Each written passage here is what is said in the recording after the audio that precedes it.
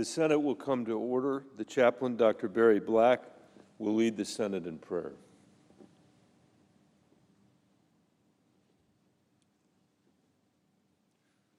Let us pray.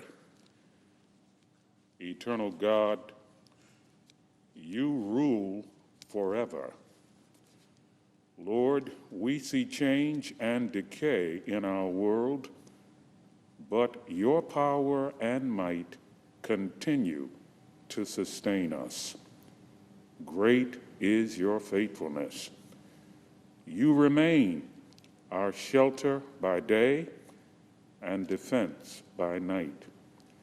Today, surround our lawmakers with your generous blessings. As they seek to honor you, provide them with the wisdom to keep our nation strong. Lord, bless them with your compassion, mercy, and love as you continue to answer their prayers. We pray in your strong name. Amen.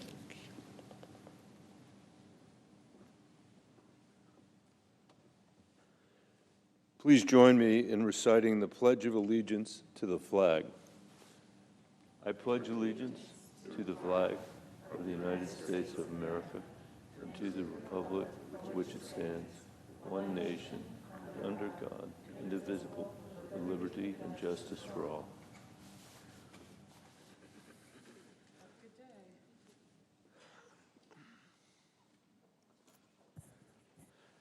The clerk will read a communication to the Senate. Washington, D.C., August 9, 2021, to the Senate.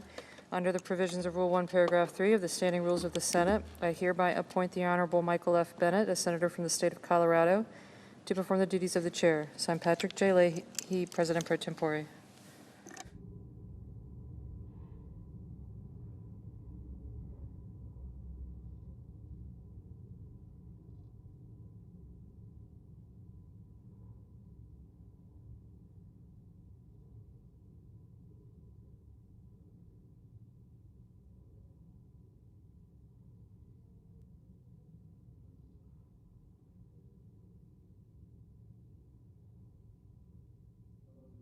Order, the leadership time is reserved. Morning business is closed. Under the previous order, the Senate will resume consideration of H.R. 3684, which the clerk will report. Calendar number 100, H.R. 3684, an act to authorize funds for federal aid highways, highway safety programs, and transit programs, and for other purposes.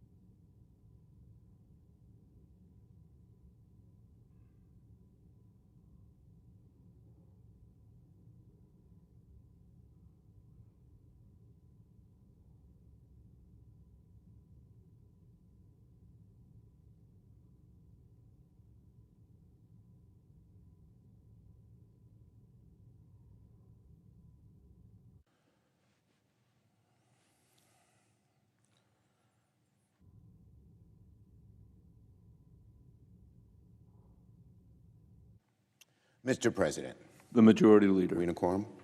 We are not.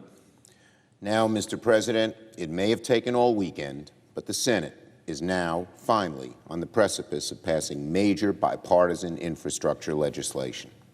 Last night, an overwhelming bipartisan majority of senators voted to surmount the final few procedural hurdles and put the bill on a glide path for passage tomorrow morning.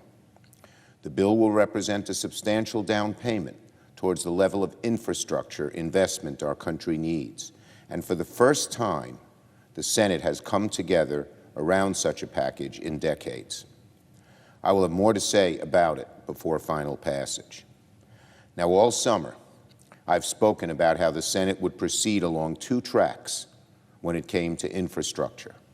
The bipartisan bill we'll vote on tomorrow, as well as the budget reconciliation bill that will allow Democrats to make historic investments in American jobs, American families, and efforts to reverse climate change.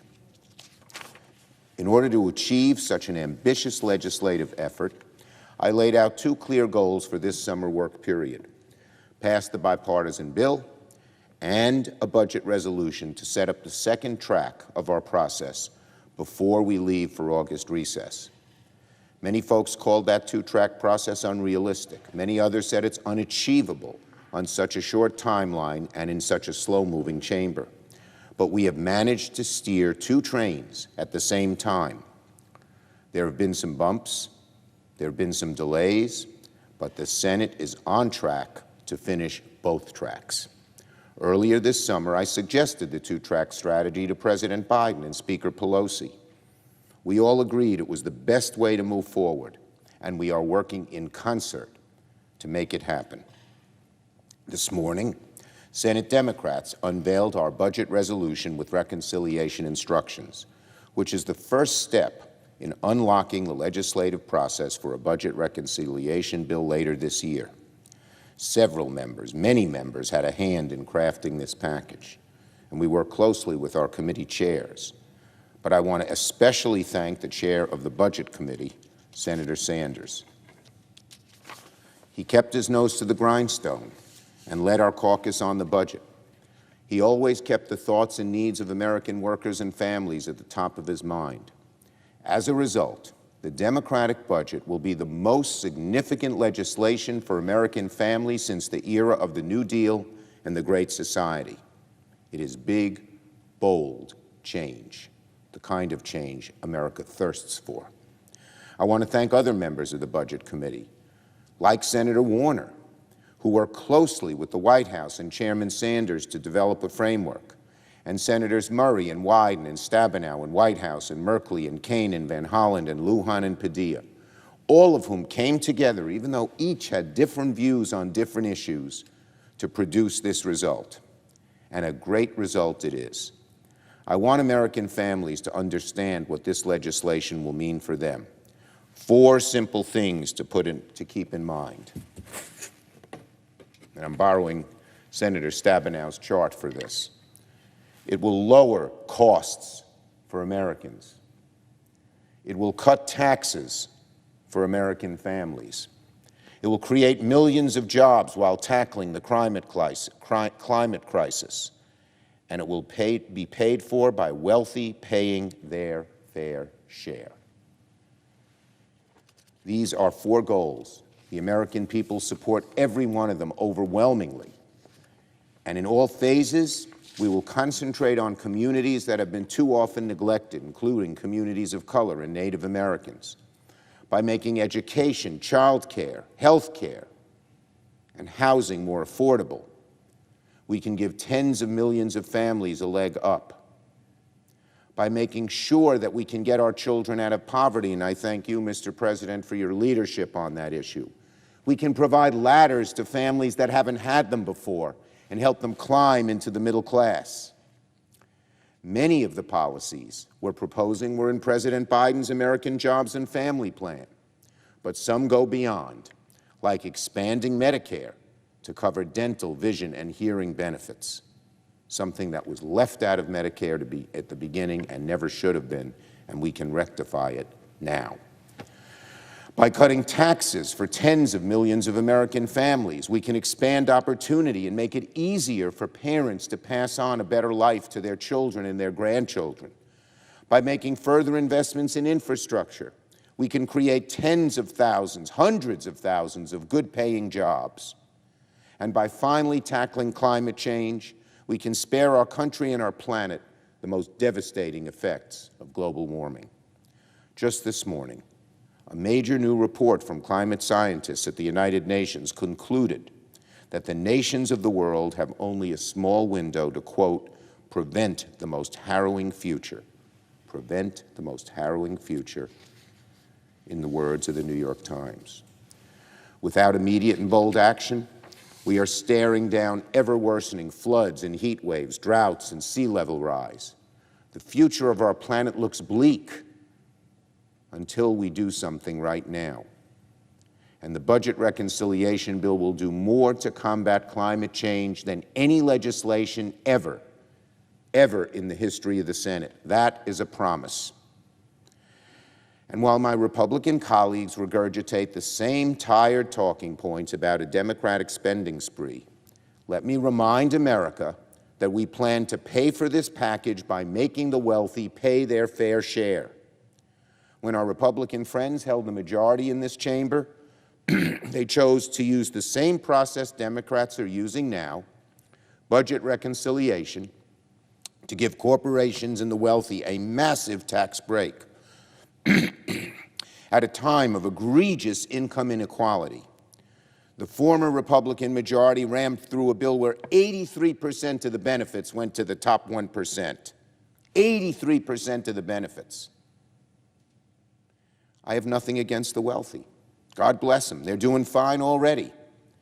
But it's time to cut taxes for American families, middle-class families, not multinational corporations.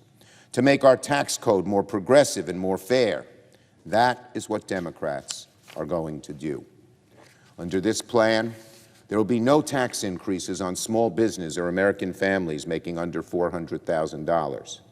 We're going to help small businesses create many, many, many jobs. We're going to give American families a fair shot. We're going to tell middle-class families we're going to make it easier for you to stay there with your increasing costs of things like childcare and school, college, and so much else. We're going to tell poorer families you're going to make it easier for you to climb into the middle class with things like the child tax credit and better health care and so much more. And we're going to confront the generational challenge of climate change head on. We're not flinching, we're not wincing, we're going right at it. And as bad as COVID was this year, and it was horrible, 5 or 10 years from now, every year the climate change will make things worse and worse and worse, even worse than it was this year in COVID. Because when climate changes, it's such an overwhelming force that unless we do something now, we may not be able to stop it down the road. So, taking a step back, Mr. President, at its core, the Democratic budget is about restoring the middle class in the 21st century and giving more Americans the opportunity to get there. Unfortunately, the past 20 years in America have been a story of middle class decline. We have all watched as globalization and technology transform the way our economy works. Industrial manufacturing jobs were shipped overseas. A global financial crisis cost Americans their homes and their wealth. Giant conglomerates wiped out mainstream businesses from Arizona to Arkansas, from Michigan to Maine. The cost of raising a family, everything from childcare to college tuition, has become exorbitant, almost unaffordable, even for those solidly in the middle class. And now, after the worst pandemic in 100 years, American families are just starting to climb out of the rubble and looking towards the future. We want them to look towards that future with hope and with optimism, not with sourness and anger that we have seen throughout the land, exacerbated, played upon by the previous president. What the future looks like, in large part, depends on what we do here now. These next few months are crucial for the future of our country, even for our democracy. What we need to do in Congress is to give our workers, our businesses, our families a chance to prosper in a rapidly changing world, a chance to have hope, a chance to restore that American dream, which simply says, if I work hard, I'll be doing better 10 years from now than I'm doing today, and my kids will be doing still better than me. When Americans lose that faith, lose that hope, that sunny American optimism that's been part of our character for centuries, bad things happen. Bad things happen to our democracy, to our relationships with one another, to just about everything. The social contract in America relies on the fundamental promise of economic opportunity, the chance, through hard work, to do better for yourself and then give your children and grandchildren a better life than you had. That's what America's all about. That's what we're trying to restore and revivify here. When that promise is broken, when that American dream is no longer shining brightly in the sky, when faith in economic opportunity evaporates, we are not the America we were meant to be. We are not optimistic and entrepreneurial and forward-looking. Instead, we are bitter and angry and backward-looking, and as a result, much more prone to the sway of demagogues like Donald Trump. The divisions in our country and our politics today have their roots in the decline of economic mobility. Now, the American people don't expect one piece of legislation to solve all our nation's ills. No single law can do that. But we have to start in a bold, strong way, rebuilding the basic social contract for middle-class American families and for everyone struggling to get there. A promise of equal opportunity and equality, helping middle-class Americans stay in the middle class, building ladders to help others climb into that middle class.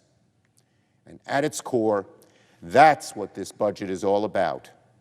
And we are going to take the first steps towards passing it very, very soon. I yield the floor and note the absence of quorum. Clerk will call the roll. Ms. Baldwin.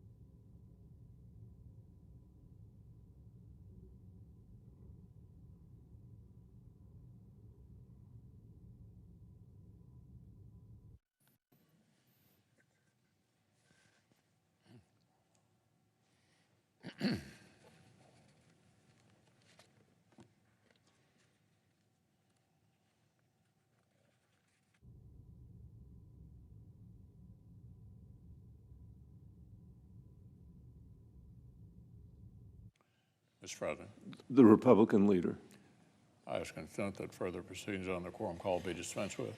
without objection.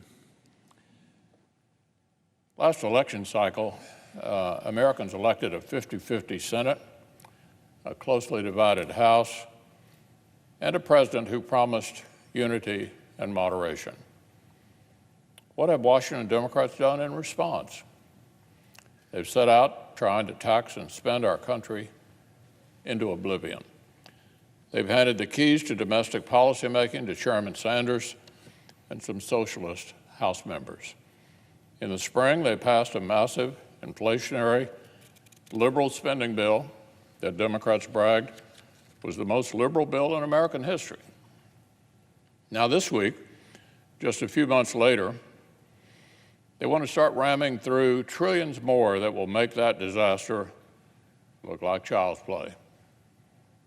They call it $3.5 trillion in spending. Nonpartisan experts say those plans would more likely cost Americans about $5.5 trillion. Trillions more borrowing and trillions more spending when inflation is already sticking American families with higher costs. New permanent welfare with no work requirements when small businesses are already struggling to find workers. Sweeping amnesty when the southern border is already in crisis. Green New Deal regulations when Americans' gas prices have already shot up, crushing tax hikes for family businesses and farms as they fight to recover from the recession. So apparently, tragedy and comedy really are two sides of the same coin. The tragedy is that Democrats want to inflict all this pain on middle-class families. Here's the comedy. They won't let Republicans have any say in this monstrosity, but they want our help raising their credit card to make it happen. Democrats want Republicans to help them raise the debt limit so they can keep spending historic sums of money with zero Republican input and zero Republican votes. So imagine a friend tells you he's flying off to Las Vegas to blow all of his money. He doesn't care that you think it's irresponsible. You aren't invited to come along, but he wants you to co-sign a loan for him before he leaves. Now, I understand the administration sent out the Treasury Secretary to argue that historically both parties have addressed the debt ceiling together. Of course, it's our Senate Democrat colleagues who have no interest in what is historically normal. Their borrowing and spending are historically abnormal. Democrats keep boasting about how wild and revolutionary their partisan vision is. So our friends across the aisle should not expect traditional bipartisan borrowing to finance their non-traditional reckless taxing and spending spree. That's not how it's going to work. Democrats have all the existing tools they need to raise the debt limit on a partisan basis. If they want 50 lockstep Democratic votes to spend trillions and trillions more, they can find 50 Democratic votes to finance it. If they don't want Republicans' input, they don't need our help. It couldn't really be simpler, and it really couldn't be more fair. Besides, I thought my colleagues were literally thrilled to present another reckless taxing and spending spree to the American people. I thought middle-class families were supposed to be delighted with their socialist shopping list. So shouldn't Democrats be proud to own all the debt it requires? Our colleagues seem confident that Chairman Sanders' vision is worth sticking our kids and grandkids with a massive bill. They deserve to have total ownership of that decision. Now, Mr. President, on a totally different matter, when the Biden administration announced its reckless retreat from Afghanistan in April, I made my opposition perfectly clear. But I wasn't alone. One of the most prominent liberal editorial boards in the country responded to the president's move with this headline: Biden takes the easy way out of Afghanistan. The likely result is disaster. The administration's own top intelligence experts made a similar prediction. Quote, the Taliban is likely to make gains on the battlefield, and the Afghan government will struggle to hold the Taliban at bay if the coalition withdraws its support. The director of the CIA told senators that withdrawal would make his agency's job harder. And needless to say, the last time a Democratic administration tried a hasty retreat from the region offered a cautionary tale. Reality was clear to everyone but the very top of the Biden administration. From their bizarre choice of a symbolic September the 11th deadline to the absence of any concrete plan, the administration's decision appears to have rested on wishful thinking and not much else. The notion that Afghan forces might be able to stop the Taliban's advance with only over-the-horizon support, that's proven to be wishful thinking. That the Taliban might respond to the diplomatic plying of the international community, wishful thinking as well. As the administration's withdrawal proceeds at full speed, expert warnings have become deadly realities. The Afghan people, their democratic institutions, are literally being ripped apart by murderous theocrats. Nearly 1,000 Afghans have reportedly been killed already by Taliban death squads in the province of Kandahar alone. In the last 2 months, the militants have taken more territory in the last 2 months than they've held since 2001. And in just the last 4 days, the Taliban have raised their flag over six provincial capitals, including northern cities far, far from the group's historic base of power. Militants are engaged in a campaign to assassinate crucial members of the remaining resistance, from military pilots to top government ministers. All across the country, women and children are already suffering in particular. One recent report claimed Taliban militants beat a child to death because his father, listen to this, beat a child to death because his father served in the Afghan armed forces. What's more, the prospect of an emboldened al-Qaeda capable of threatening not only the region, but the American homeland is now a near certainty. No matter what the Biden administration tells itself about the state of that threat today. And yet, the State Department still mouths unbelievably naive platitudes like, quote, expectation is that the Taliban will work toward political settlement. Even as the Taliban spokesman asserted that the most recent attacks are just, quote, the beginning of retaliatory operations. So, Mr. President, does this sound like a group committed to peaceful means? Goodness sake, get a grip. This willful denial isn't just costing Afghanistan, it's already costing the American people and our interests. It's forced loyal coalition partners to second guess whether we can be trusted to finish what we start. It's led brave Afghans who earned promises of assistance to fear they'd be abandoned amid our incompetent, completely incompetent retreat. It's even left overwhelmed embassy personnel to urge remaining Americans in Afghanistan to leave immediately by any means available. So, Mr. President, this morning I attended a classified briefing from administration officials about current conditions on the ground. Look, needless to say, the briefers faced some tough questions about an entirely avoidable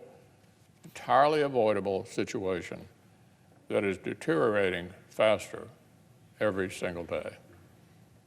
And they'll certainly face more as global terrorists feed from the rise of an extremist government in Afghanistan. I, for one, have warned repeatedly that those who seek to harm us, our friends, and our interests simply do not abide by our political timetables. They do not care if our leaders get tired of the task at hand. And this is not what victory looks like.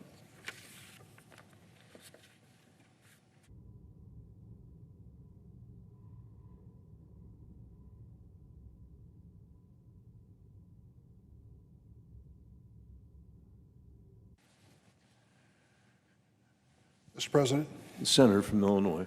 Mr. President, I attended the same classified briefing as the Republican Senate leader, and I listened carefully as the administration presented the realities of Afghanistan. And I was drawn to an historical analogy that was best captured in a short verse by Rudyard Kipling.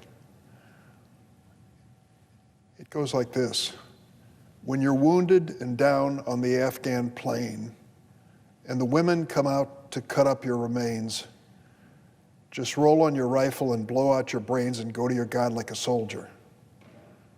That stark verse was a description of what happened to the British Empire when they felt that moving into Afghanistan would be part of their record of conquest. They learned otherwise.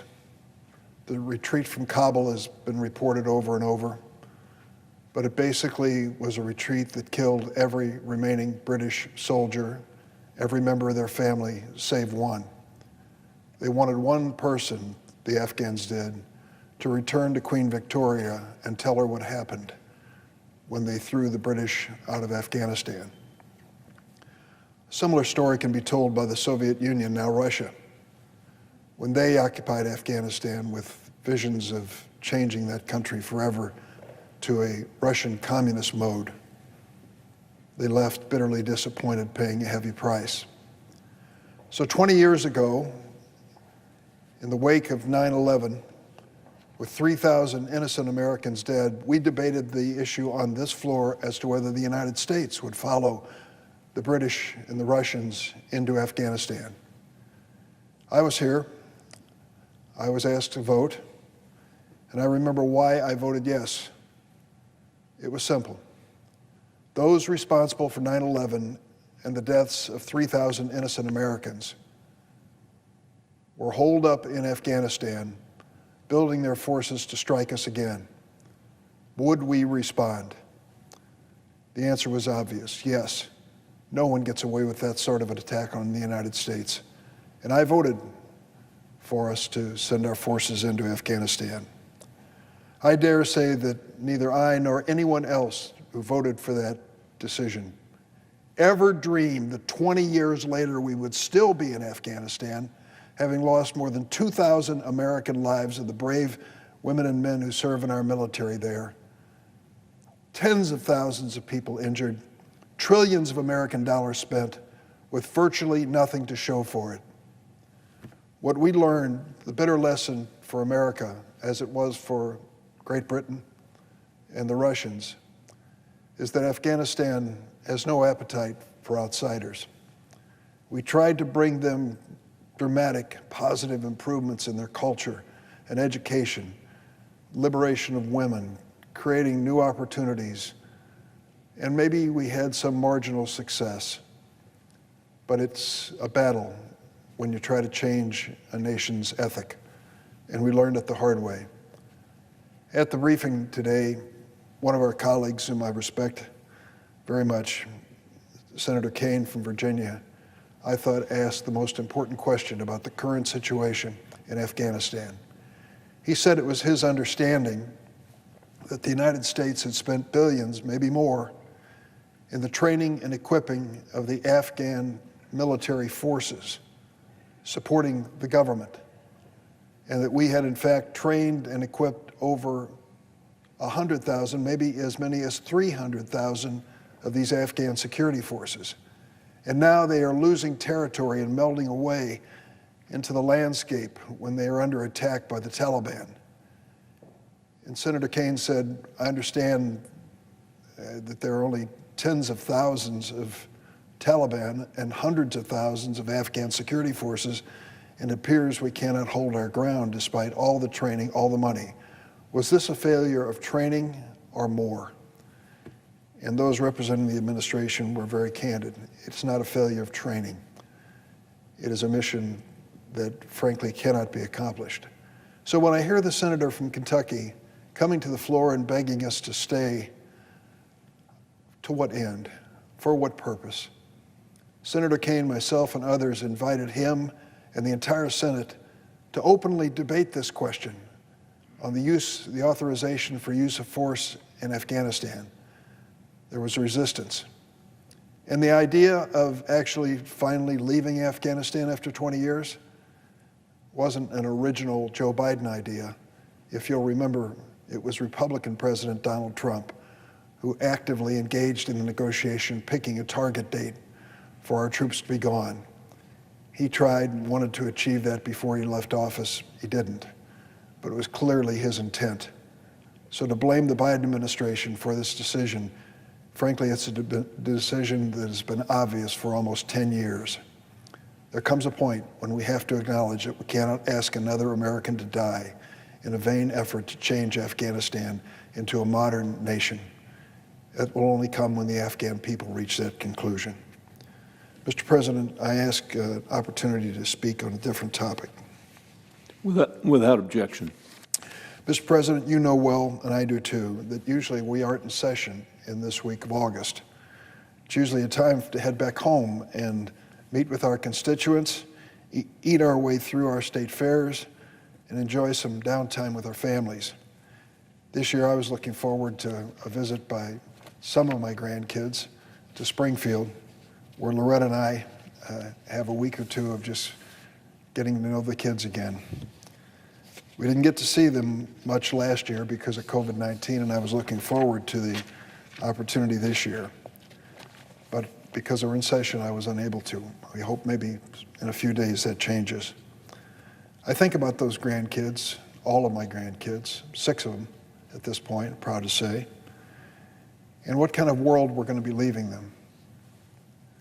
A new school year is right around the corner, and along with all the normal supplies, they'll be buying face masks. For a young child, this pandemic must be confusing and scary. As a parent, you want to be honest with them, but you want to reassure them that everything's going to be okay. That goes for all the challenges of our day, starting with climate change. This morning, the UN Intergovernmental Panel on Climate Change released its first report in 8 years. It's an alarm bell to the world, warning that our climate is changing much faster than we anticipated. I'd like to read a couple paragraphs from this morning's New York Times because they summarize these UN reports and do that summary so well.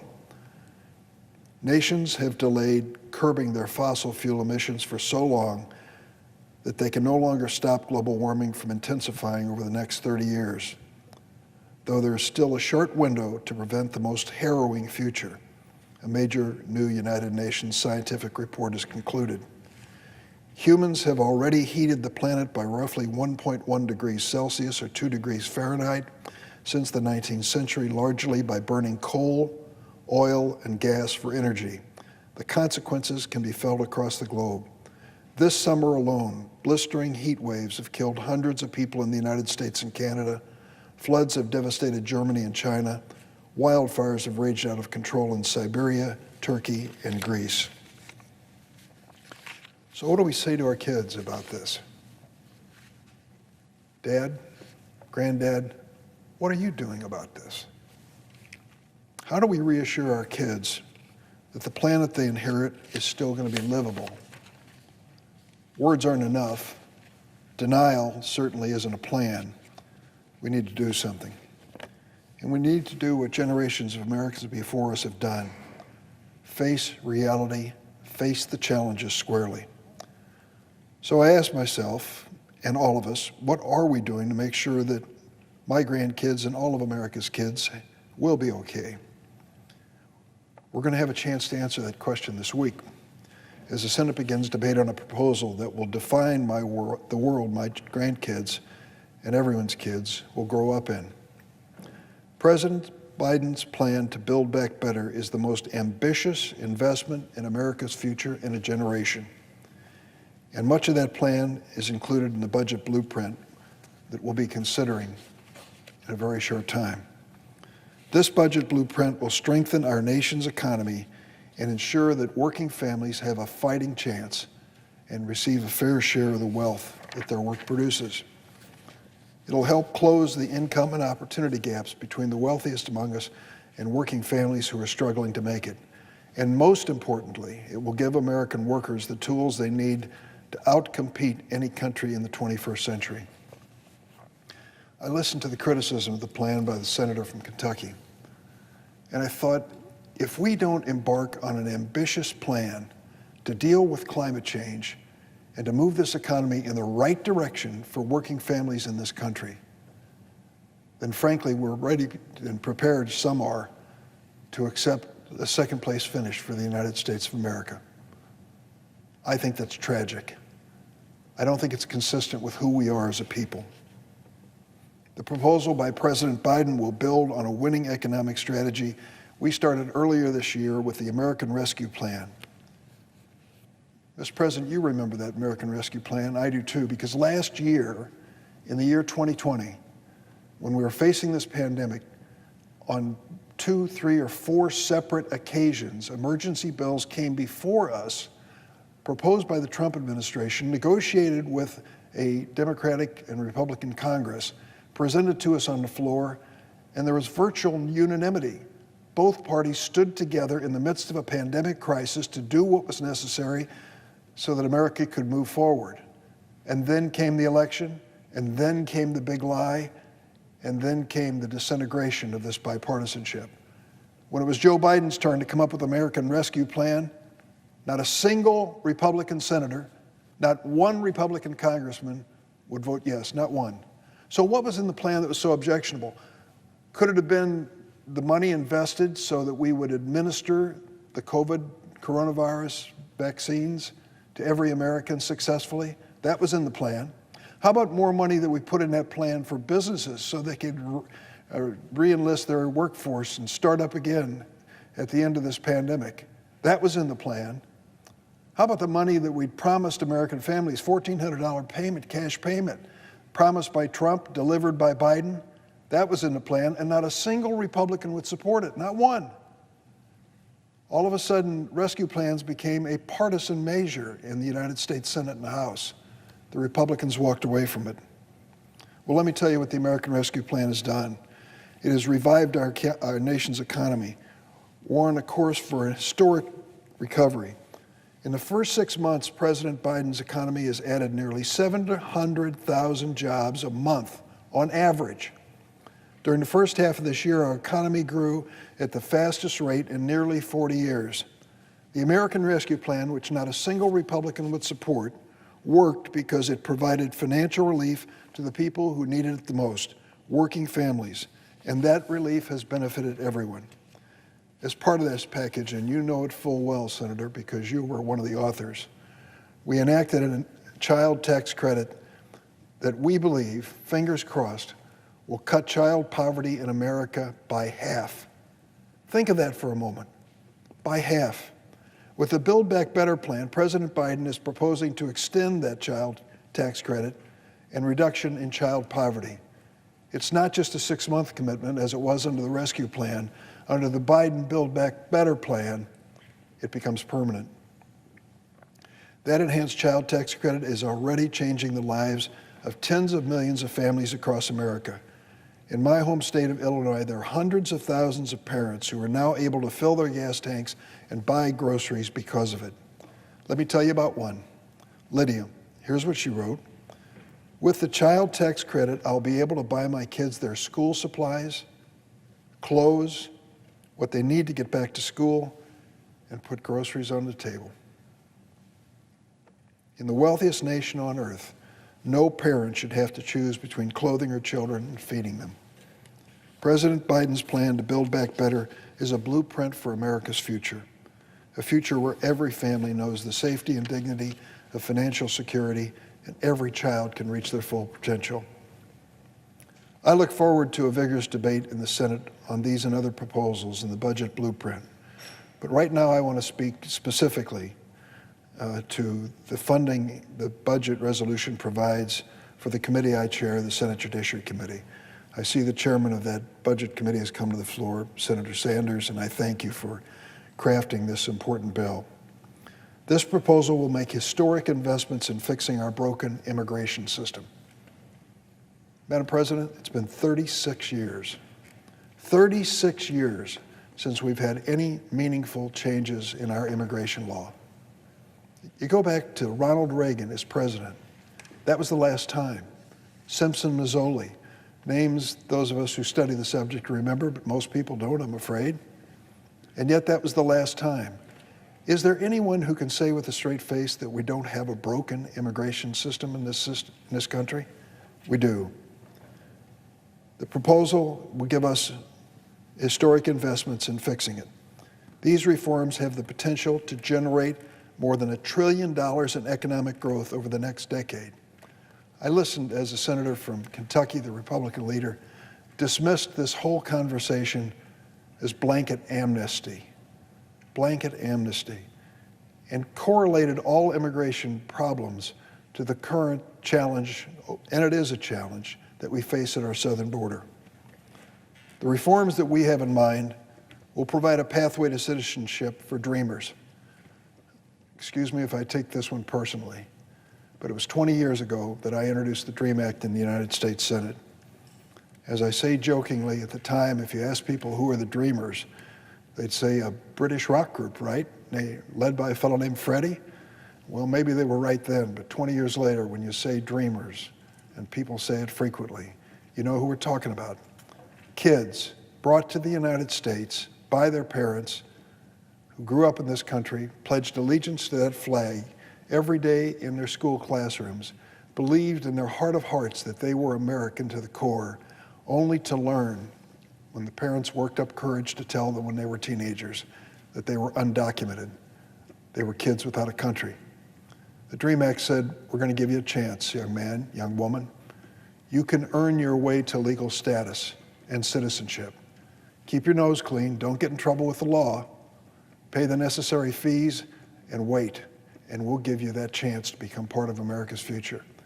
And even with that uncertainty in their lives, with the inability to qualify for even federal government loans to go to college, they have written some dramatic stories. We all know them. Those of us in public life have met them. They are doctors and nurses and dentists. They are on the front lines of fighting the COVID-19 pandemic. They want to enlist, and some already have enlisted in our military. They are lawyers. They are entrepreneurs. They are amazing. And they did it all, never certain that they were going to be accepted in America. According to Senator McConnell, they're part of this blanket amnesty of these immigrants who want to come to our country. Forgive me, Senator, they're much more than that. They also take care of temporary protected status people. We have people in the United States who came here because of a crisis in their own countries. We accepted them. They've lived here for 20 years, and now, frankly, they're caught in the middle. We give them a chance to earn their way to citizenship. And farm workers. Madam President, do you know we have 2.4 million farm workers? These are men and women who get out and do the dirty, dangerous, hot work that Americans will never queue up to do. And they do it because we want fruits and vegetables on our table. We want meat and poultry processed safely, and Americans won't do the work. Let's just be very candid about it. And I know this based on all the people who have come to my office. These farm workers have been used by our country for years to pick our crops and deliver them safely to our tables.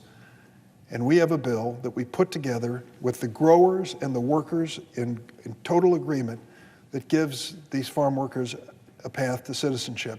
When we had a hearing on it, the Senate Judiciary Committee, one of the Republican senators said, oh, just what we need, instant amnesty for farm workers.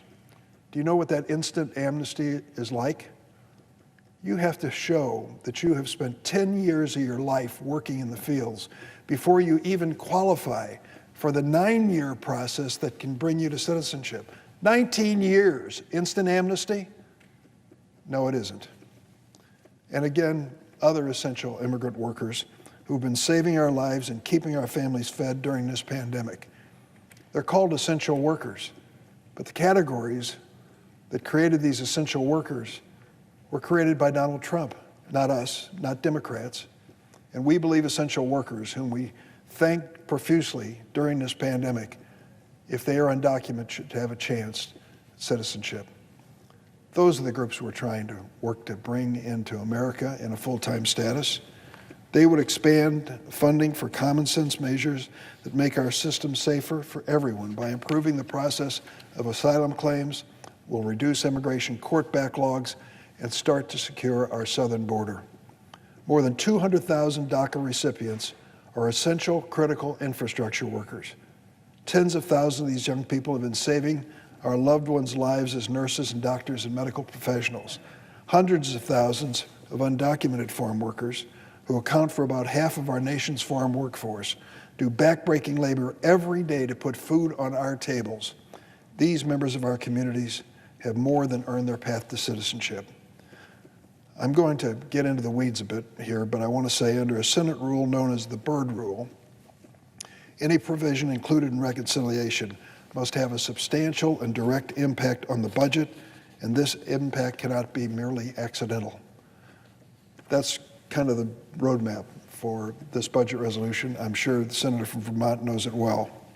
Let's be clear. A pathway to citizenship as part of our immigration package on the budget reconciliation bill would have a substantial and direct impact on our budget. A pathway to citizenship for dreamers and immigrants with temporary protected status would have a budgetary cost of approximately $42.4 billion over 10 years, according to the Congressional Budget Office.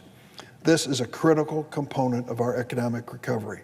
There is no world in which this budgetary impact is merely accidental. $42.4 billion.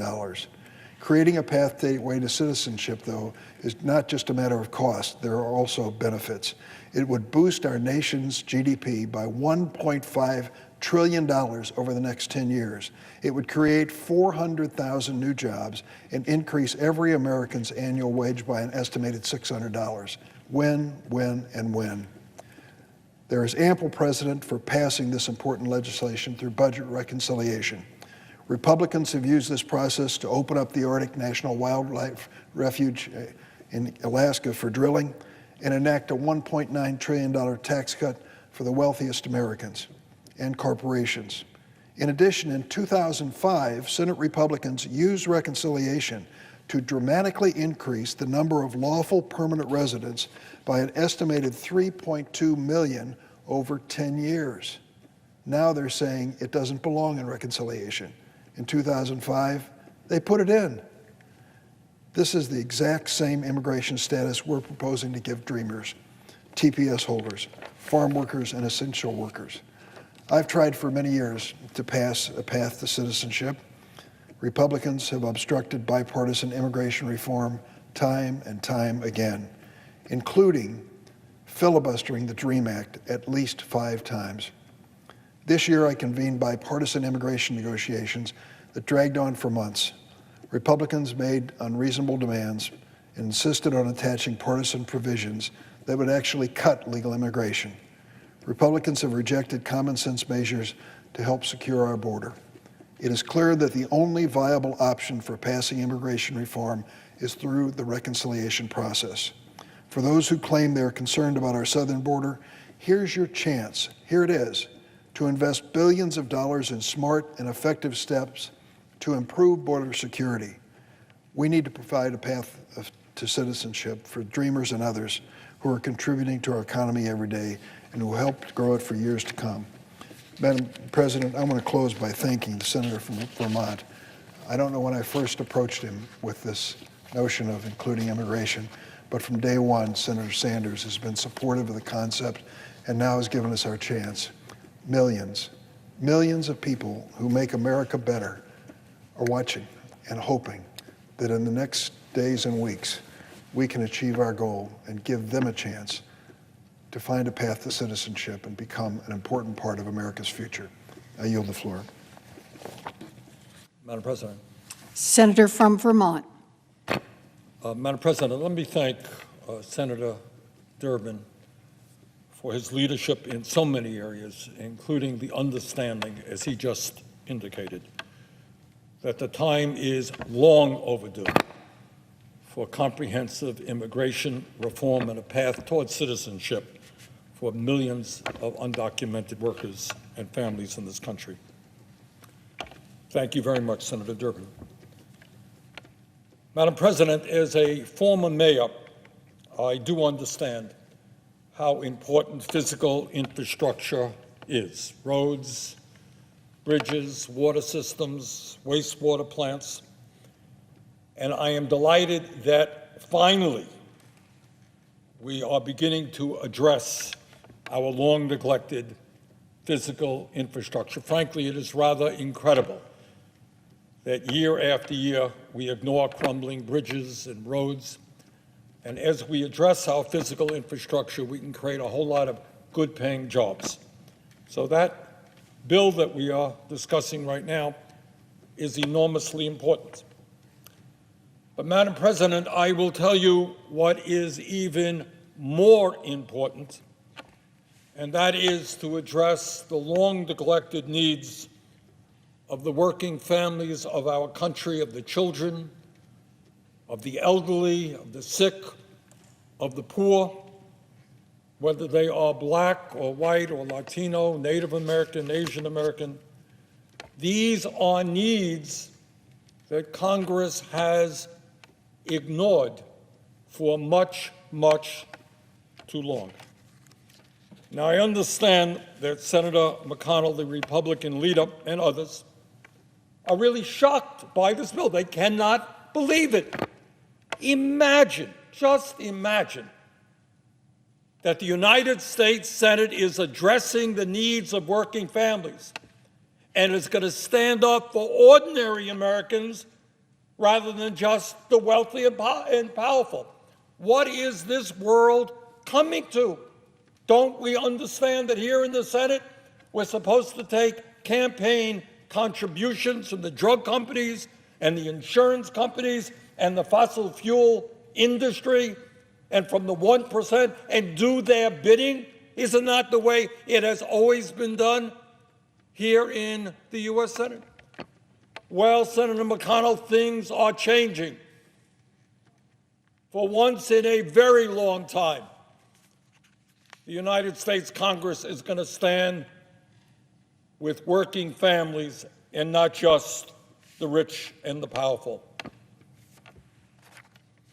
Further, above and beyond the economic crises facing working families, Congress has ignored the great existential threat of our time, and that is climate change. You don't have to believe me.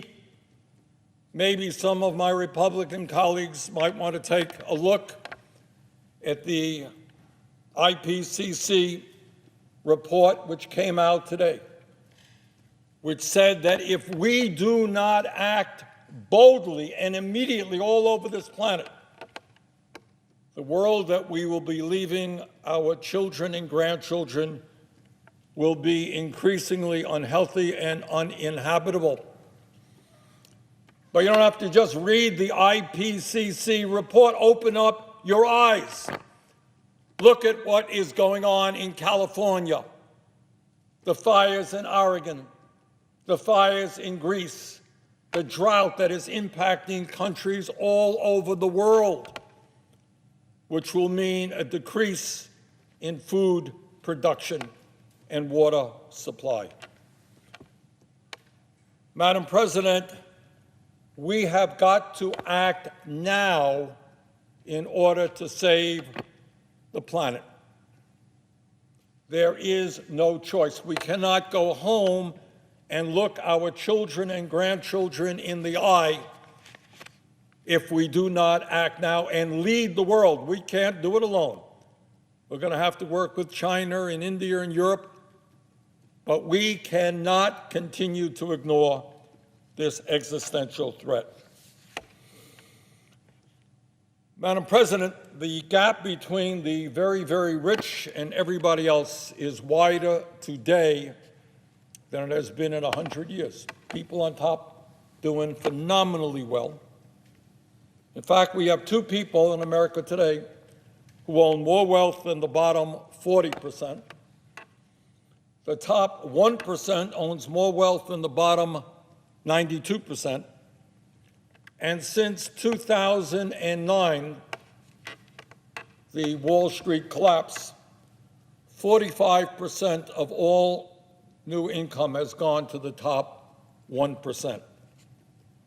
And incredibly, during the pandemic that we are experiencing now, billionaires in America have seen their wealth increase by $1.8 trillion during this pandemic, while at the same time, thousands of essential workers died, providing the goods and services we needed.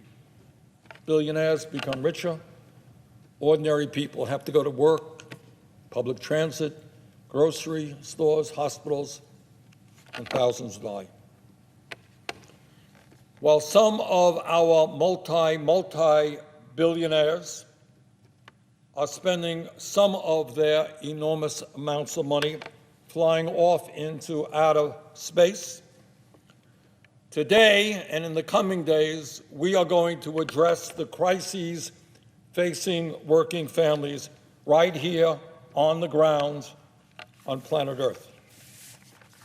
And that is why, Madam President, as chairman of the Senate Budget Committee, I am proud to introduce a $3.5 trillion budget resolution that we will soon be considering, I expect tomorrow.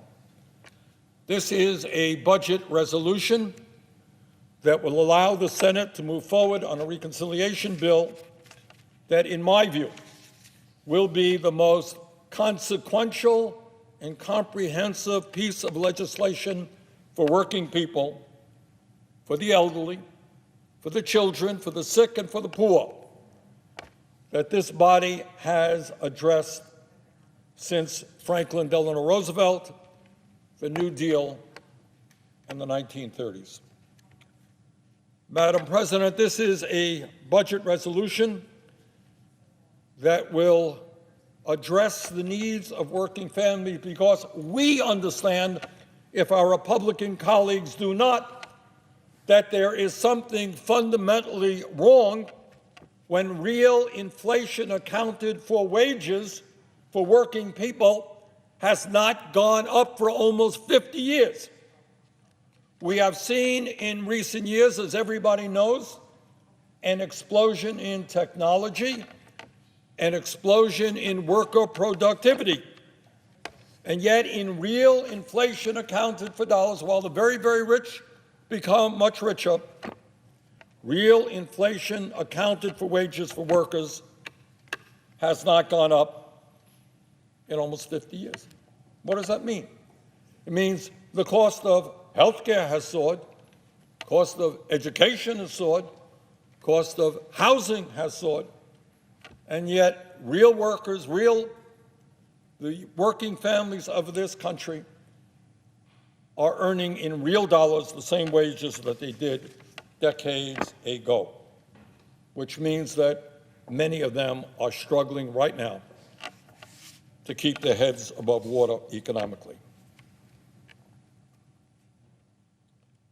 Madam President, in the richest country in the history of the world, half of our people should not be living paycheck to paycheck, worried about how they're going to pay their rent or provide food for their kids.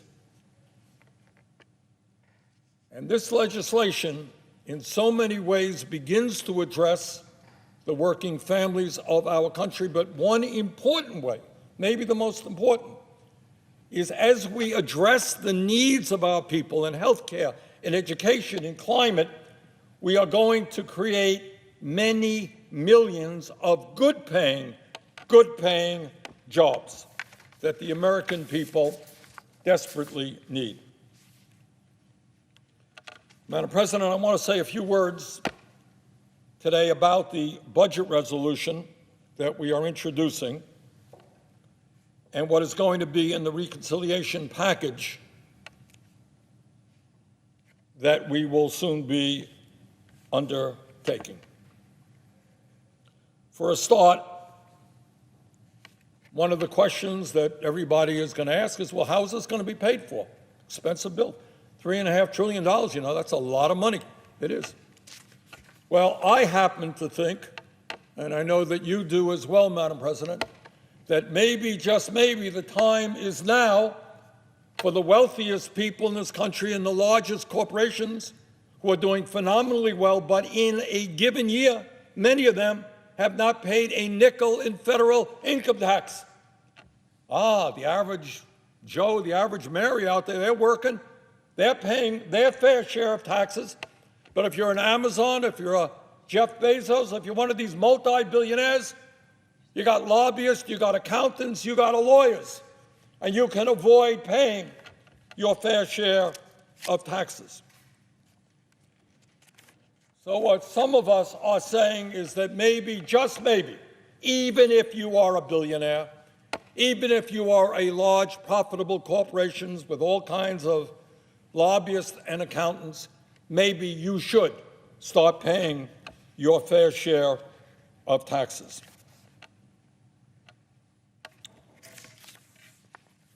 My Republican friends say we're going to be raising taxes. Well, you're right, we are. But we're going to be raising taxes on the wealthiest people in this country, something which is long overdue, and yet nobody in America earning less than $400,000 a year will pay a nickel in taxes, and many, many will actually be paying less in taxes. So my Republican friends can complain all that they want, but I do believe, and the American people do believe, that the time is now for the wealthy, the powerful, for large, profitable corporations to start paying their fair share so that, in fact, we can lower taxes for working families in this country. Madam President, I think the American people have already begun to see what good public policy for working families can mean. In Vermont and Massachusetts and all over this country, working families, the vast majority of our families, are now receiving a $300 per month check per child. And this is long, long overdue. Some say this is a radical idea. It's not. It is exactly what countries all over the world do because they understand, and we understand, how difficult it is today for working families to raise children. And I am enormously proud of the fact, and everybody in this chamber should be proud of the fact, that at a time when the United States has by far one of the highest rates of childhood poverty of any major country on earth, as a result of the work in the American Rescue Plan, which must be extended in the reconciliation bill, we have reduced childhood poverty in America by 61%. 61%, because we're now getting the resources out to moms and dads that they need in order to adequately and decently raise their kids. So, Madam President, I hear a lot of talk about how we love our kids who are the future of our country. Well, if we love our kids, we have to love their parents as well. And we have to make it easier for parents to to raise their kids. But it's not just the child tax credit. I suspect that there are very few people in this country who do not understand how dysfunctional our child care system is. We are not living in the 1950s where dad goes out to work and mom stays home with the kids. And that's not the case anymore. Has not been the case for a very long time. Dad is out working and mom is out working because families all across this country need two breadwinners in order to pay the bills. Well, mom's working and dad's working. Who is taking care of the kids? And that is, in fact, a major, major crisis in this country. And the current system just is not working. In my state, state of Vermont, it cost $15,000 a year, which is about the national average, to send your child into child care. What does that mean? It means that if you're making $60,000 a year, you're spending a quarter of your income just to make sure that your child is well taken care of while you go to work. If you have two kids, forget about it. Doesn't pay to go to work because you're spending so much on child care. Everybody understands that. That is not a debate. So the time is long overdue, not only to protect the needs of working families, but also to provide well for our children. Psychologist after psychologist have told us that the most important years of human development are 0 through 4. And yet so many of our kids all over this country are sitting in front, little kids are sitting in front of TV sets, not getting the kind of nurturing, emotionally and intellectually, that they need. This legislation begins to change that. Under our proposal, no working family in this country should be paying more than 7% of their income for child care. Working parents, do you hear what I just said? No more than 7%, not 30%, not 25%. And that is what we should be doing. And we have so much work to do in child care, and I know the presiding president understands that. We got to build new facilities for kids because once we open the door for affordable child care, the truth is we don't have enough space to accommodate the children. And we have got to start paying child care workers the wages they are due for the enormously important work they are providing. We got child care workers in America today making less than McDonald's workers. What an insult. How wrong is that? So this legislation is going to provide increased subsidies for working families to afford child care. We're going to pay workers in child care living wages and benefits, and we're going to build the new facilities that we need to accommodate the families who will now have the opportunity to take advantage of child care. But in terms of our children, who we have ignored for so long, we're going to do even more than that. We are going to make pre-K education for 3- and 4-year-olds free. God didn't create an education system that begins in kindergarten. It's created by human beings, and the world has changed.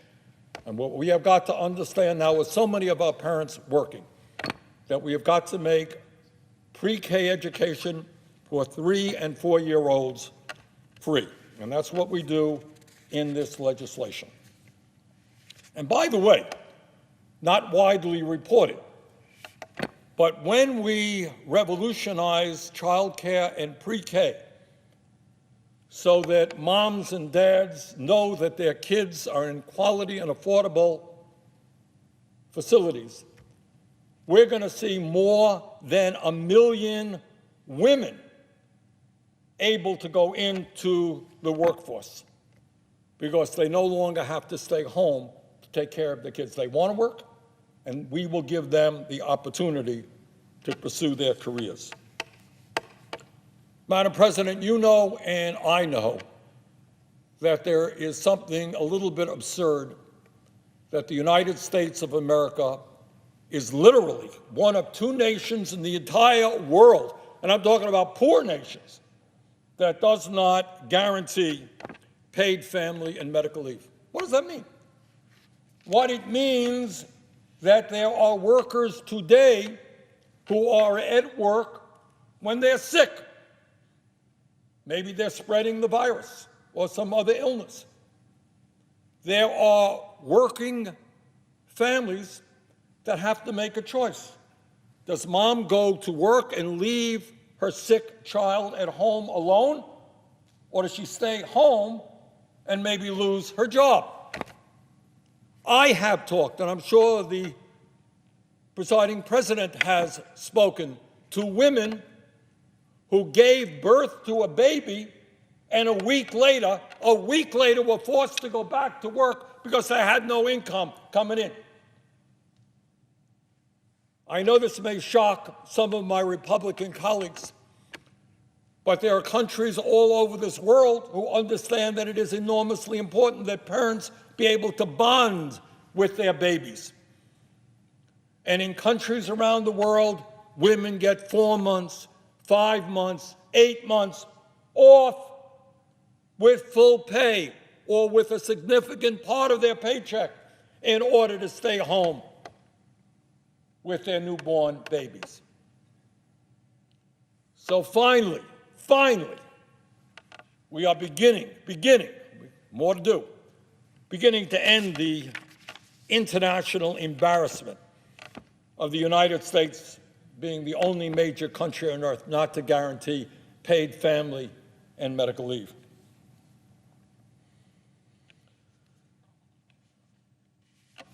Madam President, I know you have been involved in this issue. I have, and a number of our colleagues have, in the understanding that in the contemporary global economy, if our young people are going to go out and get decent paying jobs, shock of all shocks, they actually need to have the skills and the education in order to perform those jobs.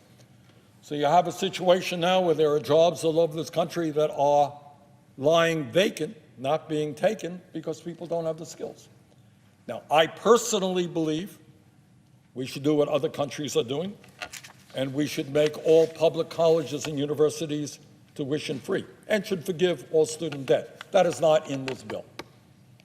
But what is in this bill is a beginning, and that says that we will make community colleges in this country tuition-free. Now, what does that mean?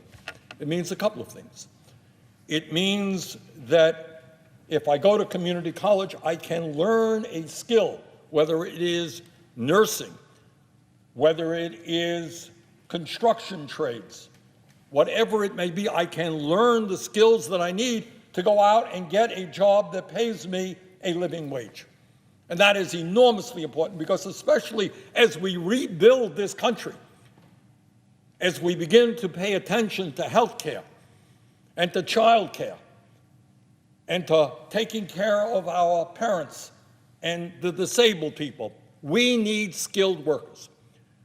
And making community colleges tuition-free for 2 years is an important step forward in allowing people to gain those skills. But also, for those people who want to go to a 4-year college, those 2 years of community college credits are transferable. So your tuition is paid for the first 2 years.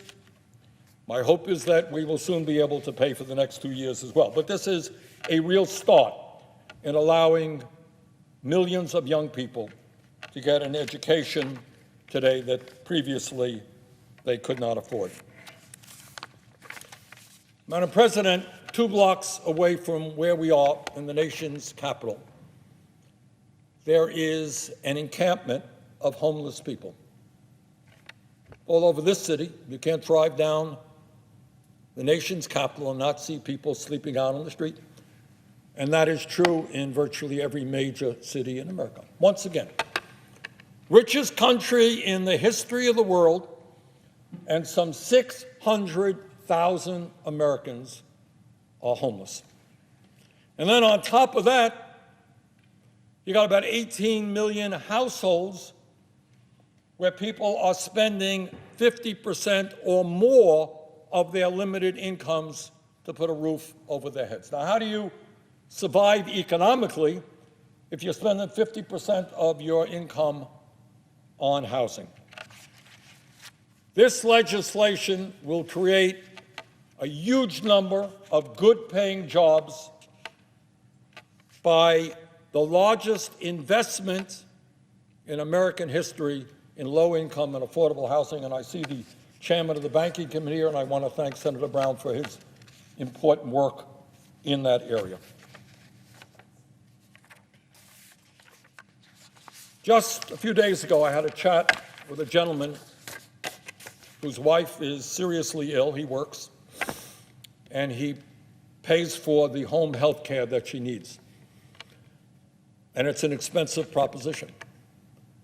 What we understand is that in an aging society, and at a time when we have so many people with disabilities whose needs are not being met, that it makes eminent sense to bring skilled home health care workers into the home rather than to force people to go into a nursing home, which, by the way, is more expensive. And this legislation, reconciliation bill that we will soon be working on, will make historic investments in home health care and make sure that those workers, like child care workers, who do such important work, are adequately compensated. Madam President, IPCC today reported what all of us know, and that is if we do not begin in an extremely aggressive way, transforming our energy system away from fossil fuel, the planet that we will be leaving our children will be increasingly unhealthy. It really does take your breath away to look at those photos, whether it's Oregon, whether it's California, whether it's Greece right now, and see flames consuming entire communities. And if anybody out there thinks that, gee, isn't this too bad that it's happening this year, you got it wrong. It's only going to get worse if we do not act and act boldly, which is why this legislation will pour hundreds of billions of dollars in the fight to transform our energy system away from fossil fuel, including a civilian climate corps, which will give the young people of this country the opportunity to roll up their sleeves, get decent pay, get educational benefits in order to do what is so much in their hearts, and that is to combat climate change. Madam President, I wish that I could tell you that my Republican colleagues understand the crises facing working families and that they understand the moral imperative of us having to address climate change, and that we are working together to do, in fact, what the American people want, create millions of good-paying jobs addressing the needs of working families and climate change. I wish I could tell you that, but I can't. As we go forward, in all likelihood, we will not get one Republican vote. We're going to have to do it on our own with 50 Democratic votes here in the Senate, plus the Vice President of the United States. Now, some of my Republican friends will say, well, that's such a bad idea. Why aren't you more bipartisan in terms of reconciliation? Well, I would remind my Republican colleagues that they didn't have a problem with reconciliation when they gave almost $2 trillion in tax breaks to the very richest people in this country and the largest corporations. No problem doing that. They didn't have a problem with reconciliation when they tried to throw 30 million people off of the health care they had by abolishing the Affordable Care Act. So that's where we are. We are facing a crisis facing working families. We need to create millions of good-paying jobs. We need to tackle the existential threat of climate change. We need to expand health care and Medicare so that elderly people have dental care, eyeglasses, and hearing aids. We need to lower the cost of prescription drugs and have Medicare negotiate prices with the pharmaceutical industry.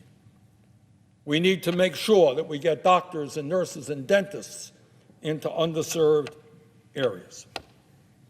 So, Madam President, tomorrow begins one of the very important debates that we have ever had. And the question is not complicated.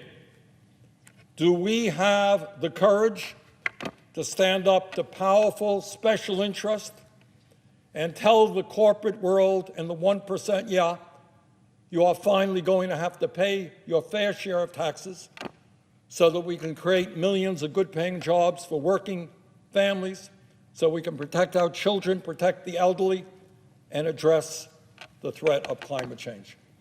That is the issue, and I have absolute confidence that we will, in fact, rise to the occasion and do what the American people want, and that we will pass the budget resolution tomorrow.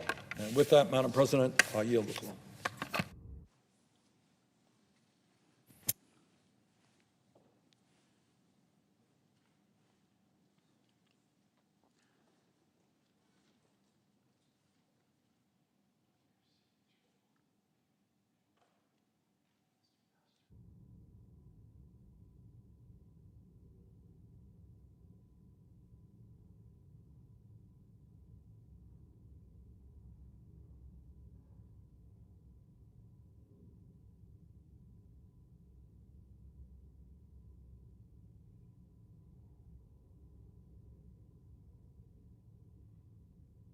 Madam President. Senator from Ohio. Thank you, Madam President. I first thank Senator Sanders for his passionate support for housing. He understands, having traveled the country and connected with so many people, that there is almost nothing more important, maybe nothing more important to people's lives, to the material lives, than having a safe, accessible, affordable house, place to live. And Senator Sanders mentioned that 25% of renters in this country pay half their income in rent and for housing costs. And one thing goes bad in their lives: their car breaks down, their child gets sick, they miss a few days of work because of a minor injury, and their whole lives can turn upside down. Senator Sanders recognizes that. And the legislation we begin later in the week is such an important step, as the presiding officer knows, as a member of the Banking Housing Committee, that we're going to take on housing. So, Senator Sanders, thank you for that. Madam President, I ask unanimous consent that Ben Lakshan, the detailee, and the Banking and Housing Committee be granted floor privileges for the remainder of the session. Without objection.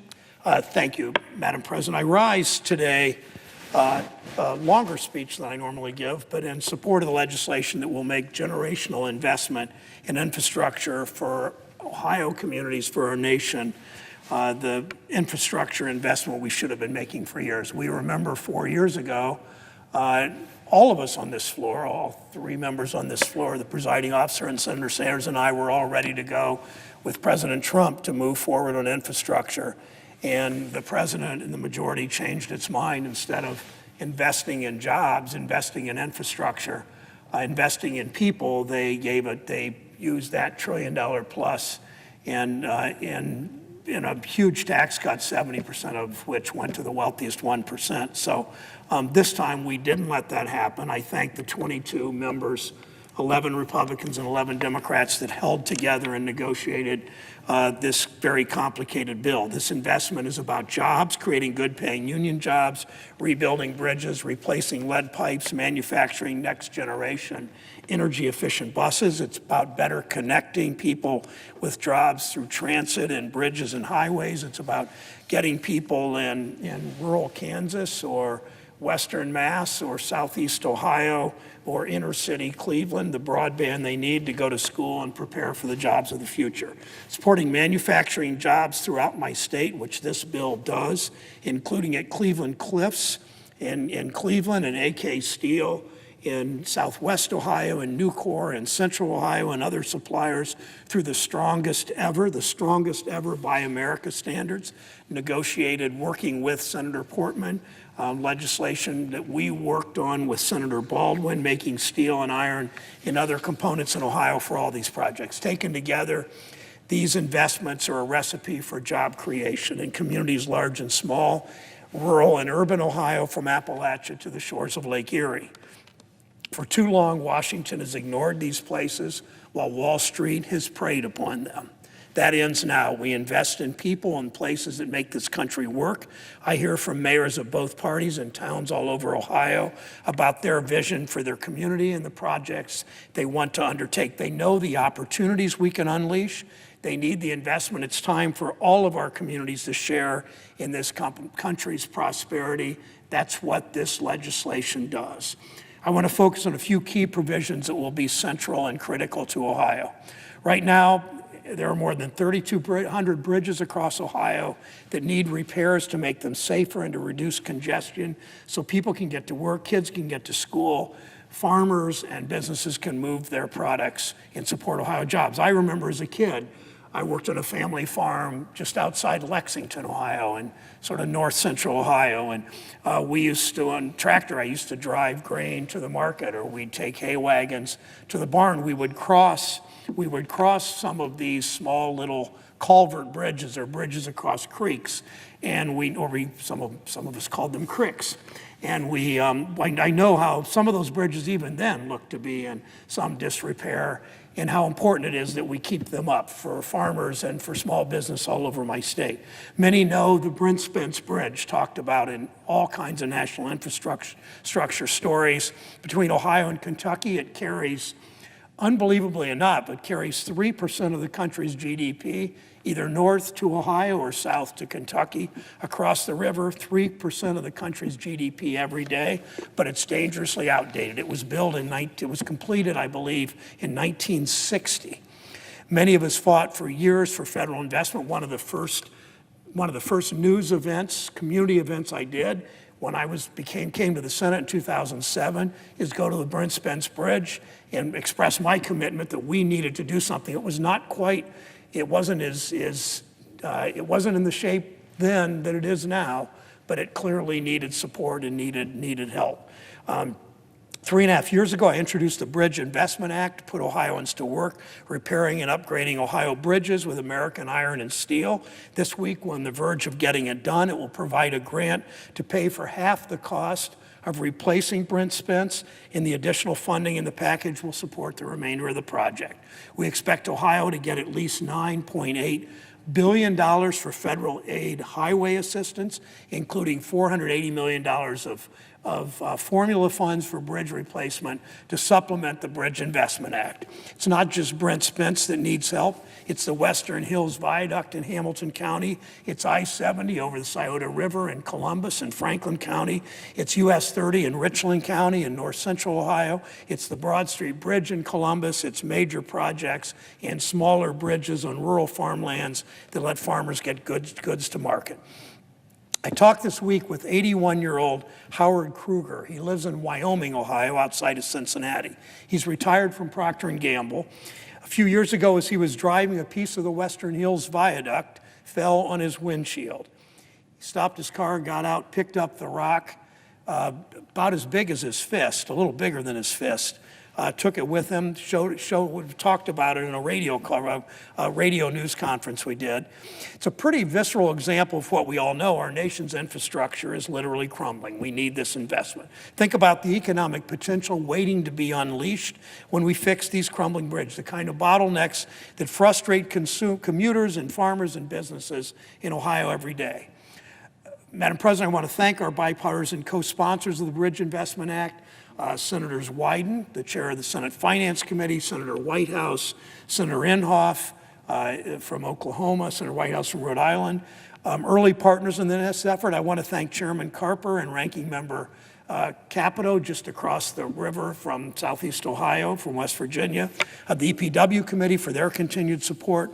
Madam President, the Banking and Housing Committee also provide a major part of this infrastructure package. It includes record investment in public transportation. Presiding officer sits on this as a prominent member of this committee. She knows, as I know, that through her career and through my career, for a decade and a half, as long as I remember, this committee is just referred to by the media and by senators as the banking committee. It was all about Wall Street. It was little about community banks. It was almost nothing about housing. That's changed. This committee now we all refer to as the Banking and Housing Committee. Some refer to it as the Housing and Banking Committee.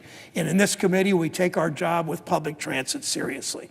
This package contains historic funding, $90 billion over the next 5 years, $40 billion increase for public transit, the largest ever. It will connect people with better jobs. It'll promote equity. It'll help our planet. The Banking and Housing Committee held extensive hearings this spring on infrastructure and transit.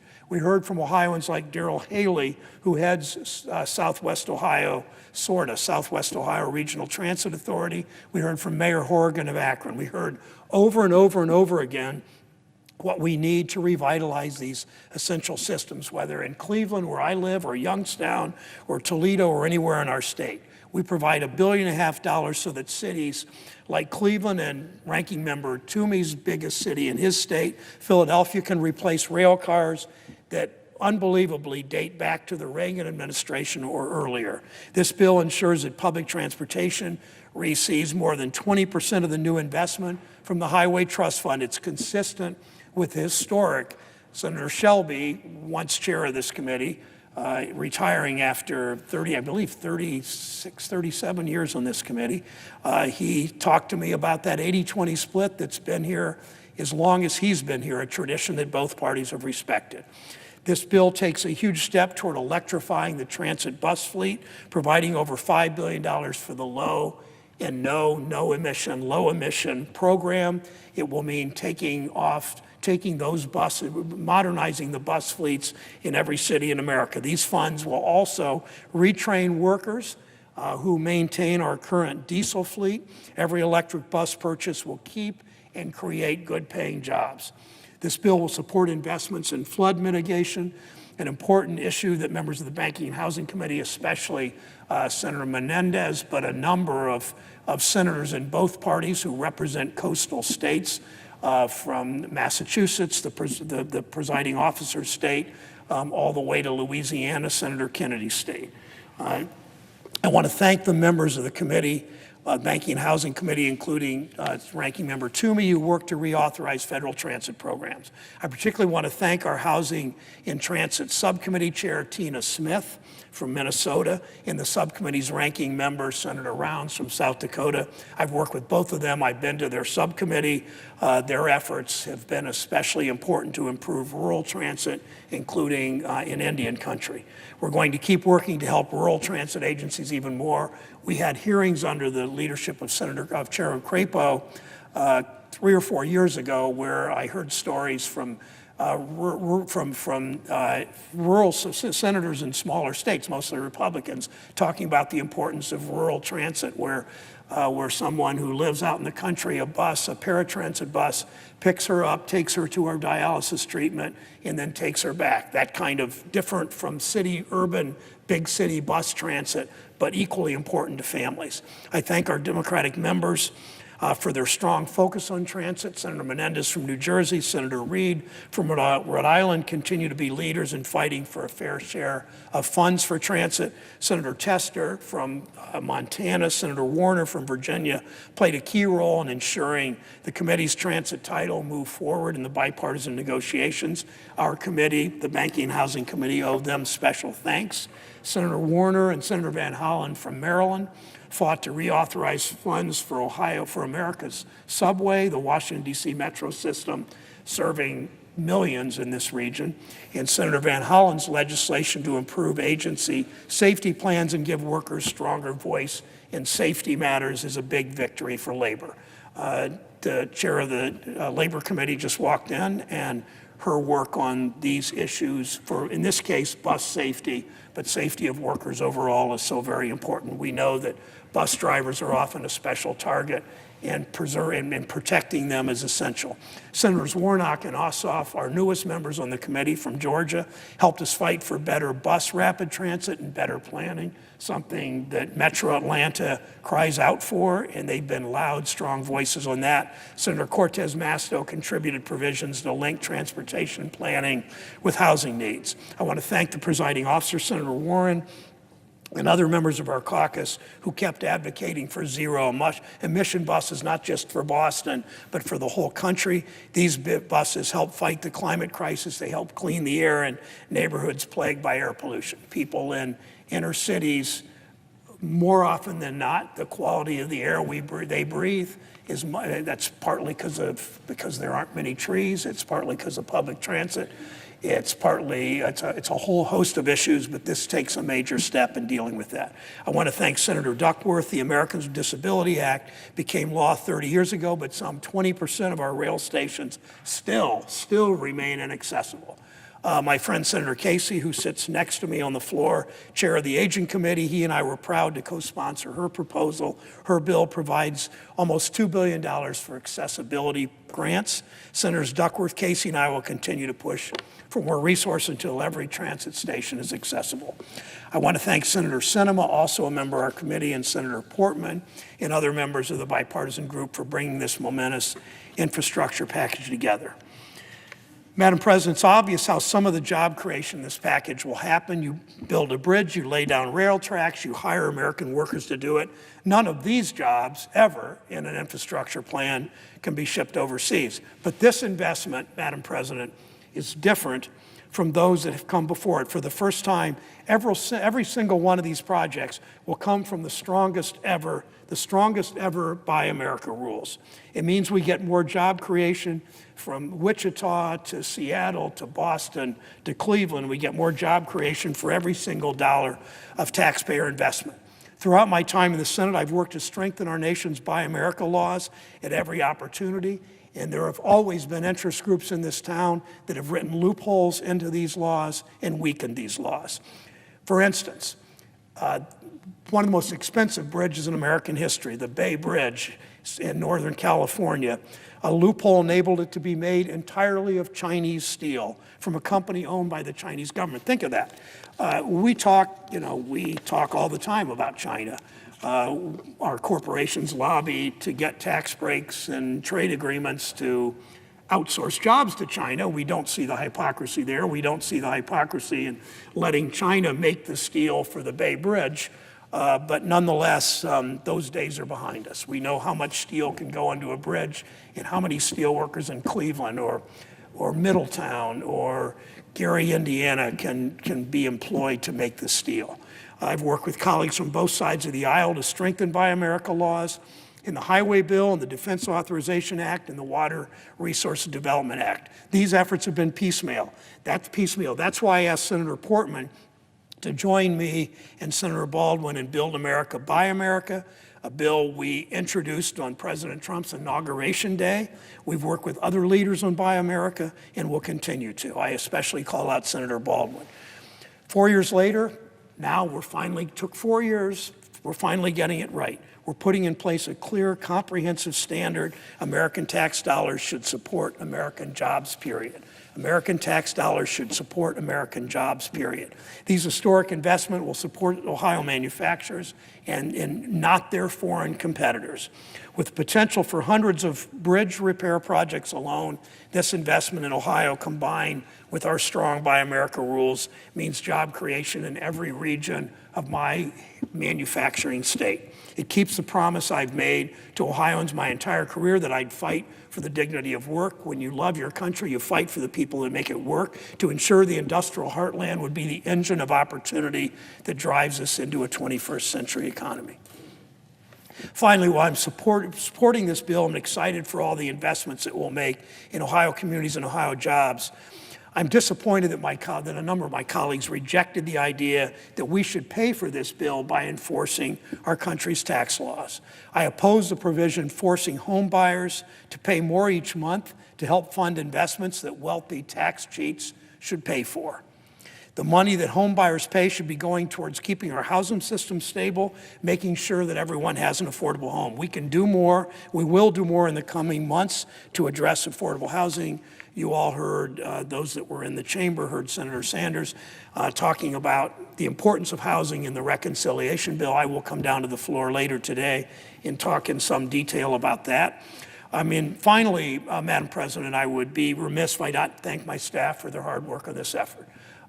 Many of them had planned August vacations. It's the only time of year where they really get sort of untrammeled, unrestricted time with their families, and all of them have given up something already this month in July, and they're public servants for sure. They understand commitment. They do this without complaining. Their hard work has been so obvious to me and so obvious to people that pay attention, not necessarily obvious to my constituents, and I want to call them out. Homer Carlisle was instrumental in helping negotiate and craft the transit title and the bridge legislation. Ben Lokshin, a fellow from the Federal Transit Administration, assisted Homer in these efforts. I want to thank Rebecca Higgins and Mary Frances Repko with Chairman Carper's staff. I've done conference calls with them. My staff works closely with them. Robert Andres with Chairman Wyden. Chairman Wyden is chair of one of the most important committees in this Congress and has been a leader in wanting the wealthy to pay their fair share and wants to make sure it's large corporations that share the taxpayer bill and pay the tax burden and pay their fair share and less burden on small business. Aaron Goldner, formerly with Senator Whitehouse, and my former aide, Leah Hill, they all made the bridge legislation possible. In my office, Beth Cooper provided technical assistance on the very complicated flood mitigation portion of this bill. Megan Cheney and Chad Bolton, Elijah Tuku, and Corey Fryer provided the analyses and guidance on matters related to the bill's pay for. Carolina Young, new on my staff, but already making her mark. And Abigail Duggan worked in the Buy America provisions. My staff has worked with others on Buy America over the years, but Sam Milopoulos with Senator Portman's HISCAC staff, Brian Conlon with Senator Baldwin have been particularly helpful. And I want to recognize my former aide, Nora Todd, who led our efforts for much of a decade on Buy America. Through all this, joining me on the floor today, too, is Laura Swanson, my staff director, who works unbelievable hours with a small child and continues to be a terrific mother and wife and an amazing staff director. And I say exactly the same about our legislative director, Jeremy Heckheis, who's not a terrific mother, but a terrific father with a family and has worked so very, very, very hard, holding all this together for over a decade. So I thank my staff, I thank my colleagues. This legislation, I remember saying to Senator Casey on March 6th, when we passed the American Rescue Plan, I turned to him because of the child tax credit and what we did with pensions and so much else that Senator Murray had worked on too. I turned to Bob and said, this is the best day of my legislative life. What we're able to do to cut rates of child poverty and so much else. Well, this bill today is almost as big in its scope and is so very important to this country, and I'm pleased to add my support to it. I yield the floor.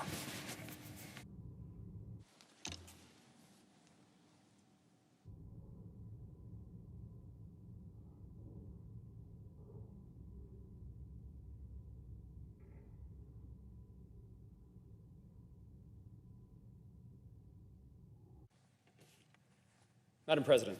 Senator from Kansas. Madam President, thank you.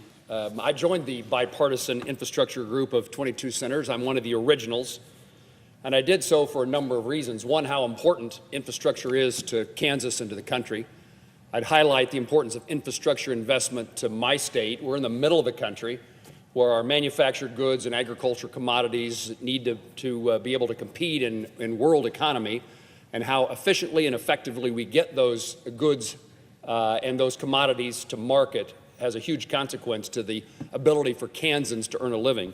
And across our state, from southeast Kansas to southwest Kansas, from the suburbs of Kansas City and Johnson County and Wyandotte County, all across northwest and central Kansas, the demand for improved roads, greater safety is there. There is a great desire to see that roads and bridges are repaired. county commissioners and trustees of our townships have called to say, we have a bridge, could you help us do something about that? So I entered this group of 22 senators. I was one of the 11 to provide some input and to see that Kansas priorities, that we had a seat at the table, and to help negotiate a deal that didn't raise taxes, that didn't spend trillions of dollars, and focused on actual traditional infrastructure, and to avoid what I fear is to follow what I would describe as a Democratic wish list. I wanted this to be a smaller, more affordable, a paid-for package that was not excessive in scope, didn't add to the national debt, and did not raise taxes on the American people. This package includes a number of priorities of mine, including a historic increase in investment in broadband, and does provide critical resources to repair our roads, bridges, and airports.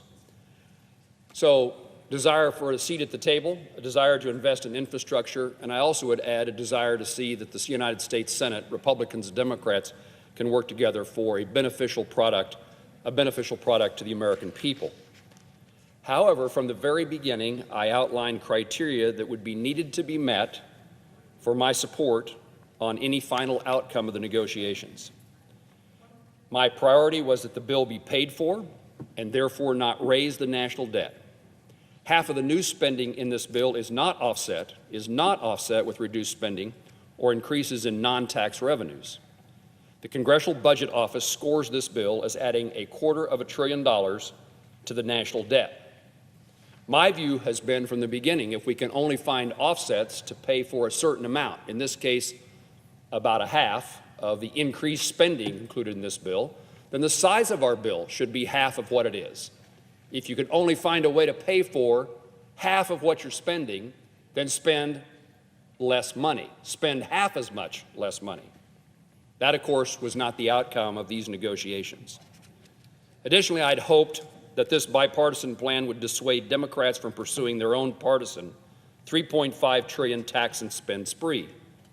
The Democratic plan to immediately follow this bipartisan infrastructure bill with their own spending bill significantly undermines the bipartisan effort to deliver a good outcome for the people of this country.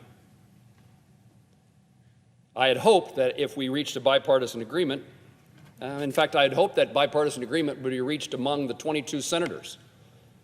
But pretty early in the negotiations, it became clear that there was a significant input and direction from the Biden administration and from the majority leader, the Democratic majority leader in the United States Senate. So instead of negotiating with my colleagues and seeking an outcome that we supported, it had to be run by those who are in the White House and those who are the leadership of the Democratic members of the United States Senate.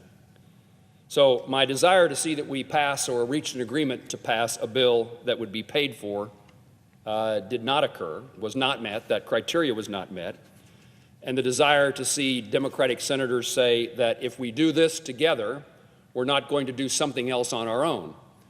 And in fact, some of the things we negotiated in or out of the bipartisan package will now be included in the broader package of the Democratic wish list.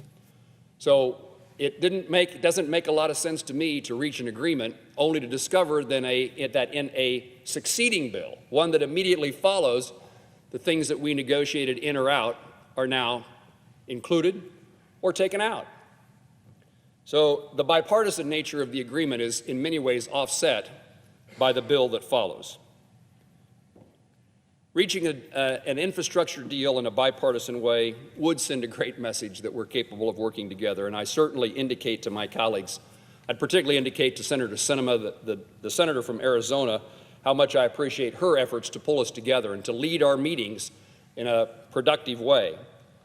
And I would say again that I'm open to those opportunities. I'm saddened by the fact that this did not reach an agreement that I can support, but I certainly indicate to my colleagues that I'm willing to work with Republican and Democratic members of the Senate to see that in other instances we can come together in a way that provides hope for the American people that we can work together and a better product than we were able to reach in this instance. Unfortunately, to sum up, There is too much spending, too much debt, and therefore there will be too much inflation. My efforts to reach a compromise were honest and sincere, and I regret that we were unable to arrive at a bill that I can support. Mr. President, I yield the floor.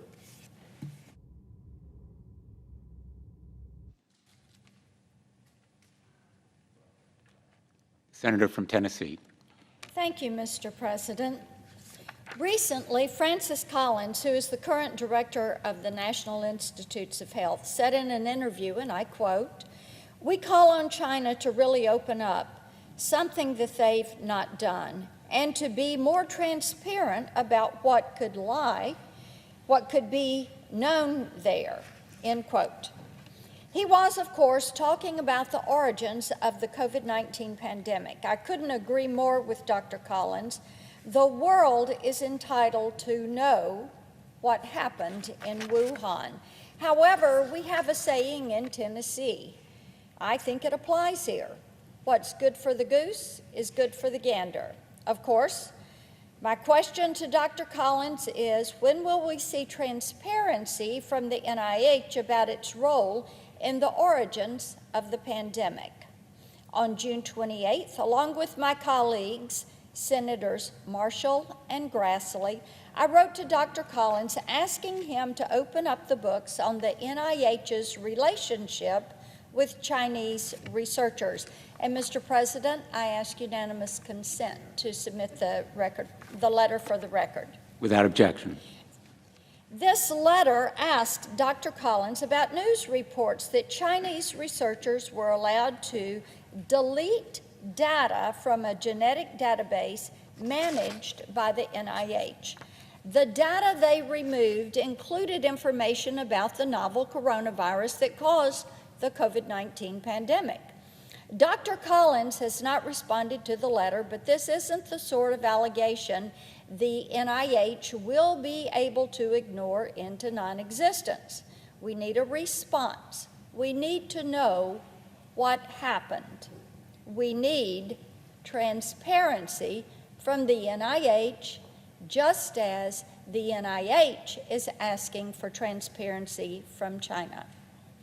Dr. Collins must reveal what definition of gain-of-function research NIH used when it approved funding for the Wuhan Institute of Virology back in 2016.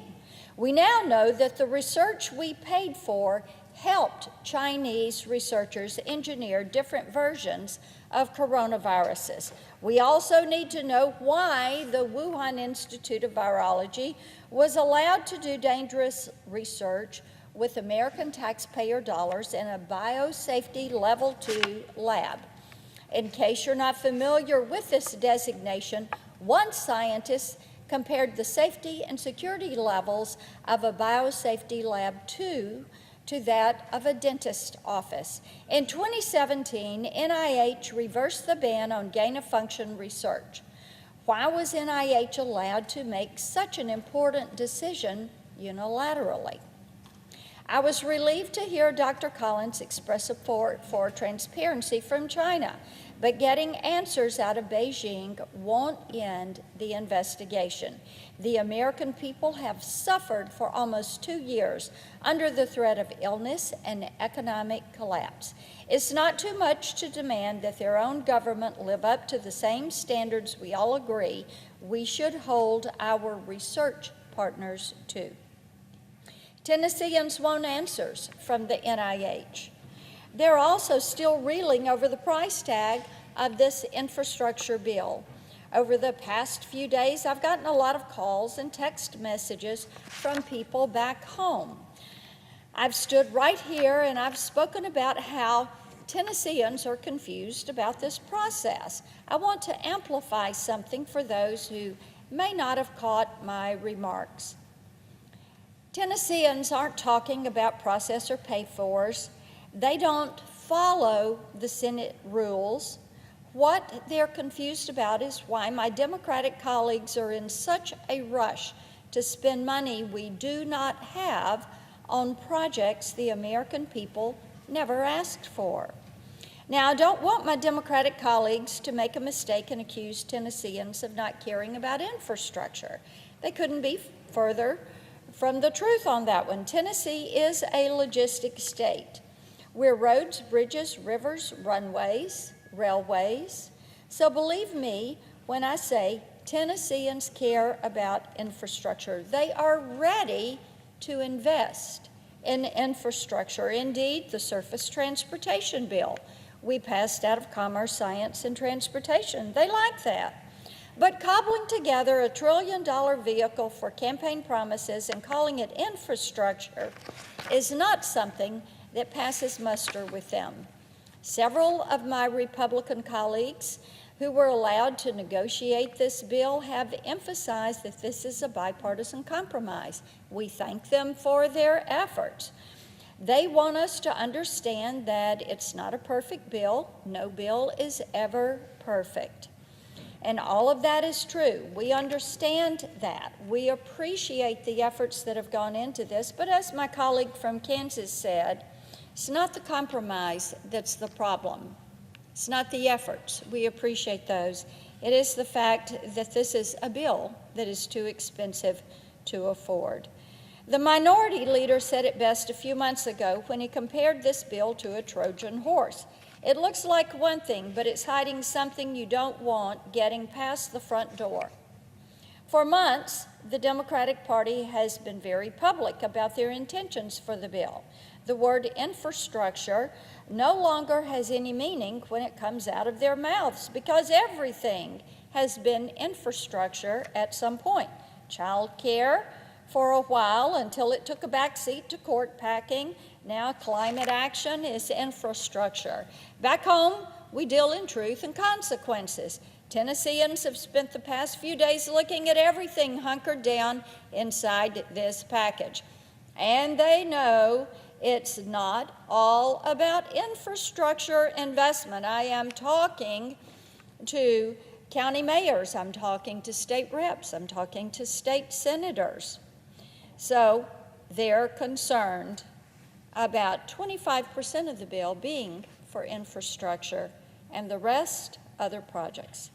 I've spoken numerous times about the ways President Biden and his faithful lieutenants in Congress have tried to diminish freedom in the name of progress, but I am compelled to remind my colleagues once again that the decision to increase government spending is a decision to increase government involvement and eventually government control.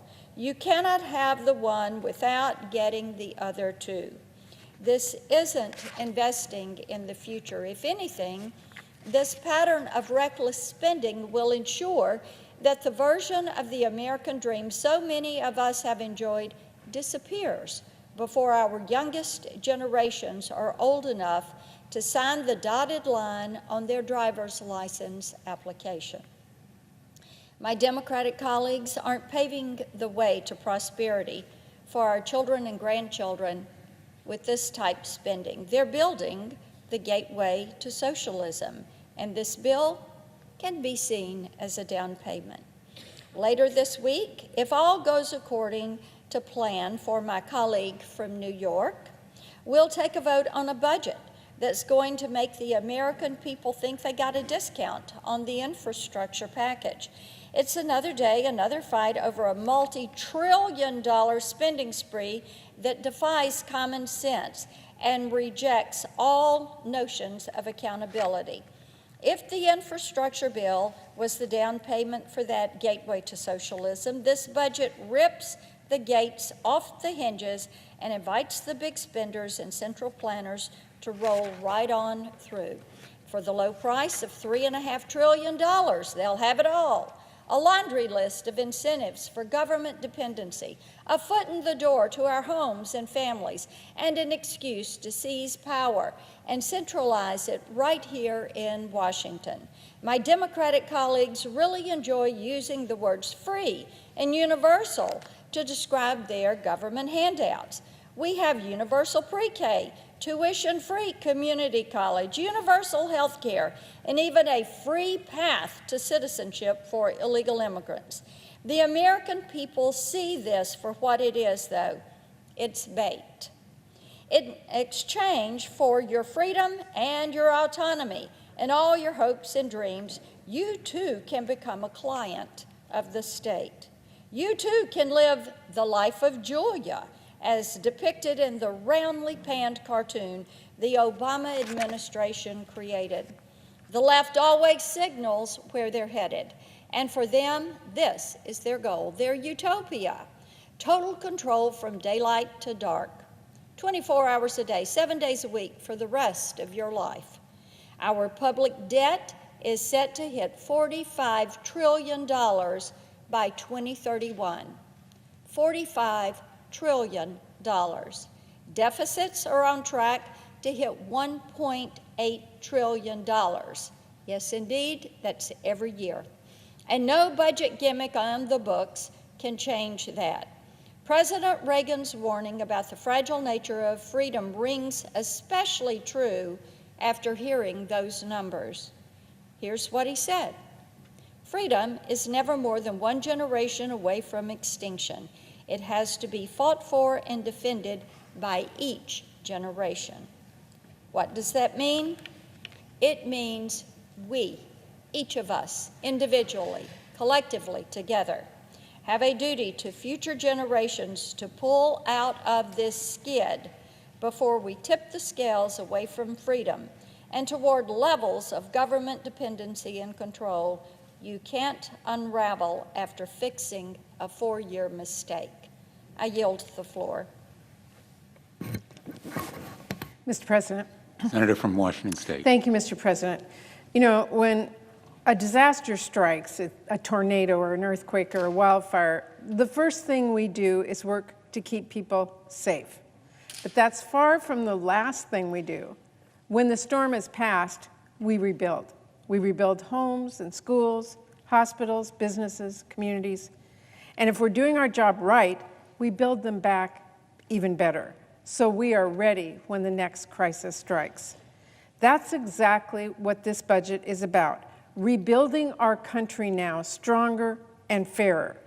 We need to pick up where the infrastructure package leaves off by making bold investments in all of our infrastructure. In addition to building roads and bridges and even broadband, we need to build our public health infrastructure and help our local health departments expand their capacity and modernize their data and lab systems and more. We need to build our affordable housing infrastructure to make sure every family can keep a roof over their head and doesn't need to break the bank to do so. We need to build our school infrastructure to make sure schools don't have lead pipes or mold and do have adequate lighting and electricity and AC systems, not to mention so many other resources students need to learn and grow, like libraries and gyms. And we need to build our climate infrastructure. The climate crisis is here, and it is an existential threat. If we don't take this opportunity to protect our planet for current and future generations, we may not get another one. Of course, rebuilding is about more than just infrastructure. We have to build a stronger, fairer country for our workers and our families too.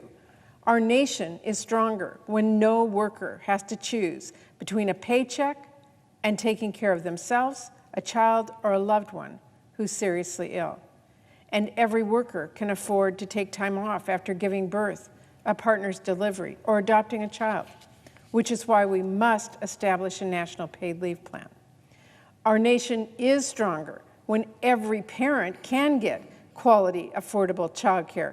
Every young learner gets a strong start with quality early learning programs, and every adult learner can pursue a higher education, which is why we need to expand quality, affordable childcare and establish universal pre-K, and why we need to open the doors of higher education to even more people, starting by providing tuition-free community college.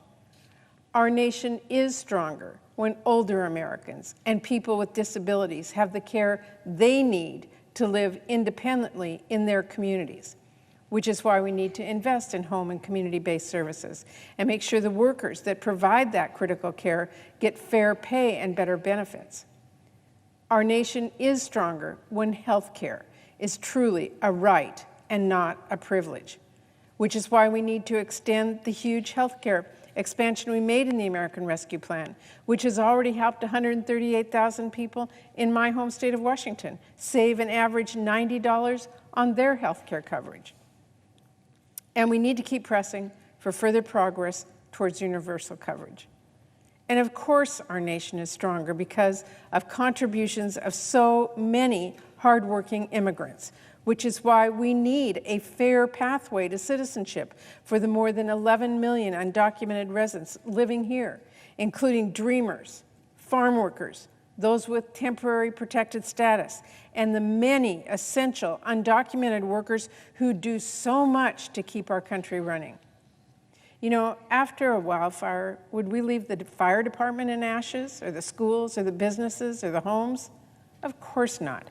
So after a pandemic and an economic crisis, shouldn't we rebuild our public health departments? Shouldn't we rebuild our economy?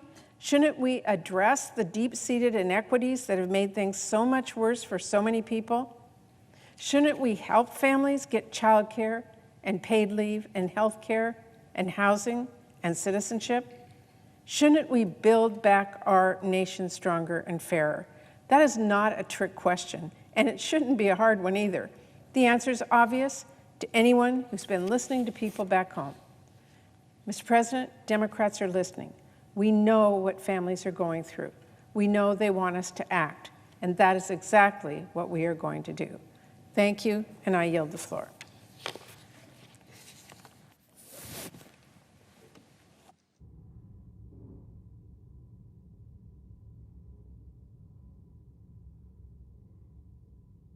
Mr. President. Senator from Idaho. Thank you, Mr. President. Mr. President, I rise to speak about the devastating tax and spend policies we will shortly be debating here. First, I want to differentiate between the bipartisan infrastructure legislation we're currently debating and the separate, looming debate on my Democratic colleagues' $3.5 trillion reckless tax and spend proposals.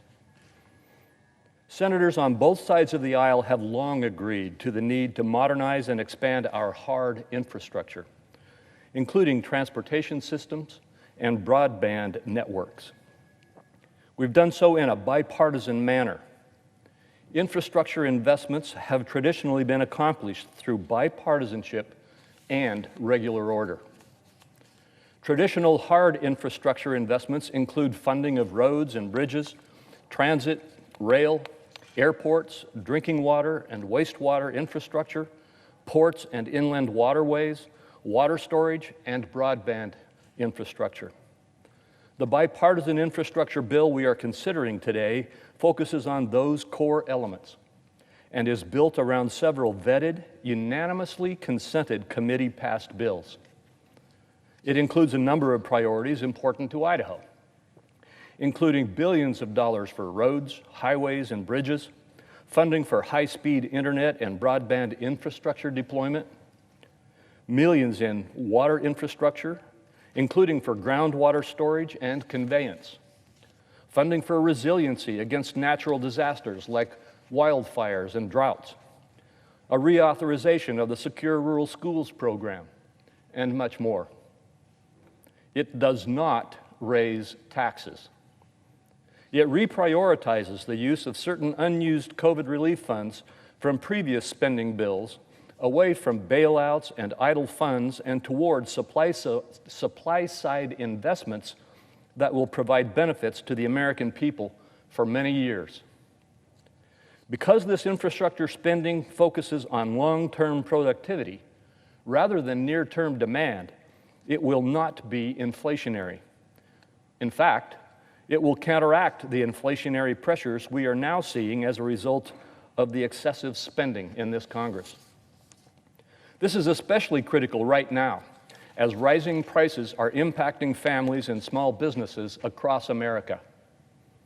In June, the Bureau of Labor Statistics reported that consumer prices were up 5.4% over 1 year ago, the largest increase since August 2008.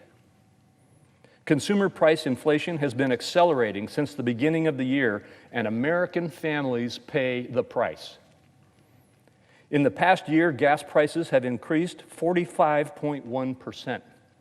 The cost for major appliances has increased 13.7%. Airfares have increased 24.6%. And the list goes on. A recent University of Michigan survey showed that consumers expect prices to rise 4.8% over the next 12 months. And a National Federation of Independent Business survey found that 47% of companies are increasing average selling prices, up 7 percentage points from May, and the highest share in 4 decades. Economists on both sides of the aisle have warned that excessive, non-productive spending could put us in this position. And despite these warnings, in March, the Democrats passed a nearly $2 trillion in purported COVID relief spending on top of the nearly $4 trillion that had already been spent. A fraction of this $2 trillion was actually pandemic-related. That poorly targeted package has grown the national debt, spurred inflation, and discouraged workers from returning to the workforce. Now, Democrats are proposing to spend an additional $3.5 trillion to balloon the federal government even more. And that's just the advertised price. According to the Nonpartisan Committee for a Responsible Federal Budget, the Democrats' new legislation will actually cost closer to $5 to $5.5 trillion over the next 10 years. Democrats intend to couple this runaway spending with job and growth-killing tax hikes to create and establish their reckless spree of tax and spend policies. They intend to go it alone with this social spending spree through another budget reconciliation process in a 50-50 tied Senate, which is willfully partisan. Yet amazingly, despite having the tools to raise the debt limit within this process, Democrats want to ignore the debt implications of their reckless budget. If the Democrats are going to cram down this massive tax and spending spree, they will have to deal with the debt limit themselves. Yet they don't include dealing with their irresponsible growth of our debt in their bill. What about offset proposals? The Democrats' budget proposals include provisions that will cause immediate and long-term damage to our economy and send many of our most successful businesses and the jobs they provide abroad. 1, they propose increasing taxes on all kinds of businesses, large and small, leading to lower wages, fewer jobs, and higher prices for consumers. 2, they would allow and encourage rival countries to change the international tax system for the worse. 3, they want to raise our taxes on our businesses in hopes that other countries may raise theirs sometime in the indefinite future, while ceding U.S. taxing rights to our competitors today. 4, they propose enacting a double death tax, particularly harmful for family farms and small businesses. 5, they want to substantially increase taxes on investors, entrepreneurs, savers, and retirees. 6, they want to drastically expand the powers of the IRS while limiting its accountability and turn banks into private investigators for monitoring law-abiding Americans. 7, their ideas will raise taxes on middle-class individuals and families, and not just those earning over $400,000. At the very same time, they want tax relief for some of the wealthy living in the high tax and spend states. And finally, they're also seeking to impose government price controls on the pharmaceutical industry that will stifle medical innovation. Let's go back into a little detail on this. Business taxes. The Democrats plan to hike the tax rate paid by all types of businesses, including corporations, ignoring the fact that a significant portion of the tax burden is paid by workers. As the U.S. Chamber of Commerce notes, most corporations are small businesses, with 84% of them having fewer than 20 employees. As to those who actually bear the burden of a corporate tax increase, estimates say that workers share anywhere from 20 to more than 70% of this burden. A higher corporate tax rate would hit the nest eggs of everyone saving for retirement. This stealthy but very real tax hike would hit retirement savers across the spectrum, falling most heavily on the middle class and the elderly through retirement accounts and pensions, and clearly violating President Biden's pledge not to tax anyone making less than $400,000. Any business tax increase will directly hit the very small businesses and workers that the administration claims it wants to help. International taxes. The Democrats' tax plan would reverse the smart policies of the Tax Cuts and Jobs Act adopted in 2017, once again raising the relative cost of doing business in America and punishing American businesses selling their products or services overseas. They failed to acknowledge that the tax increases in their plan will rocket the United States back into the outlier position it once occupied compared to peer nations. Once again, we will have the highest tax rates of the developed world. We're very near the top. The Democrats are intent on winning a race to get to the top of the heap in terms of international corporate tax rates. Their international tax proposal would more than double the minimum rate paid by U.S. businesses on their foreign earnings to a 26.25%. This hike far outstrips the 15% minimum rate promised by some of our largest international competitors at the OECD. If the administration wants to promote economic growth that will benefit American workers and savers, why is it sharply increasing taxes on its global businesses when no other country even levies such taxes? The administration's international tax proposals seem designed to reignite the job-crushing inversions and foreign acquisitions of American companies that the Obama administration faced. There is no reason to tax our businesses into moving abroad, as the Democrats' proposals will do. Family farms and small businesses. Today, family businesses passed down at death are subject only to estate tax and not an additional income tax. Instead, a business's tax basis is increased or stepped up to fair market value, sparing the next generation a large capital gains tax bill. President Biden wants to create a double death tax by eliminating the benefits of this step up in basis, including for small businesses, farms, and ranches, passed down from one generation to the next at death. More insidiously, the Biden plan would tax these businesses on simple inflation, sticking them with the bill for reckless inflationary tax and spend policies enacted by politicians in Washington. Capital gains tax. For decades, the Republicans and Democrats have recognized the importance of encouraging people to save for their future goals, including starting a business, saving for retirement, achieving financial independence, or even buying a home or a car. Members of both parties have long agreed on a key tool to encourage these goals for all Americans, specifically a lower tax rate on long-term capital gains. President Biden wants to nearly double this tax rate from 23.8% to 43.4%, which will be the highest rate, and hear me on this, the highest rate in a century. In many cases, when combined with similar state taxes, the government would take more than half of an asset's appreciation in taxes. This is the appreciation that lower income, middle income, and all income categories of workers and earners in the United States will have to pay.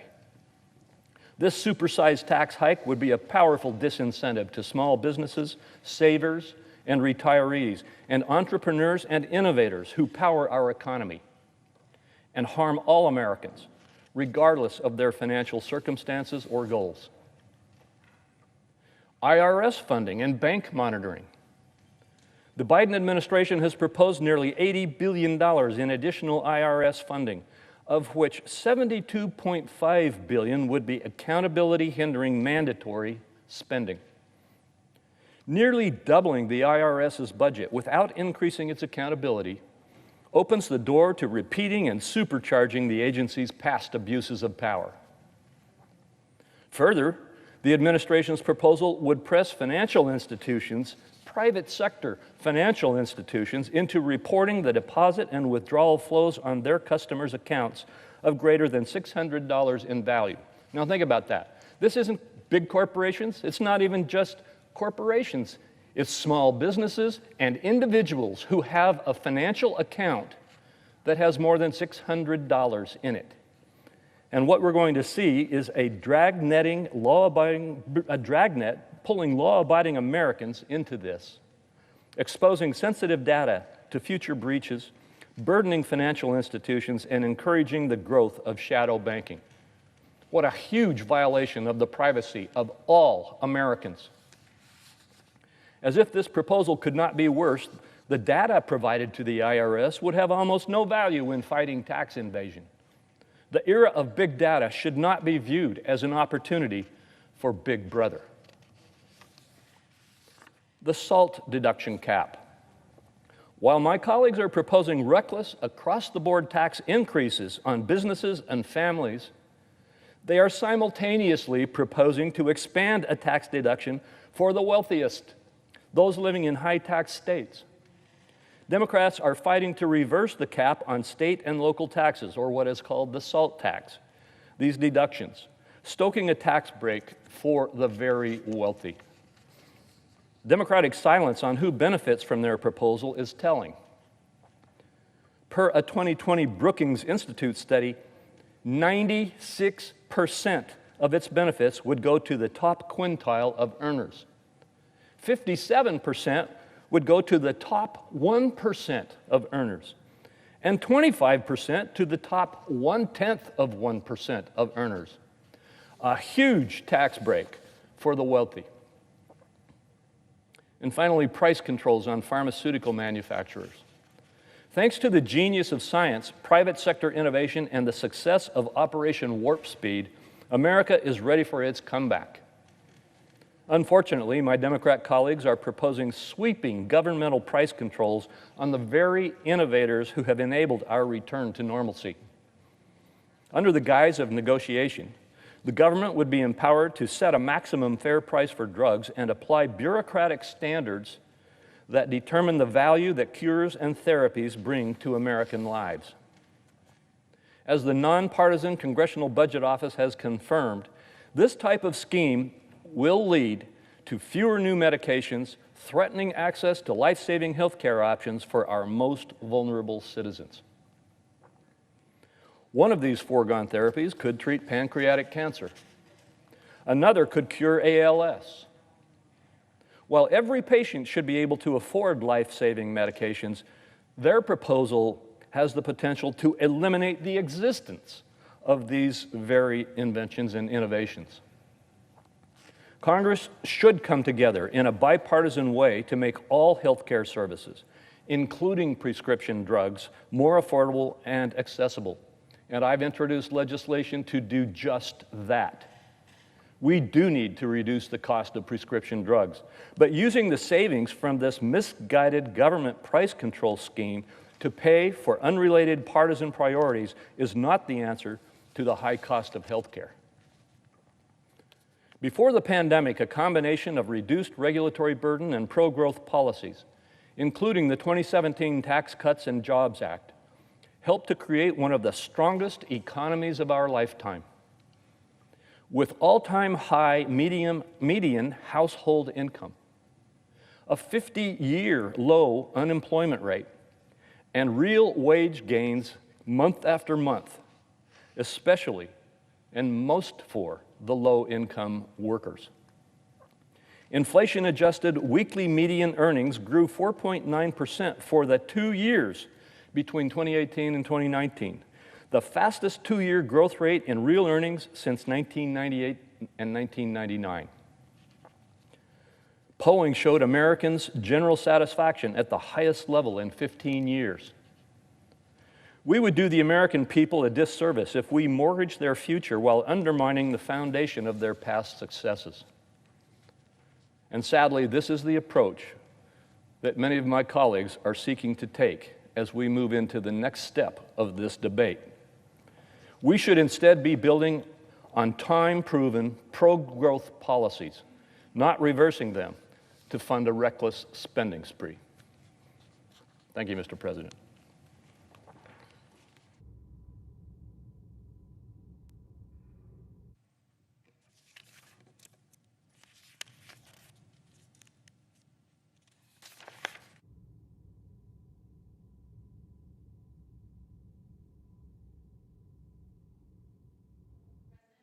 Senator from New York.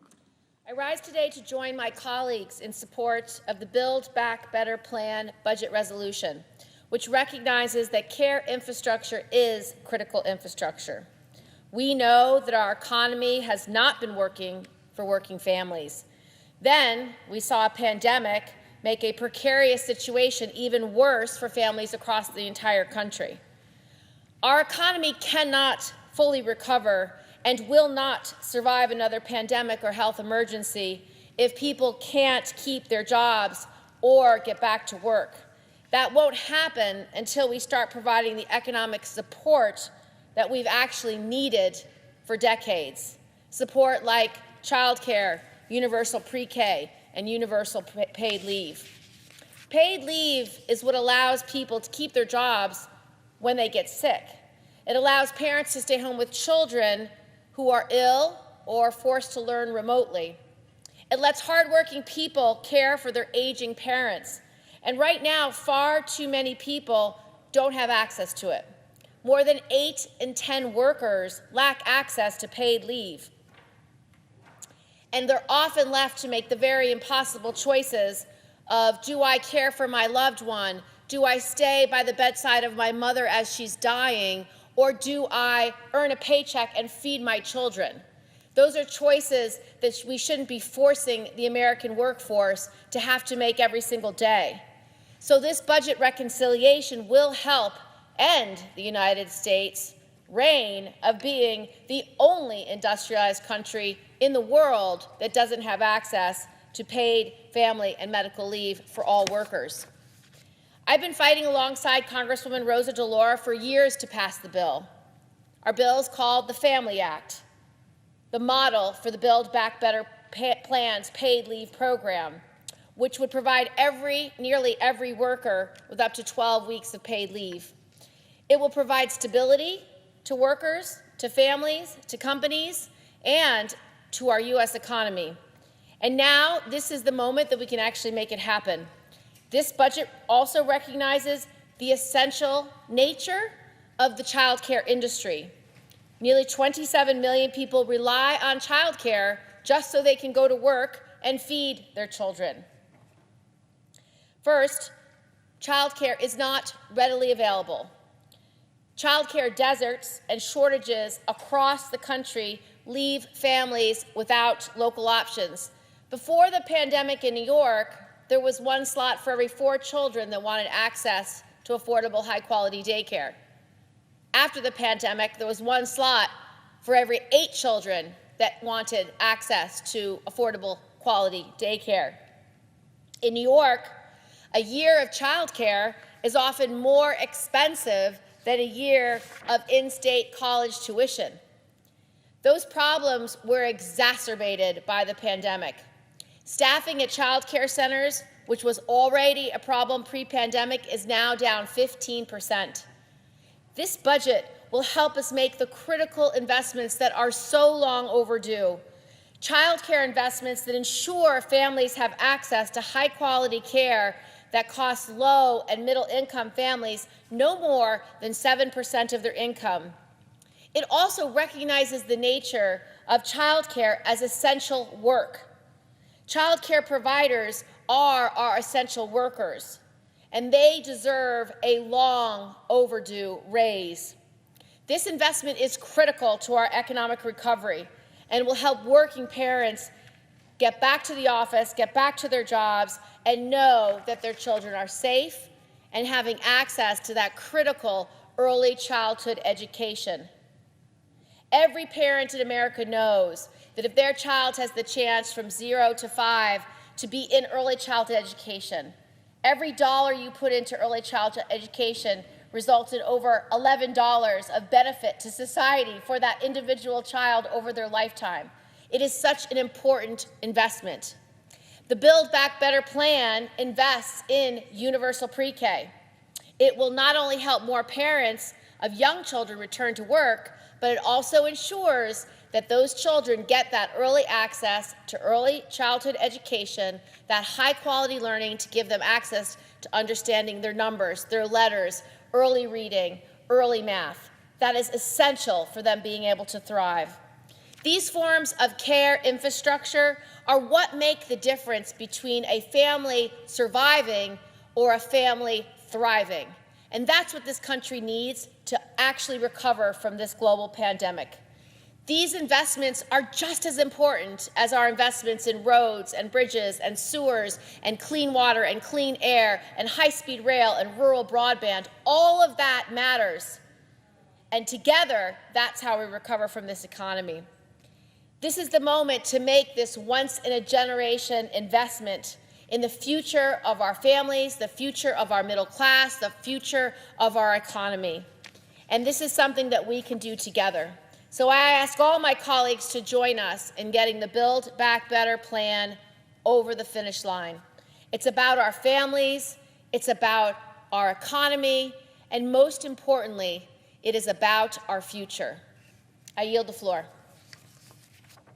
Mr. President. Senator from Maine. Thank you, Mr. President. Mr. President, at long last, tomorrow morning, I expect that the Senate will approve the bipartisan Infrastructure Investment and Jobs Act. For far too long, any discussion of transportation infrastructure in this country has been accompanied by the adjective crumbling.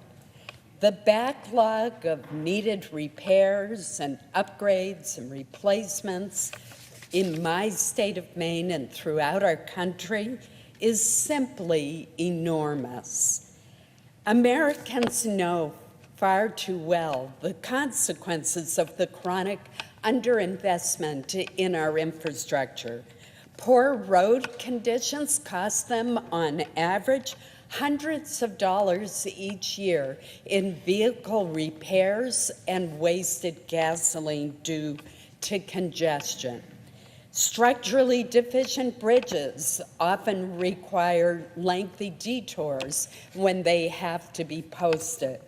Slow or non-existent internet connections create barriers to work, healthcare, and education. The recent pandemic has certainly laid bare the inequities in access to high-speed internet in our country. Every administration in recent memory has identified improving our infrastructure and transportation networks as a priority, but time and time again, we have seen those ambitious goals thwarted by partisanship.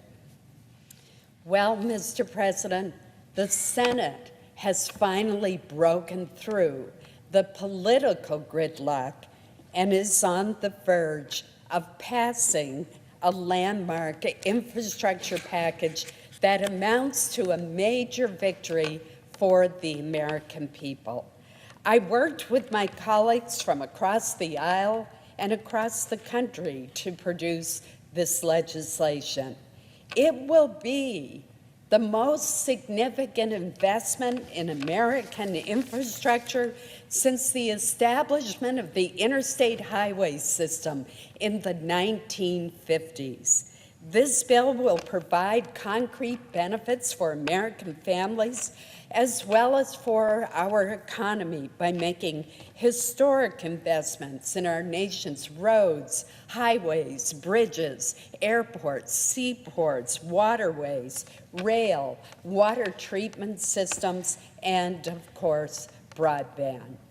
And, Mr. President, This is important not only for American families, it's important for America's place in the world.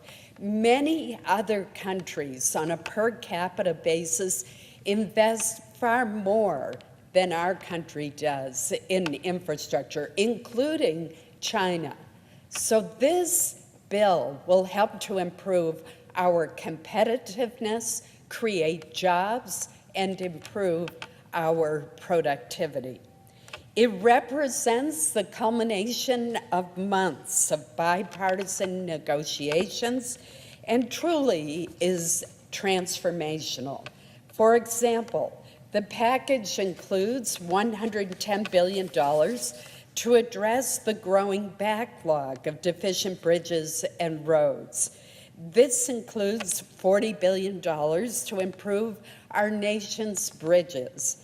In my state of Maine, there are 315 deficient bridges and nearly 1,500 miles of poor roads.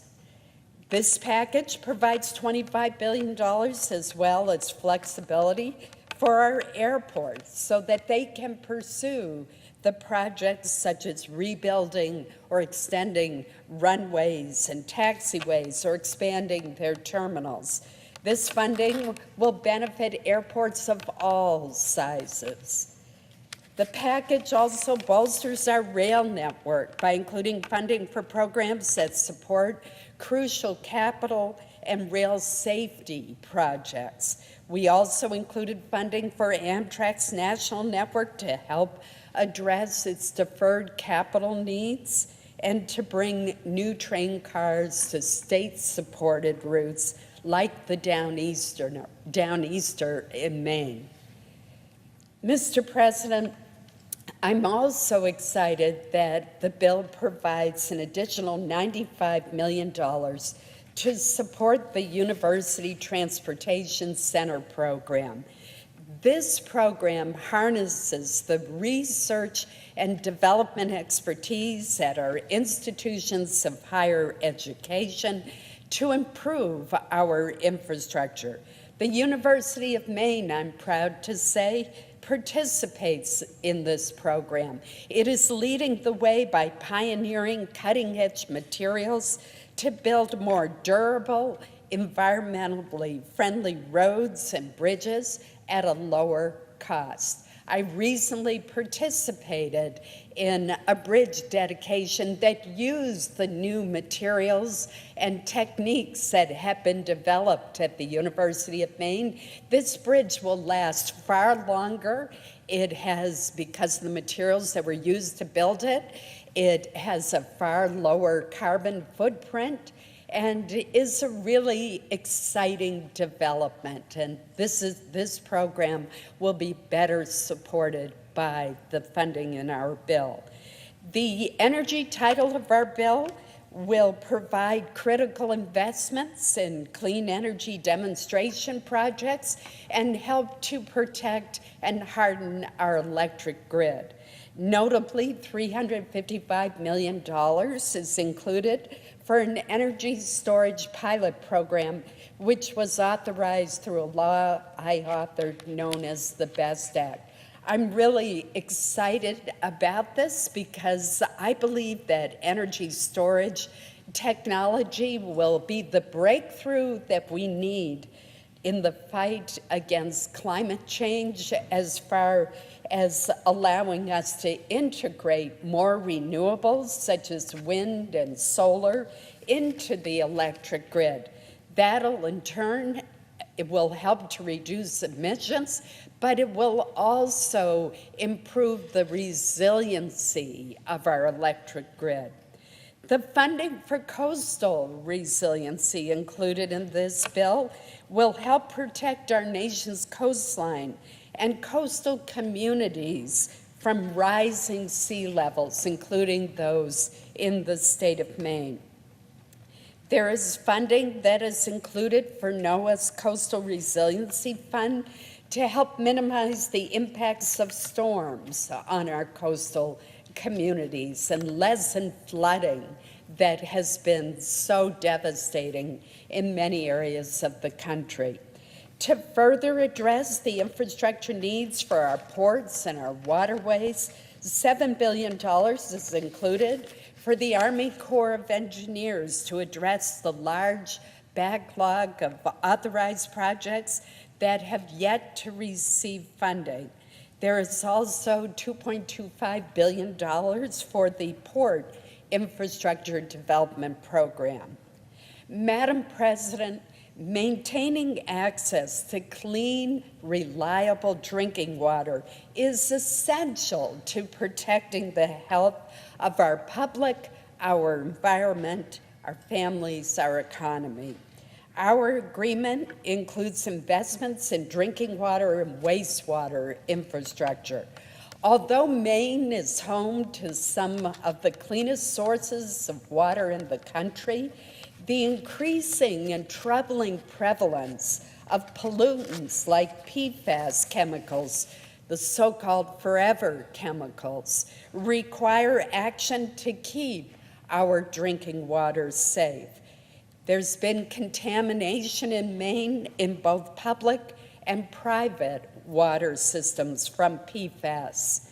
That's why I worked so hard with Senator Shaheen of New Hampshire to provide funding to help clean up this source of pollution.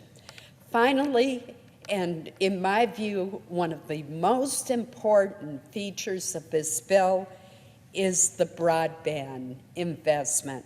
I want to reiterate the significance of our historic $65 billion investment in broadband. Senator Shaheen and I worked literally night and day to negotiate this section with our colleagues here in the Senate and with the administration, particularly Secretary Raimondo at the Department of Commerce. This will make a real difference in the lives of Americans, particularly those living in rural areas who do not have access to internet service at all in some areas, or who have access only to unreliable, very slow service. It has become increasingly clear in recent years, and especially in light of the pandemic, that broadband is no longer a luxury, it is a necessity. And Madam President, I can't tell you how many people I've talked to in Maine about this problem. I talked to a selectman on Swans Island who was telling me that the residents of Swans Island were unable to participate in the telemedicine programs during the height of the COVID pandemic because they simply lacked access to high-speed internet. That's an example where healthcare is affected. There were families in other rural areas of the state where schools had a hybrid system, where families had to drive their children to the library to find a hotspot in order to connect with the internet for online education. One family in northern Maine told me it would cost them $15,000 to be connected to the internet. They can't afford that. Most people in my state would be unable to afford $15,000 to be connected to the internet. I also talked to town managers who told me of employers who had decided to locate their businesses and employ people elsewhere because of the absence of high-speed, reliable internet service. So this is why that $65 billion investment is so important and will have such an impact on people's lives. And we have both a deployment section and an affordability section, and both are a necessity. Ultimately, Madam President, this bill is about reinforcing the connections that make our country more united. The investments in our roads and bridges will better connect our communities. The investments in our airports will better connect rural and urban regions. The investments in our highways and seaports will better connect manufacturers and their customers and their workers. And the investment in high-speed internet will better connect family, friends, co-workers, employers, healthcare providers, students, and educators. Madam President, this investment package is good for America. It represents a far too rare example of the two parties working together to produce real results for the American people. I want to take just a final moment to thank those who were particularly involved. I want to thank all of my colleagues for their contributions, but particularly I want to laud the work of Senator Rob Portman and Senator Kirsten Sinema, who led our group of 10 senators, 5 Democrats, 5 Republicans. The other Republican members, in addition to myself, were Senators Murkowski, Cassidy, and Romney.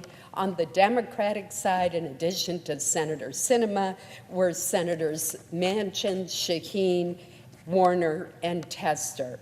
And all of us worked very hard, and we're grateful for the ideas and the input that we had from so many of our colleagues. I also want to thank our staffs. We couldn't have done it without them. They too were here night and day. They haven't had a weekend off in a very long time. So, Madam President, it is essential that we make this historic investment, and I urge all of my colleagues in voting tomorrow morning for final passage of this long-awaited, much-needed, bipartisan legislation. Thank you, Madam President. I yield the floor.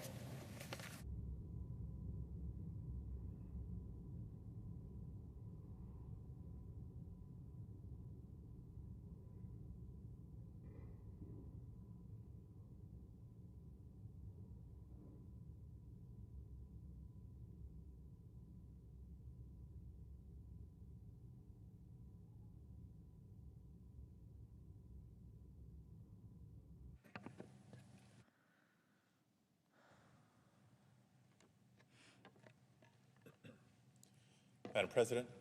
Senator from California.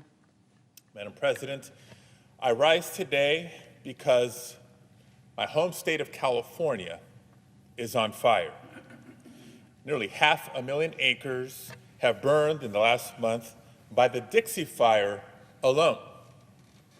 That's more than 10 times the size of the District of Columbia. It's larger in size than the city of Los Angeles. Thousands of Californians have been forced to flee their homes with only the clothes on their back and the belongings they can carry in their cars. Entire towns have burnt to the ground. As of Sunday, Dixie is the largest single-source fire in California's history. And California is not alone. The entire western United States is on fire. Colleagues, this morning, the IPCC, the world's foremost body of climate scientists, presented a new report. And I'm hoping you've seen it. 195 countries, including the United States, agreed on every statement that it makes. And the verdict could not be clearer. Climate change is happening, and we must act now. As the report says, in more than 1,000 centuries, the Earth has never seen a decade as hot as we have seen in the last 10 years. Scientists can show that particular disasters are fueled by climate change. The heat wave that is fueling fires, destroying crops, and sending areas across California into drought, that is on us. Devastating floods from Texas to Central Europe, those are on us. We have pushed our planet to this point. And if we continue to stall, the pace of record-breaking catastrophe will only increase. This is planet Earth's 10-alarm fire. And yet, my Republican colleagues pretend that they can't see the smoke blowing across the country, smoke that's visible from space. But the good news is we have a Democratic majority, and we know how to fight this fire. If we race to zero out our carbon emissions, we can slow the pace of climate change. We can even bring down temperatures by the middle of the century. But our path to avert a catastrophic cycle is narrowing by the day. We must act boldly and with urgency to tackle this crisis head on. Across the country, across industries, and across the world, we need to end our dependence on fossil fuels. We also need to aim high and fully fund transformational infrastructure that will allow us not just to survive this transition, but to come out better than we were before. On a zero-emission school bus, students won't have to breathe dirty air. In an economy rebuilt to meet this challenge, millions of Americans will work in high-paying, sustainable jobs. Madam President, sometimes I worry that we've grown numb to the idea of the climate crisis. If we truly understood the meaning of those words, how could we even contemplate business as usual? If my colleagues across the aisle were to listen to scientists, how could a single one of them argue that we need to spend less on climate? As many of you know, my wife and I are raising 3 sons. We're trying to raise 3 gentlemen, Madam President. Today they are age 14, 8, and 6 years old. Trying to get them ready to go back to school. Protecting them and giving them every opportunity to thrive is the cause of my lifetime. But the IPCC report makes clear that we will blow through the 1.5 degrees of global warming by the year 2040. It's right here. No matter what we do today, come 2040, my sons will be ages 33, 27, and 25.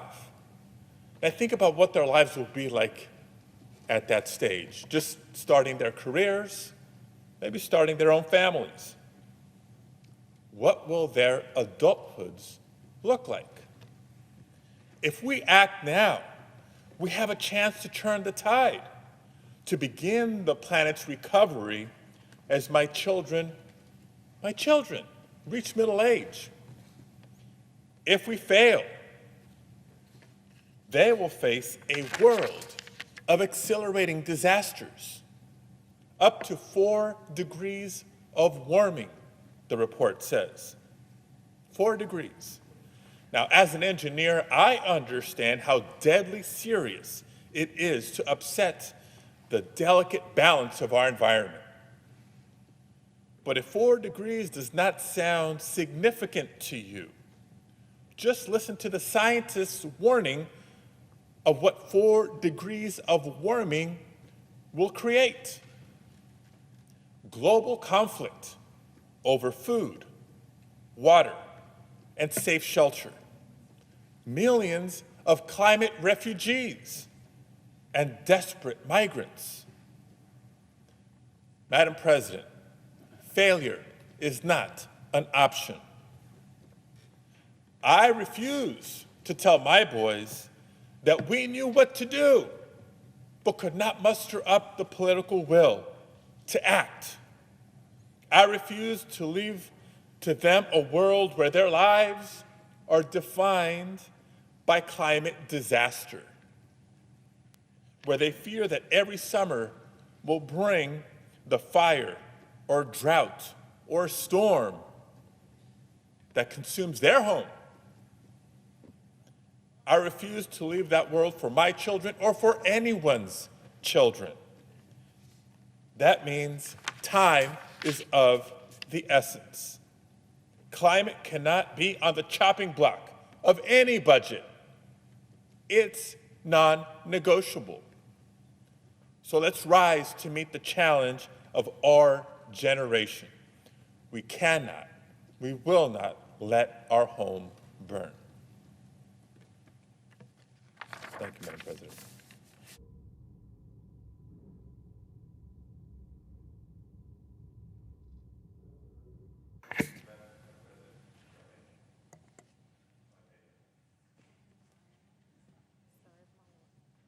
Senator from Iowa. Last week,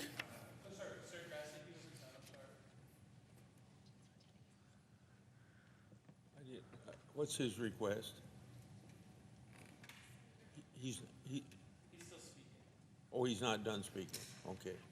Thank you, Madam President. On a different topic, I rise to speak today on the budget resolution that will soon come before us, and the opportunity that it represents to finally provide a pathway to citizenship for millions of our neighbors, friends, and family members. Madam President, I rise today on behalf of the people who are the subject of our immigration debate. The immigrants who have lived and worked in communities throughout the United States for years, sometimes decades, while stuck in a limbo that Congress has created. Our nation depends on the labor of immigrants. There has been bipartisan agreement on this for generations. But while our nation depends on the labor of immigrants, we do not provide the pathways to citizenship that these individuals and their families have earned.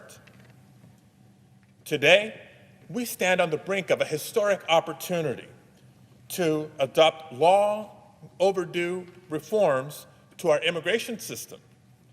I rise to share just a few stories of the people on whom our nation depends and for whom we must act.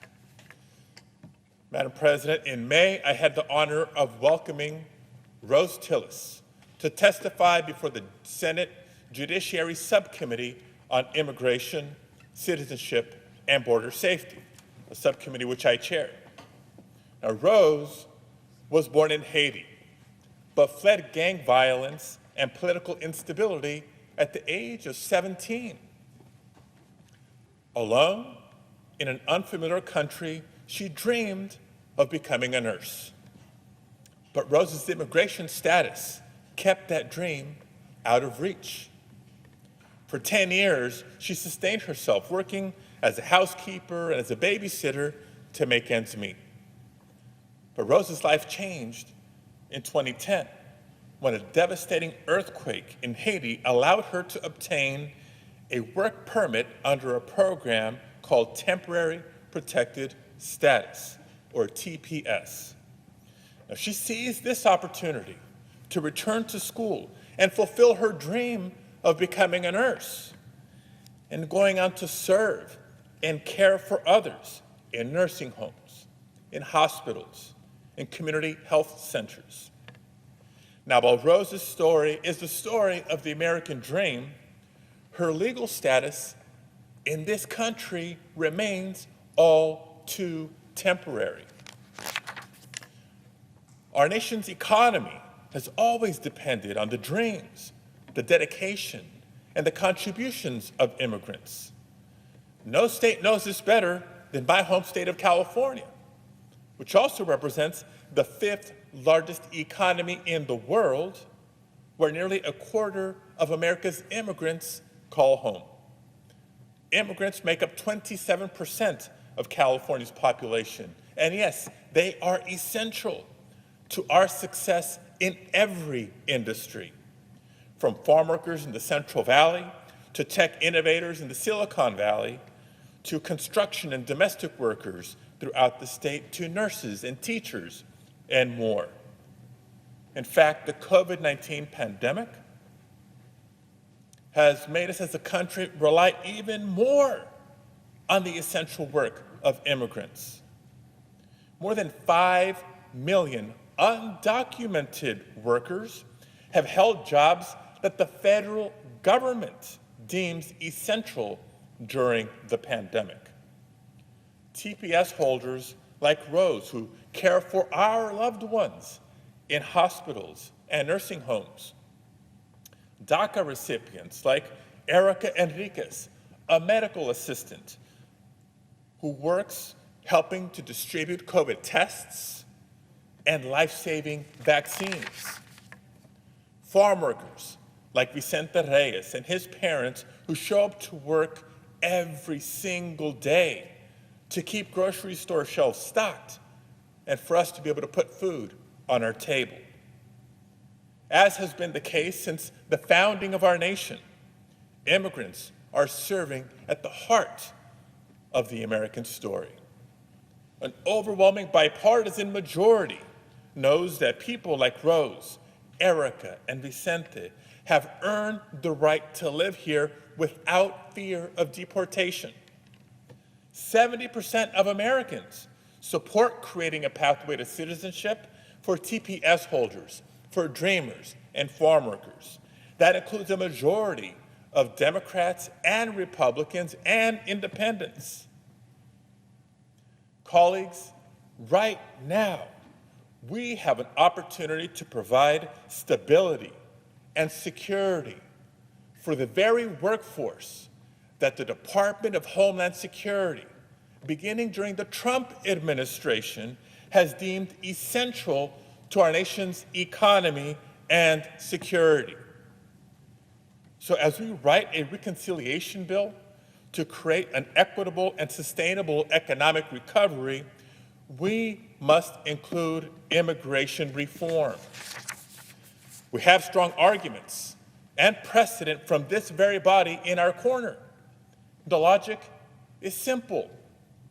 Providing a pathway to citizenship is a direct government action, not some carrot and stick approach involving private businesses and private actors. Newly eligible immigrants would pay fees directly to the U.S. government. And as part of this direct government action, which would then be processed by government employees. Every step of this process involves direct government action and direct government revenues, expenditures, and personnel. And by expanding pathways to citizenship, we will grow our economy and improve the workplace for all. And that's precisely the spirit and the intent of the infrastructure investments that we are developing as part of the budget reconciliation bill. Research by the Center for American Progress shows that providing a pathway to citizenship for dreamers, TPS holders, farm workers, and all essential workers will boost GDP by $1.5 trillion over 10 years. It will raise wages for all American workers. It will create 400,000 new jobs, and it will generate billions of dollars of spending and tax revenue, fueling our economic recovery. Madam President, we have more than just an opportunity. We have an obligation to pass meaningful immigration reform as part of the upcoming reconciliation bill. For Rose, for Erica, for Vicente, for the millions of essential workers and long-term residents who lack permanent status, for the bipartisan majority of Americans who support reform for their immigrant friends, families, and neighbors, and for every one of our constituents, because all Americans will see the economic benefits of immigration reform.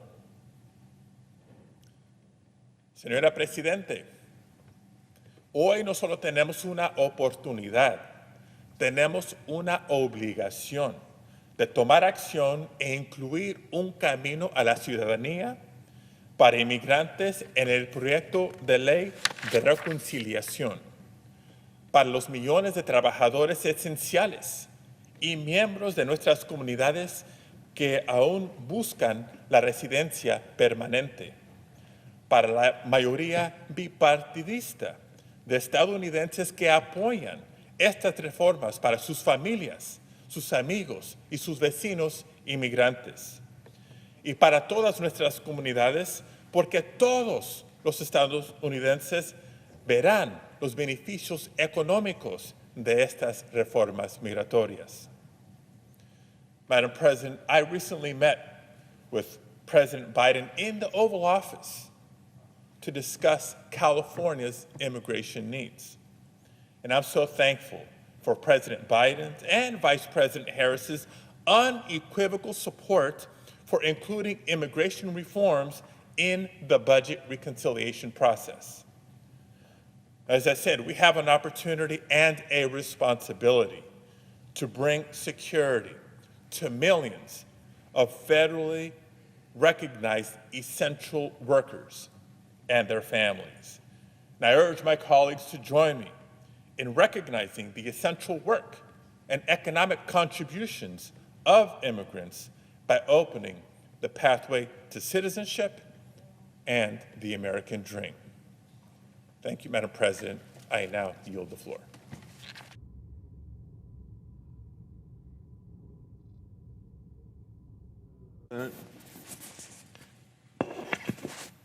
Senator from Iowa. Last week, Judiciary staff interviewed Jeffrey Rosen, Trump's former acting Attorney General, and Mr. Rosen's deputy at the Justice Department, Rich Donahue. These interviews were done as part of the Democrats' never-ending series of investigations into former President Trump. Their obsession with him has been very consistent. I'll give them that.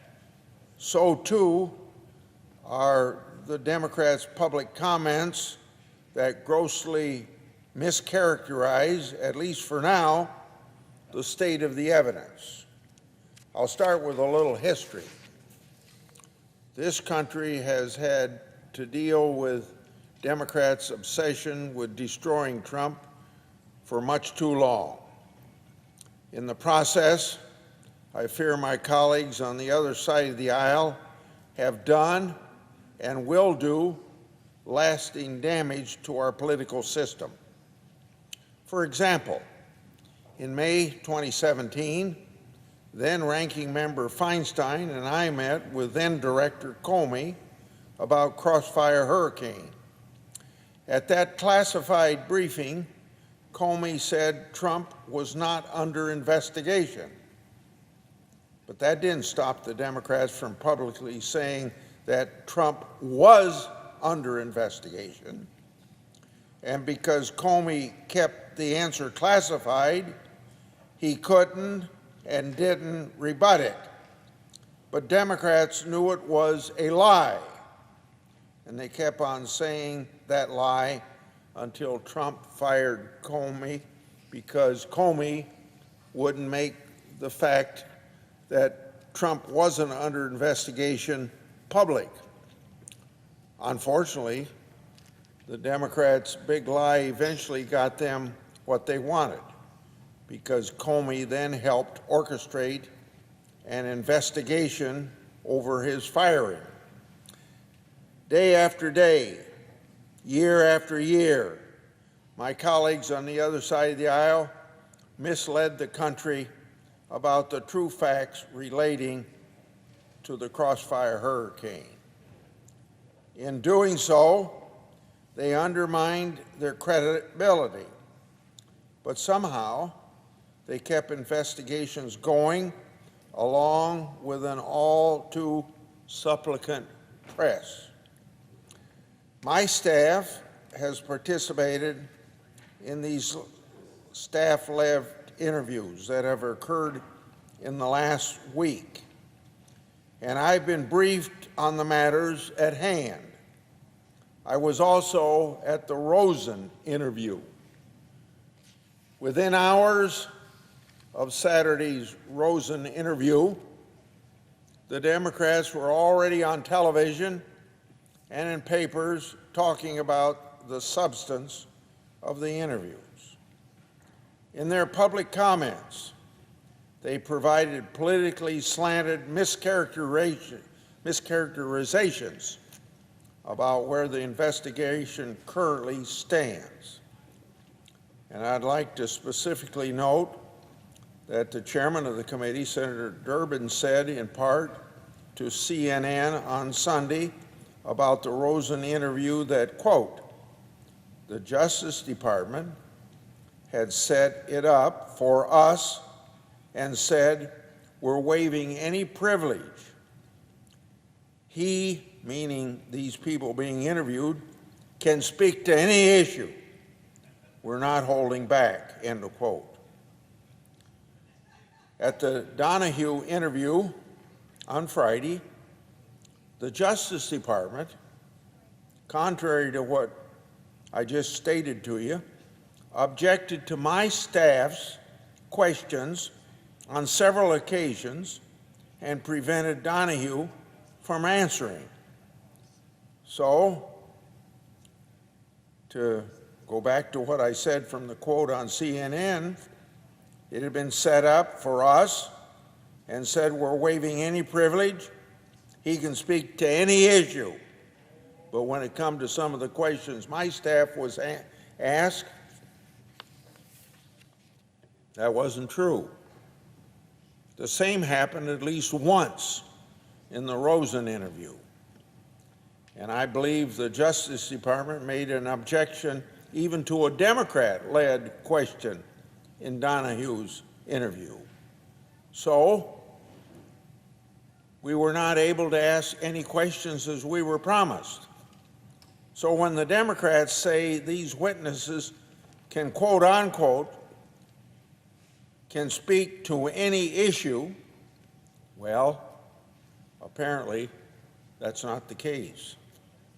The Biden administration and its Justice Department waived executive privilege for these witnesses to speak about close and intimate interviews that the president had with his advisors. If you get even a little bit away from Trump then in your questioning, well, then the Justice Department doesn't want Congress to know the facts. You see what I mean by saying Justice objected to some of my staff's questions.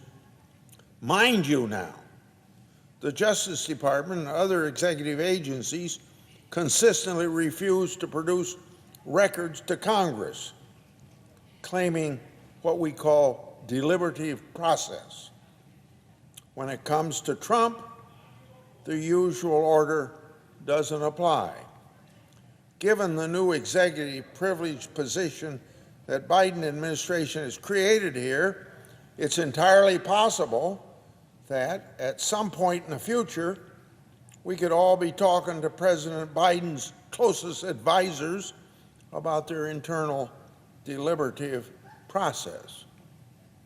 Or is there a double standard? I have to laugh a little bit at that possibility, knowing how my colleagues on the other side of the aisle will complain about how such a decision to seek information is political in nature. With respect to Trump and what was said at these high-level meetings, those are the types of meetings where all kinds of things are discussed. That's the whole point. The president has every right to discuss ideas and strategies with his closest advisors. The president, whether that president is Democrat or Republican, should feel unrestrained to bring ideas to his closest staff for robust discussion. Eventually, the facts will come out, and Trump will have to address them, good or bad, depending on the facts at hand. However, the essential question that should be asked, what was the final decision? And that is my major concern about the recent public comments coming out of these interviews I've discussed relating to this new Trump investigation. Unlike my Democratic colleagues, I won't discuss the evidence publicly at this point in time. But let me remind the American public with a couple already public points.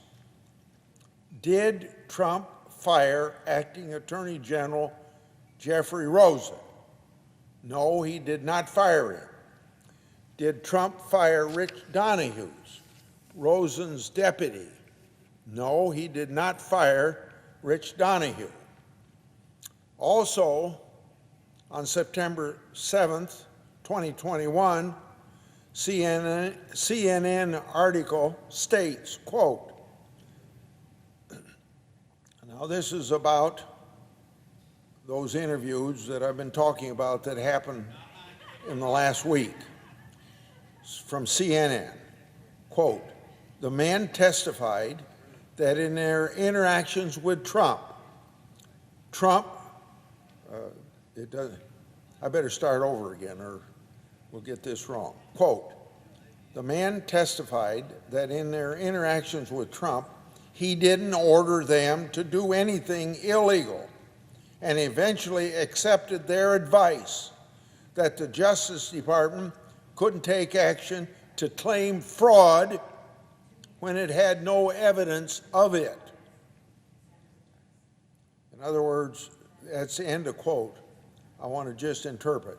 Claim fraud in the last presidential election because there was no evidence of fraud. Incredibly, one of the same committee Democrats who spread the Trump lie today said criminal prosecutions could come out of this investigation. If the facts eventually fit the Democrats' narrative that they so badly want to be true of their narrative, then they fit. It is what it is. But I haven't seen anything backing up their misleading conclusions from either what I saw at the interviews or what my staff has reported to me from those interviews over the last week. Now, until that point comes, that the Democratic narrative proves out to be what they want it to be, the Democrats should quit trying to fit a square peg in a round hole, and they need to stop violating committee rules and protocols. Why? Because of this, why would any witness want to testify now at the risk that their words being leaked and twisted to satisfy a partisan agenda? Facts and evidence matter, not speculative partisan cheap shots. I yield the floor. No, I don't yield. I yield the floor. Madam President.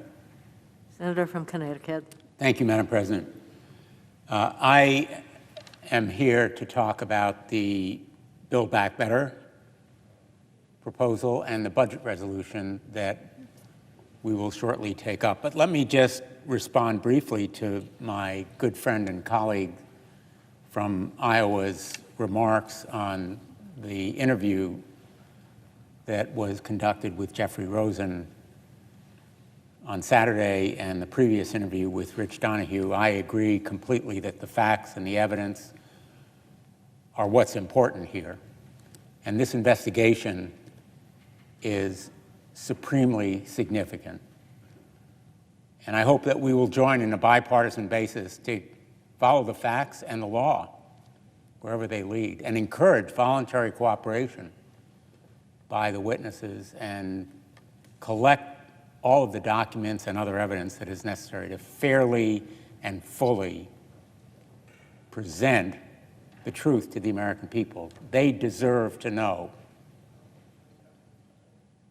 what we have heard so far, which amounts to a chilling and shocking picture of a president seeking to corrupt the Department of Justice and overthrow an election. That much has been clear from the evidence that we've seen. But I agree that we should not talk about the specific facts at this point because it is an ongoing investigation. And I hope that we will join in a bipartisan way, not only to encourage voluntary cooperation, but to seek testimony and documents by subpoena where necessary, where, as a matter of resort, if that evidence is denied, we need to do so, because the interests of our nation are best served by the truth, and all of it should be made public. Eventually, these transcripts from interviews and other evidence should be made public so that the American people can see the truth. And I know that my colleague from Iowa has been a staunch and steadfast champion of whistleblowing, of making available the truth to the American people.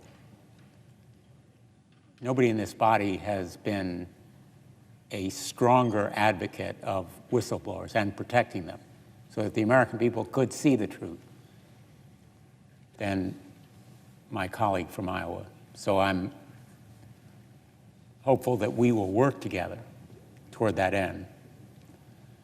The Build Back Better proposal that will soon be coming before the Senate is literally a milestone for this country.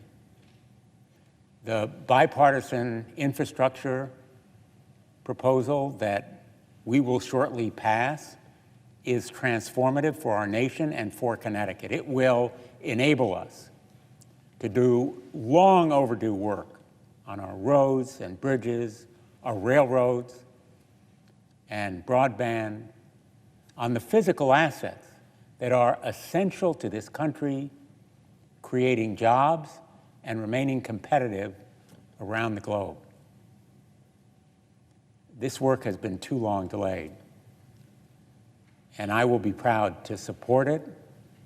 I thank all of our colleagues on both sides of the aisle that have contributed so critically to making this vote possible. Final passage of a measure that will enable the bridge across the Connecticut River to be truly safe and reliable. The mixmaster in Waterbury, so-called because it mixes several roads at once, to be finally done. A proposal that will enable, we hope, eventually, the tracks between New Haven and New York to be really reliable, to be maintained properly. But on every one of those transportation byways, there are people who depend on them, people who are going to work or visit their family. Those people are, at the end of the day, what this infrastructure serves. and the freight that will be on railroads, or the goods and produce transported on our highways, go to people. They serve our economy, they create jobs. We need to do much more for those people. Just today in the New York Times, in the business section, there is an article about a young mother who wants to go back to work, re-enter the full-time workforce, but she has 2 children. One is awaiting the beginning of school, and the other, she feels, needs and deserves daycare before she can go back to work. That road that enables her to drive, or the railroad to commute, won't be a link to the workplace for her until she has daycare. Our economy is interconnected in ways that we understand intuitively when we look at individual people. But too often, we have mounds of paper, no longer for all of us truly paper, but mounds of print and numbers and statistics. The real story is in that young mother whose account is so important to us, the human story. So, universal daycare, paid family leave, affordable medical care, and housing, they are also the stuff of human needs. They're part of our human assets. Seniors need dental care and eyeglasses and hearing aids so that they can appreciate all of the benefits that we're trying to bring them through this infrastructure program. The American people need jobs so that they can afford prescription drugs, and the costs of prescription drugs need to be lowered so they don't have to make these choices that we describe day after day between paying the mortgage and putting food on the table and clothing our kids. The pandemic has affected health, food, shelter, financial, and overall security of families across the country. It has taken a toll on small businesses. They too need help. The restaurant revitalization program should be replenished, and small businesses given a lifeline that they need because they have been so direly injured and threatened. We need to build back America, and the assets, the roads and bridges, but also the systems that serve Americans, and we need to build it back better. So I am proud to support this budget resolution that will make investments for working families, the elderly, our environment. Over the past year, I have spoken to countless families who need that child care and providers who furnish it across the Northeast. Child care is critical not only to those jobs and the people who fill jobs, but also to the emotional and educational development of children. Allowing moms and dads and grandparents to go back to work, but also children to have the basics in preparation for education, the support they need.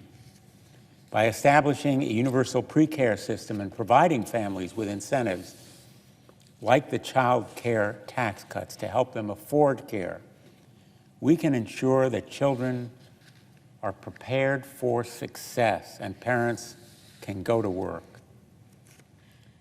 But it isn't enough to ensure that families can just afford child care. We have to ensure they're able to live healthy lives. And we know health care is complicated, it's confusing, it's expensive, especially for our aging seniors and people with disabilities and our fellow Americans with pre-existing conditions.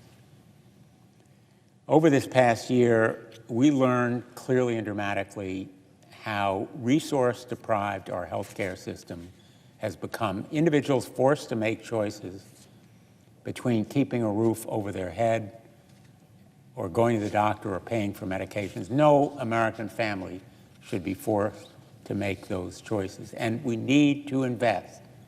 It's not about spending, it's investing in our healthcare system. This budget proposal will accomplish exactly that goal. Lower prescription drug costs, lowering those burdens, providing broader access to medical providers, including that dental care, hearing aids, and vision for individuals, all individuals on Medicare, should be our paramount goal.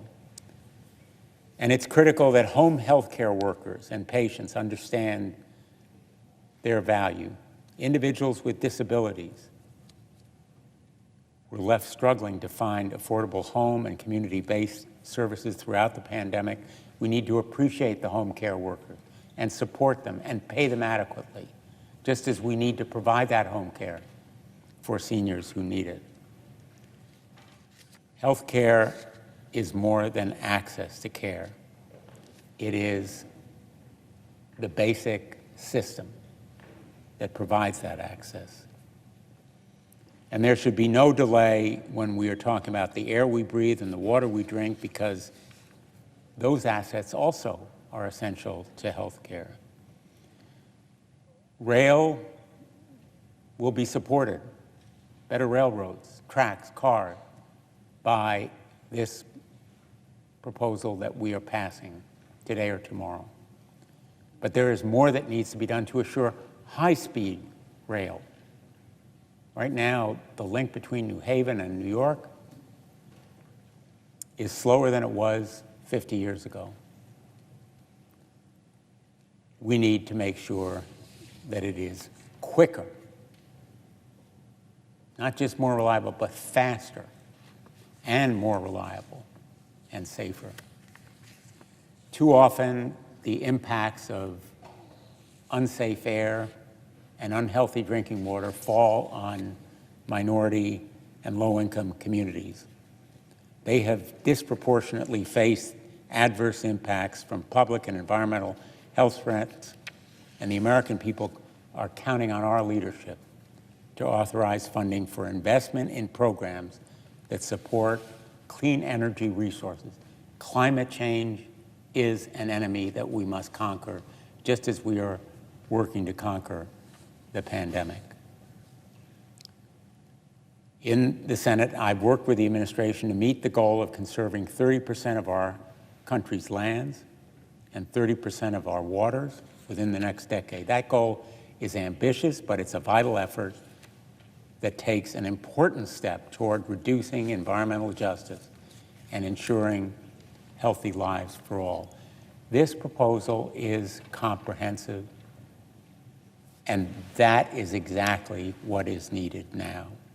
A comprehensive program that deserves our support and our leadership. We must invest in our country's leadership by putting the American people and what they need, child care, healthy homes and environments, put it first. I'm proud to support this proposal, and I look forward to advancing it on the Senate floor. Thank you, Madam President, and I yield the floor. Ohio. Madam President. Senator from Ohio. I appreciated the comments from my colleague from Connecticut, and he talked about both the bipartisan infrastructure bill that's on the floor of the Senate and will be voted on tomorrow morning, and he also talked about the budget proposal that is also going to be considered by the Senate this week. I want to start by just being sure that those two are distinguished, because there's a big contrast between them. The bipartisan infrastructure package, I believe, is a sensible approach to restoring our nation's infrastructure, as we'll talk about in a moment. And that legislation, again, is meant to be voted on tomorrow morning. The other proposal is the $3.5 trillion or more budget resolution that will be partisan, not bipartisan, that's being proposed by the Democrats, which is a tax and spending extravaganza. And my concern is not only does it spend a lot of money we don't have, and not on long-term assets like infrastructure, but on social programs, but also it raises taxes substantially. In fact, it raises taxes more than taxes were cut back in 2017, which created such a strong economy going into the pandemic. And I really do worry about what's going to happen to our country should we do that. The bipartisan infrastructure package has no tax increases. The $3.5 trillion budget resolution has these huge new taxes. I will tell you, most economists believe that the tax reform and tax cuts back in 2017 led to not just an incredibly strong economy, but an inclusive economy. Going into the pandemic, February of 2020, we not only had historically low levels of unemployment for certain groups in our economy, blacks, Hispanics, and others. We had a 50-year low in unemployment overall. We had the lowest poverty rate ever recorded in the United States of America. We started recording it back in the 50s. We also had wages that were going up consistently, more than 3% annually for 19 straight months going into the pandemic. That was fantastic. In my home state of Ohio, we'd seen flat wages or even declining wages when you take inflation into account for years, probably a decade and a half. So things were working. And even coming out of this pandemic, most economists have thought that, wow, we have a pretty darn resilient and resurgent economy here. And you see the economic growth numbers last month and this past quarter. I mean, the economy is doing just what we had hoped it would do coming out of the pandemic. To raise taxes now and to get rid of these tax cuts and tax reforms, importantly, tax reforms as well, that created this strong opportunity economy is a huge mistake. So I would just draw a very distinct contrast between what my colleague and friend from Connecticut was talking about, because he kind of mixed the two. One is infrastructure that's bipartisan, no taxes. The other is a different kind of spending, social spending that we cannot afford, and on top of it, huge new tax increases. So I hope that we will choose to vote tomorrow on the infrastructure package in a bipartisan way, because it is landmark and needed legislation in fixing our nation's roads, bridges, railroads, our ports, our waterways, our electrical grid, our broadband network, and more. And I'm proud of the work the Senate has done on that. It will be a lasting bipartisan achievement to help the people we represent. It's going to improve the lives of all Americans. It's long-term spending to repair and replace and build assets that will last for decades. In doing so, it does make life better for people. It improves the life of the mom or dad who commutes to work and gets stuck in rush hour every day, would much rather be spending that time with their family. It improves the lives of people who are tired of those potholes. We all want to fix those potholes. We all hate them. One quick story there, when I'm asked how I got into public service, I often relate a story that when I was 7 or 8 years old, I remember driving with my mom on a rough road and telling her, someday, Mom, I want to fix these potholes. And she loved to tell that story. And that's my first exposure to what it could be like in public service, being able to fix potholes. Unfortunately, I then went on to public service at the federal level, in the House and the Senate and 2 Bush White Houses, and I never got to fix any potholes. Maybe this legislation is taking it full circle, because it will be fixing potholes, and it will make driving more safe. There's a story I want to relate. Recently in Cincinnati, Ohio, a guy named Howard Kruger was driving along I-75 South, and a big piece of concrete fell down from a bridge called the Western Viaduct, which is in terrible shape. It is one of our crumbling infrastructure projects we have to fix. A big piece of concrete hit his windshield. Thank God it didn't come through his windshield or kill him, but it shattered part of his windshield. He actually pulled off the road to go try to find the concrete to get it off the road for someone else and to talk to the work crew that he assumed had dropped it. He went up and looked up. There was no work crew. It was just concrete falling from the bridge. Infrastructure. It matters to people. It is about safety. That truck driver who leaves his family to go on a long haul, he wants to have a road and a bridge that is safe. We recently had another accident in Ohio. It was on the Brent Spence Bridge, 2 trucks colliding. There's no shoulder left on that bridge because it is carrying twice the number of vehicles it was meant to carry. Twice. It is functionally obsolete. And yet we've talked about it for 20 years and nothing has happened. After 20 years of talking about it, it's time to get something done. Here in this town, we've talked about infrastructure being improved for a long time, longer than 20 years. In fact, every president in modern times has proposed a big infrastructure package, and yet we never seem to get it done. Donald Trump actually proposed a $1.5 trillion infrastructure package. This one we're talking about today is $548 billion. He's a developer. He understands the need for infrastructure to make investments in hard assets because it comes back to help the economy. So whether you're that truck driver or whether you're that mom or dad or whether you are somebody who lives in a rural and underserved area of our country because you don't have access to broadband and you can finally now get it for your schoolwork or your work or for your health care, this is going to make a difference. It improves our overcapacity ports. Right now our seaports, ships are backing up. If you're trying to get a product and you're a consumer and you're wondering why you not get it, that might be the reason. And guess what? It also invests in our overwhelmed southern border land ports with $3.85 billion to GSA and Customs and Border Protection. So for those of you concerned about the southern border and what's happening there, this infrastructure bill does help. It helps with our land ports and our seaports and therefore helps Customs and Border Protection. We also have more for water infrastructure in this legislation, clean drinking water. Lead pipes is a big issue in my home state of Ohio, as it is in other states.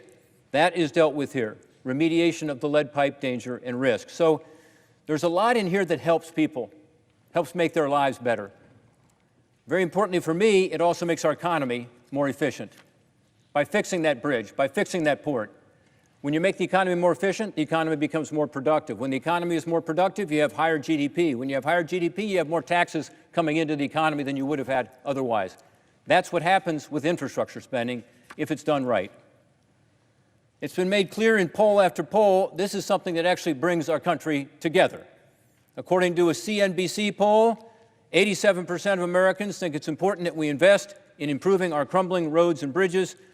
A month or so later, a CBS poll found 87% of Americans support more federal spending on repairing roads and bridges.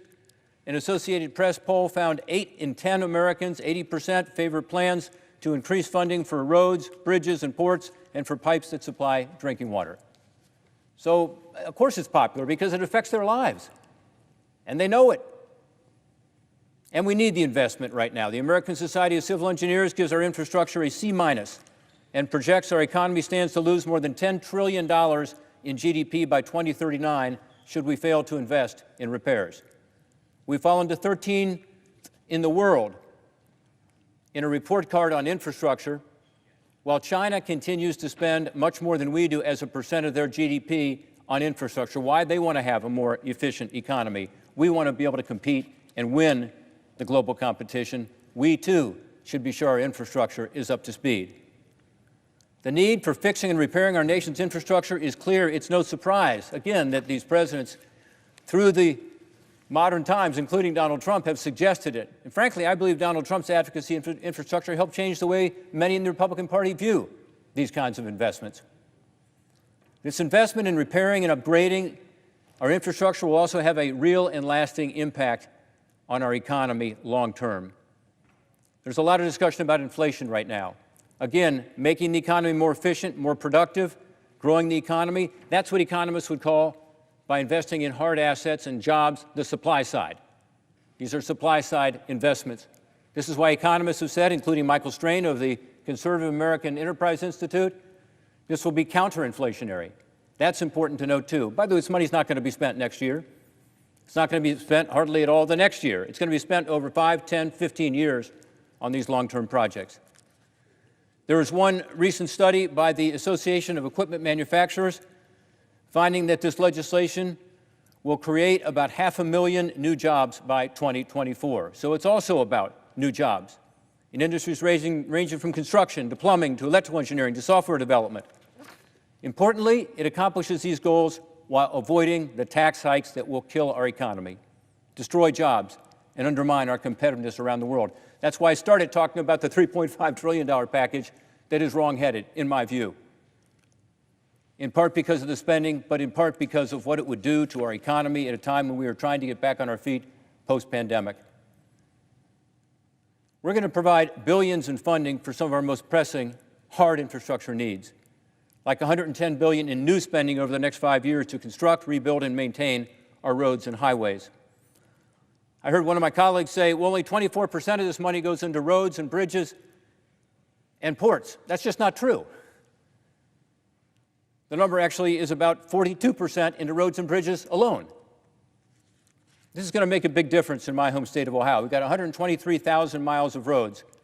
Traffic congestion costs motorists an estimated $4.7 billion each year in lost time and wasted fuel, according to the American Society of Civil Engineers. The same group, the Society of Engineers, says there are currently more than 46,000 bridges in our country that are considered structurally deficient and in poor condition. Yet 178 million trips are taken on these deficient bridges every single day. Ohio's number 2 in the nation in the number of bridges.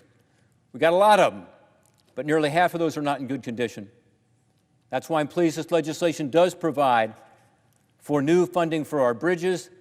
It will award competitive grants to improve the bridges. That would help with all of our bridges, but particularly a huge problem in Ohio, which is the Brent Spence Bridge. This dangerous bridge I talked about, where there are no shoulders anymore, it's bearing twice the number of vehicles per day as it was constructed to do. It's considered structurally obsolete for years, for 2 decades.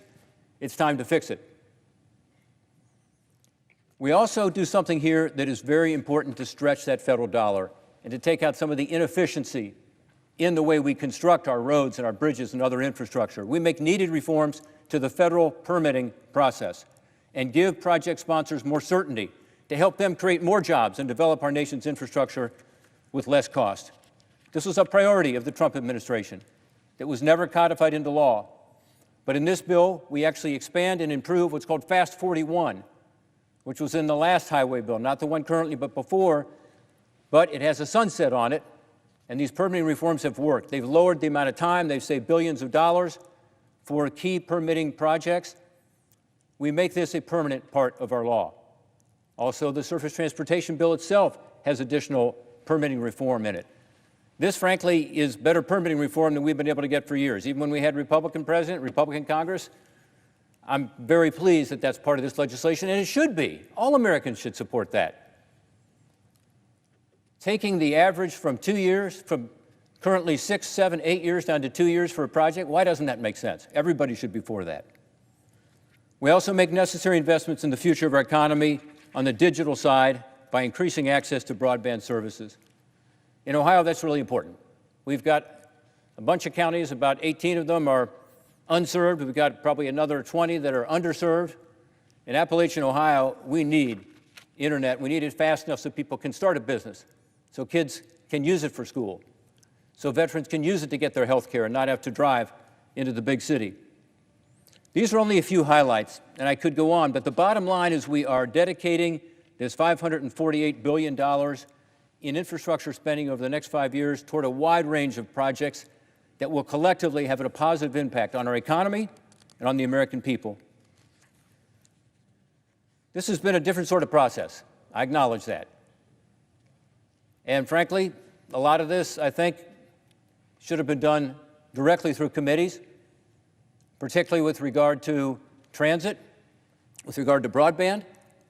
In other areas, we simply picked up the work of the committees, surface transportation as an example. Much of the work by the Commerce Committee, the EPW Committee, and others, the ENR Committee, the Energy and Natural Resources Committee. Many of us worked hard to ensure that this was a truly bipartisan project, but also that we got the best input from all the experts here in the Congress. I would have drafted this bill a little differently if it had been just me. I'm sure everybody feels that way about it. It was a true bipartisan project, and therefore there were concessions made on both sides. But I'm proud of the broad support it's received in this chamber. I'm proud of the broad support it's received from the outside.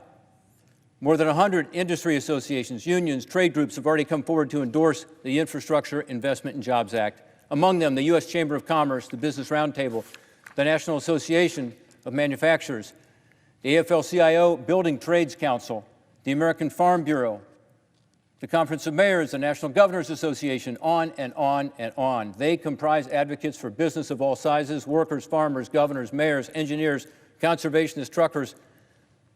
I think it's safe to say we've got an impressive coalition that wants this legislation passed for all the right reasons. They want to see this investment in our country.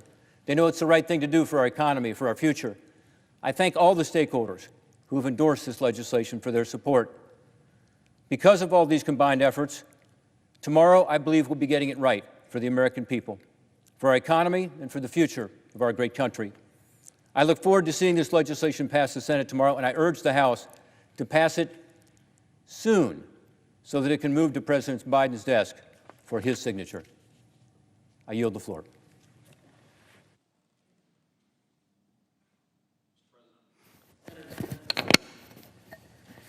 Thank you, Mr. President. We had a big controversy in the infrastructure bill over how to go about imposing transaction reporting requirements on crypto exchange brokers. I'm very pleased to be able to report that a group of us reached a bipartisan agreement, Democrats and Republicans, the Biden Treasury, so the administration is on board. I want to thank the co-sponsors of the amendment that brought everybody together on this, Senators Warner, Senator Lummis, Senator Portman, and Senator Sinema, all in agreement on this. And I should point out, I appreciate Senator Ron Wyden's work throughout this entire process. Let me just give a little bit of context here, and then I'm going to yield to some colleagues and then ask consent that we adopt this common sense change. So start off, we have very broad agreement, probably unanimous agreement, that centralized digital asset exchanges, when they behave as brokers, should be required to report transactions of their customers just like ordinary brokers do, stockbrokers, bond brokers. The problem is that the underlying text of this bipartisan infrastructure bill, while it attempts to do this, I think it's very significantly flawed in how it goes about it. The unintended consequence of the current text is that it will ensnare people and companies and impose this transaction reporting requirement on those to whom it shouldn't apply, and in some cases, people who couldn't even possibly comply. For example, the underlying text of this bill would impose this kind of transaction reporting requirement on crypto transaction validators. These are the people that are building out the blockchain by validating a transaction. They would be obligated to report things like a name and a tax ID number and associated with the dollar amount. They don't have that information. For them, the transaction is just an anonymized number. Doesn't make any sense at all. Also, people who write software code and then have no further involvement in any transactions, I think they'd be captured by this language in the underlying bill. And certainly that doesn't make any sense. It would apply to anybody who's providing a service that effectuates these transactions. Think about the parallel in the ordinary securities brokerage business. I mean, think about Merrill Lynch. We require Merrill Lynch to report the information about me if I give them my money to buy stock. That makes sense. But we don't require the electric company that provides electrical service to Merrill Lynch to make any such reporting, because that would not make sense. So what happened was a group of us came together to clarify the rules of who are the actual brokers of cryptocurrency who should be responsible for the transaction reporting requirement. We're not proposing anything that's the least bit sweeping or radical. Our solution just makes clear that a broker means only those persons who conduct transactions on exchanges where customers are buying and selling and trading digital assets. We make sure that the bill does not sweep in software developers. It does not sweep in crypto transaction validators, regardless of which of the various methods they use for the validation. It doesn't sweep in node operators or any other non-brokers. But anyone who owes any tax from a cryptocurrency transaction should pay their tax obligation. And so if you're actually a crypto broker, you would be required to turn over that information under our approach. Our amendment would do that.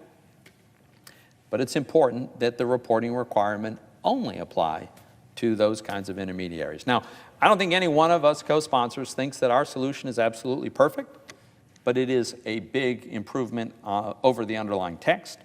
I would also point out that this space is changing. It's changing fast. A year from now, people will have come up with innovations and applications that we can't even imagine, that probably nobody has even thought of yet. And what I don't want to do is impose a burden that's going to stifle that kind of innovation. What we shouldn't do is have an overly broad mandate or reporting requirement on people who can't even comply. We shouldn't favor or punish any particular methodology or platform design or validation mechanism, and we shouldn't, Mr. President, stifle innovation. So there's time to do this. There's an agreement. It's bipartisan. The White House is on board. We can get this done. We can do it right now. I'm going to yield to my colleague from Wyoming before making a unanimous consent request.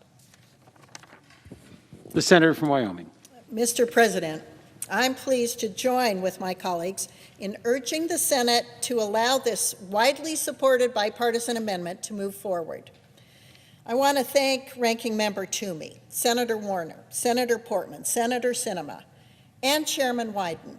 Chairman Wyden, in particular, thank you for your early commitment to me to get this right and for your partnership.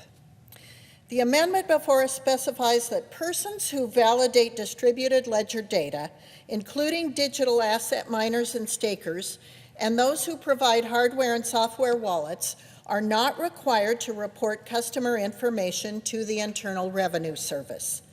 This is essential because those persons would not have access to the customer information necessary to comply with this requirement anyway.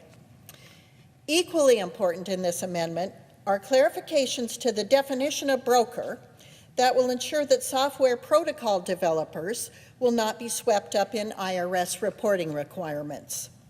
Developers are the lifeblood of innovation, and subjecting them to reporting would have far-reaching implications on privacy and on the evolution of technology in this country, not to mention that most developers would not have access to useful data. This bill is very likely going to become law, and it's important that these changes become law along with the bill.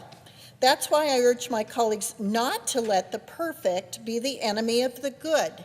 I recognize there's dissatisfaction on both sides of the aisle with the lack of opportunity to offer amendments and to expedite debate.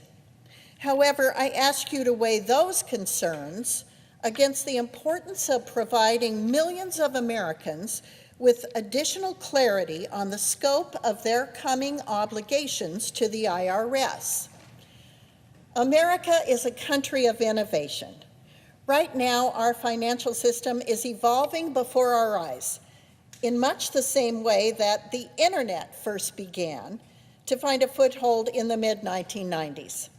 Distributed ledgers, digital assets, and other forms of financial technology are in the early stages of transforming the way we share and store value.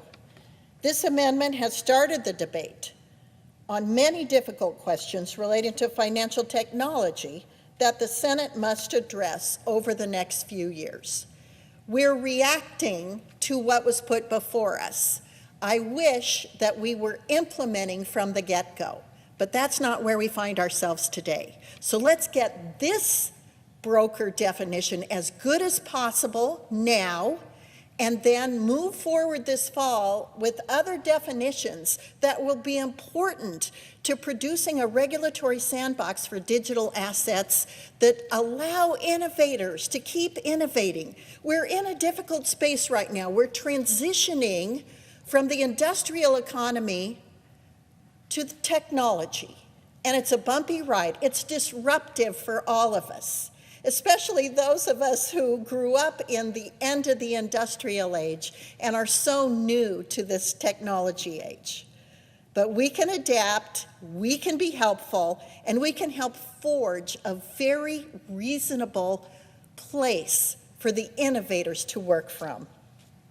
There's a proverb that says, "A journey of 1,000 miles begins with a single step." Mr. President, this amendment is the very first step in a long journey, and we're all going to take it together. This journey is about America renewing its commitment to innovation and retaining its role as the leader in the global economy for future generations. I look forward to working with each of you to make sure we get there, and I promise to be a partner to anyone willing to listen and learn. I urge my colleagues not to object and to allow this amendment to proceed to adoption. Thank you, and I yield back to the Senator from Pennsylvania, Mr. Toomey. And I want to thank the Senator from Wyoming for her very constructive leadership in this area, and I'll yield at this time to the Senator from Ohio. I just want to say briefly to my colleague from Wyoming and my colleague from Pennsylvania, and also to our other colleagues who've worked with us over the past week or so to come up with a good approach to this issue that is vexing, that we need to figure out how to get this into this legislation. So I support the amendment, of course. I think there's a general consensus that information reporting is a good thing, and that particularly for our constituents who are everyday holders of digital currency, they want to have that reporting in order to be able to pay their taxes properly. The vast majority of them are good, hardworking taxpayers who just want to be able to get what their basis is or what their information is from a broker, just as they would for a stock or a bond. So what we have done here through this language is ensure that while doing that, we're not putting a sweeping provision in place that includes people that shouldn't be included. As an example, and my colleague from Pennsylvania said it very, very well, we're not trying to bring in people who are involved in validating distributed ledger transactions through proof of work, commonly known as miners. We're also not trying to bring into proof of stake validation or stakers. And we're also ensuring that we're not bringing in people who are involved with hardware and software selling for digital wallets. They wouldn't be subject to these rules as well. And I think that was very important to make that clear. I think the language needed clarification. So I'm pleased with the amendment. I would hope that we'd be able to get it passed because I think it's very important to have it as part of this legislation. And I want to thank, again, my colleagues from Pennsylvania, from Wyoming, as well as Senators Warner, Sinema, Ossoff, Wyden, and others who have worked with us in this process. And thank you for bringing this amendment to the floor today. I thank the Senator from Ohio for his very constructive cooperation in this, and let me yield briefly to our colleague from Texas. Thank you. I want to thank the good efforts of the senators who have led the work in finding a compromise in this regard, in particular Senator Toomey and Senator Lummis, who've worked very, very hard on this issue. You know, Bismarck said many years ago that there are two things you don't want to see being made: sausage and legislation. And when it comes to particularly ugly legislation, this component, the regulation of cryptocurrency, may take the prize for the ugliest we have seen. Moments from now, I expect that we are going to see objections to this compromise amendment that was negotiated. If we do in fact see objections, and if the underlying language in this bill goes into effect, it will have devastating effects. There is a new and exciting industry in the United States of cryptocurrency, whether Bitcoin or otherwise, that are generating jobs, entrepreneurs who are creating new values, new hedges against inflation, new opportunities, and it is fast-moving. It is dynamic. And this infrastructure bill, a bill being sold to the American people as let's build some roads and bridges, has one little portion in there designed to obliterate cryptocurrency. Now, I fully understand that there are some bureaucrats at the Treasury Department who have never seen anything they don't want to regulate the life out of. But if the underlying language in this so-called infrastructure bill becomes law, we will be destroying billions of dollars worth of industry in the United States We will be destroying jobs in the United States. Many of those jobs are in my home state of Texas. And we will be sending them overseas. Listen, it isn't complicated. Cryptocurrency isn't tied to any particular piece of dirt. So the grand efforts of the United States Senate will be to say, we don't want those jobs in America. We don't want those resources in America. Go somewhere else. The ugly truth which Bismarck understood, and which is particularly true on cryptocurrency, there aren't 5 senators in this body with any real understanding of how cryptocurrency operates. We have had no hearings on this. The Senate has had no hearings on this. The House, as far as I know, has had no hearings of this. And yet, this body is prepared to obliterate an industry willy-nilly, or for that matter, the compromise. And listen, the compromise that was put forward would be a meaningful improvement, would do much, much less damage. But even the compromise would essentially kick the can down the road and allow bureaucrats at Treasury to do massive damage. And the bureaucrats at Treasury don't understand this any better than does the United States Senate. The right outcome, I think, is an amendment I introduced. Strike the whole damn thing. If we want to legislate on this, actually do our jobs. Be a deliberative body, hold hearings, listen to witnesses, understand the consequences, know what we're doing. That would be the reasonable, rational thing to do. Don't just put out a rule of massive taxes and regulations with no understanding of the consequences and jobs and real people that would be hurt. For whatever reason, the Senate doesn't seem to want to behave reasonably or rationally. And I think the consequences are going to be long-standing of this foolish legislation. I think Senator Toomey and Senator Lummis have worked hard on a compromise to brunt the worst aspects of this legislation.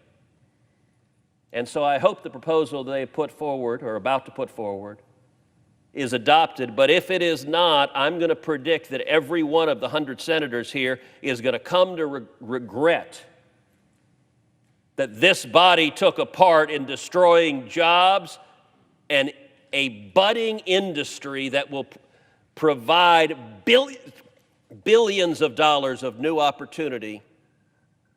And if the Senate keeps on this course, we're going to send it instead overseas to our competitors. That would be a tragic mistake. Thank you. Mr. President, Senator from Pennsylvania. I ask unanimous consent that notwithstanding adoption of Substitute Amendment 2137, the Toomey, Warner, Lummis, Sinema, Portman Amendment number 2656 be agreed to. Is there objection? Mr. President. The Senator from Alabama. Reserving the right to object, I ask that the Senator from Pennsylvania modify his request to include my amendment number 2535 dealing with defense infrastructure to this bill, and that it be agreed to. Does the Senator from Pennsylvania so modify? I do. Is there any objection to the request as modified? Reserving the right to object. The Senator from Vermont. Mr. President, as I understand it, the Senator from Alabama is interested in increasing military spending by some $50 billion. You know, there's a headline in the New York Times today.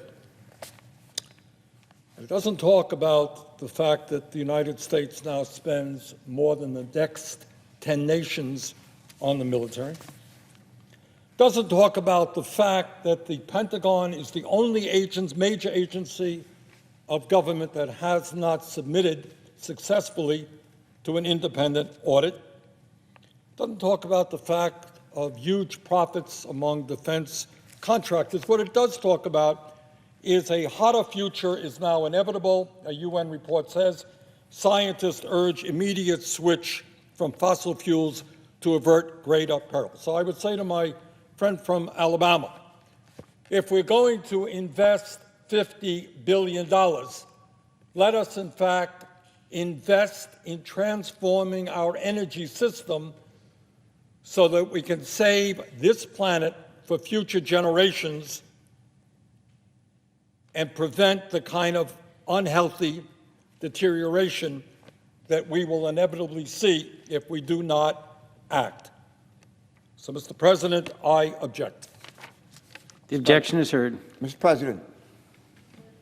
Senator from Delaware. Mr. President, I ask unanimous consent that notwithstanding adoption of substitute amendment number 2137, the Toomey Amendment 2656 be considered and agreed to.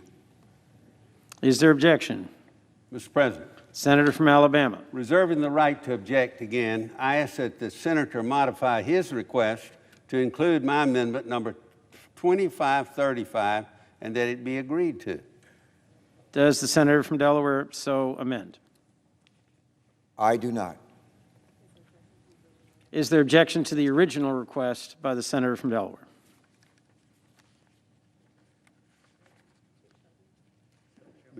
I object. The objection is heard. Mr. President. Senator from Pennsylvania. So for people who've been watching this and aren't familiar with the bizarre practices in this body, I want to just explain briefly what just happened here. Because there's a difference of opinion on whether or not the senator from Alabama should get a vote on his amendment, because that is not agreed to, the body is refusing to take up an amendment that has broad bipartisan support that we all know fixes something that badly needs to be fixed. This isn't like a whim of the senator from Pennsylvania. There's like nobody who disputes that there's a problem here. You want to know the specifics of the problem? Here's, according to the underlying bill, this is what's going to pass. This is what's going to get sent probably ultimately to the president's desk. It's a reporting requirement, a transaction reporting requirement, including name, taxpayer ID number, dollar amount, date. It's imposed on any person who, for consideration, is responsible for regularly providing any service effectuating transfers of digital assets on behalf of another person. Well, look, I'm not even a lawyer, but I can read. It sounds to me like any service effectuating transfers, that would include validators. I don't know how that doesn't include miners, stakers, probably includes hardware and software wallets, software developers, all across any kind of platform. We're going to ask these people to provide information that they don't have and they can't get. In what universe does that make any sense at all? All I want to do is have a vote on an amendment that fixes this in a way that has bipartisan agreement, in a way that constrains this to apply narrowly to the people who actually are the intermediaries running a centralized exchange who have this information. But apparently we're not going to be able to do that, so we'll be back on this because we're going to do a lot of damage.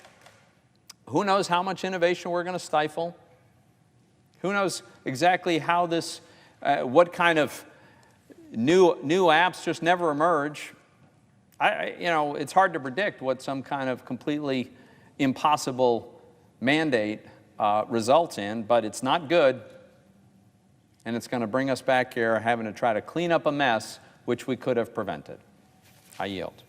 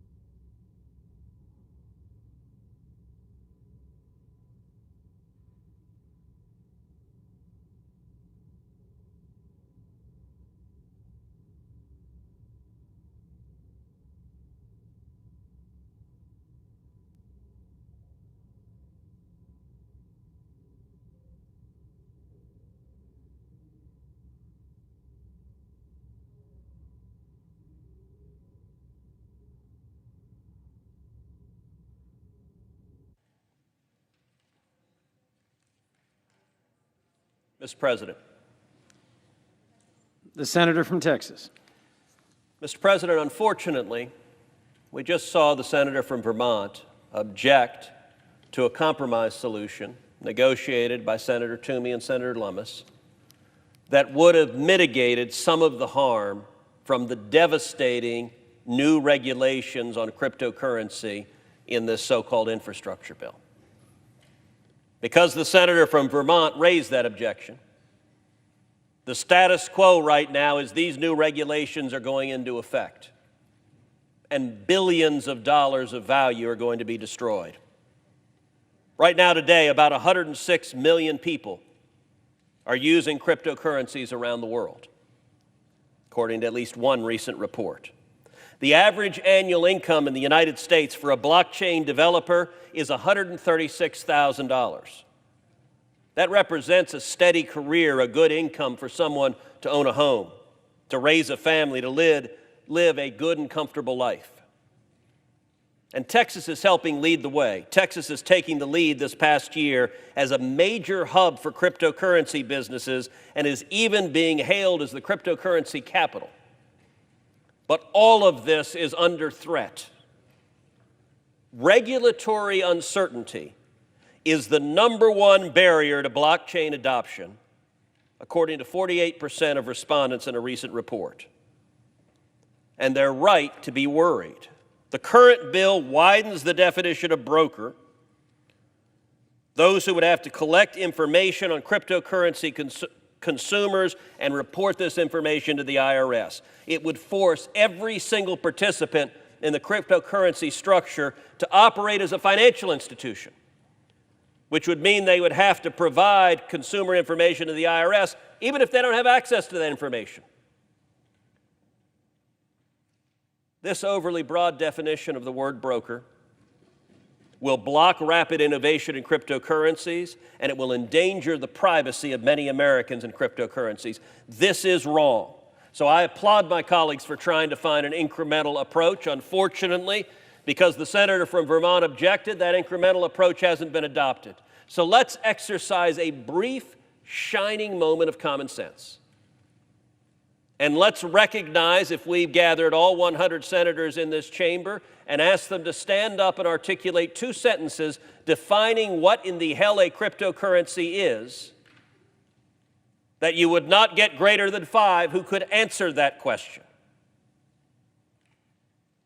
Given that reality, the barest exercise of prudence would say we shouldn't regulate something we don't yet understand. We should actually take the time to try to understand it. We should hold some hearings. We should consider the consequences. We shouldn't destroy people's lives and livelihoods from complete ignorance. My amendment's very simple. Doesn't add anything new to this bill. It just strikes these provisions. It says, look, let's not do this till we know what we're talking about. Let's be cautious. Let's be reasonable. Let's not be the #1 economic developer for the Communist Party of China by sending cryptocurrencies overseas to our competitors because we've made it impossible for them to succeed here. Accordingly, Mr. President, I ask unanimous consent that notwithstanding adoption of substitute amendment number 2137, that the Cruz amendment number 2466 be agreed to. Is there objection? Mr. President. The senator from Alabama. Reserving the right to object, I ask that the senator from Texas modify his request to include my amendment number 2535 dealing with defense infrastructure in this country, and that it be agreed to. Does the senator from Texas agree to so amend? Reserving the right to modify my request, I would share with the senator from Alabama that I have the deepest respect for the leadership of the senator from Alabama, that I understand the senator from Alabama has a profound commitment to the fighting men and women of our military, as do I, that the senator from Alabama's commitment to invest in our military and military infrastructure is laudable, and I fully support that commitment. And indeed, I would commit to the senator from Alabama that I am more than ready and eager to partner with him to press through in this body, through any avenue that is available, investing sufficient funds in our military, in our sailors, in our soldiers and sailors and airmen and Marines, and in the weaponry they need to defend this nation. But sadly, we know in this context that our Democratic colleagues are going to object to funding for the military. They have decided that is not within their priorities, even as they are spending trillions of dollars on everything else. Defending this nation is not a priority for the Democratic members of this conference. And so, if your amendment is added to my amendment, the effect will be what we just saw a moment ago, which is a Democratic senator standing up and objecting and claiming the reason for objecting is they don't want to fund the military anymore. I believe it is in the interest of this body to have a clean vote on, do we destroy cryptocurrencies, yes or no, without any other issues, because as much as I would like to join the senator from Alabama in investing more in the military, and I am committed to working with him to doing so, I also don't believe we should be destroying jobs and billions of dollars of value in this country. Accordingly, I do not so modify my request.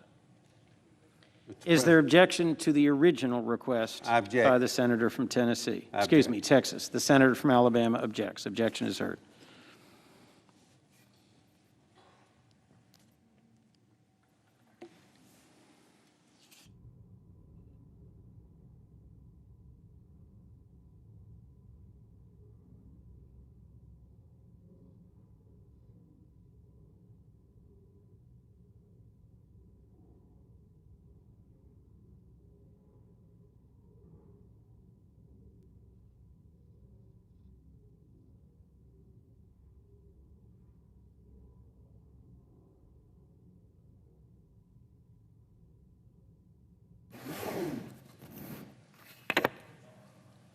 Mr. President, The senator from Arizona.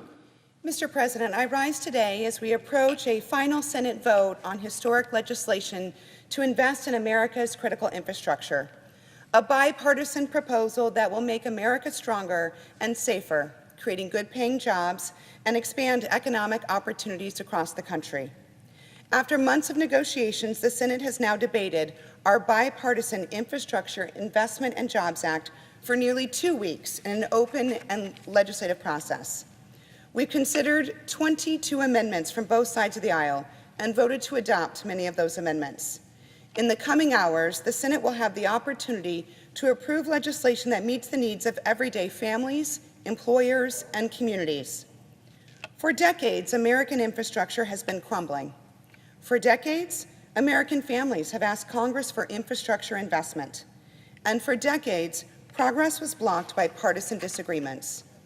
Now, as the Senate prepares for a final vote, what will this historic legislation actually mean for the people we serve?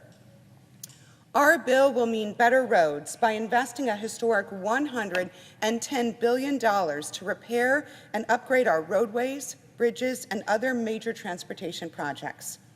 It will mean faster internet for people in more places by investing $65 billion to deploy high-speed broadband and help families afford internet service.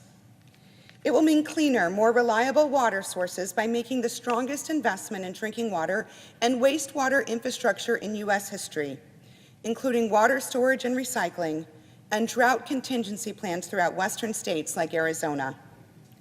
It will mean fewer power outages and stronger, more reliable electricity grids by investing $65 billion in power infrastructure. It will mean better protections against wildfires by investing in fire suppression and recovery and the removal of hazardous fuels. It will mean stronger water and sanitation systems and better broadband access in tribal communities, as well as full funding for all currently authorized Indian water settlements. In Arizona, that includes the infrastructure for the Southern Arizona Indian Water Rights Settlement with the Tohono O'odham Nation, completing the Gila River Indian Community Water Rights Settlement, and funding the White Mountain Apache Tribe's Water Rights Settlement.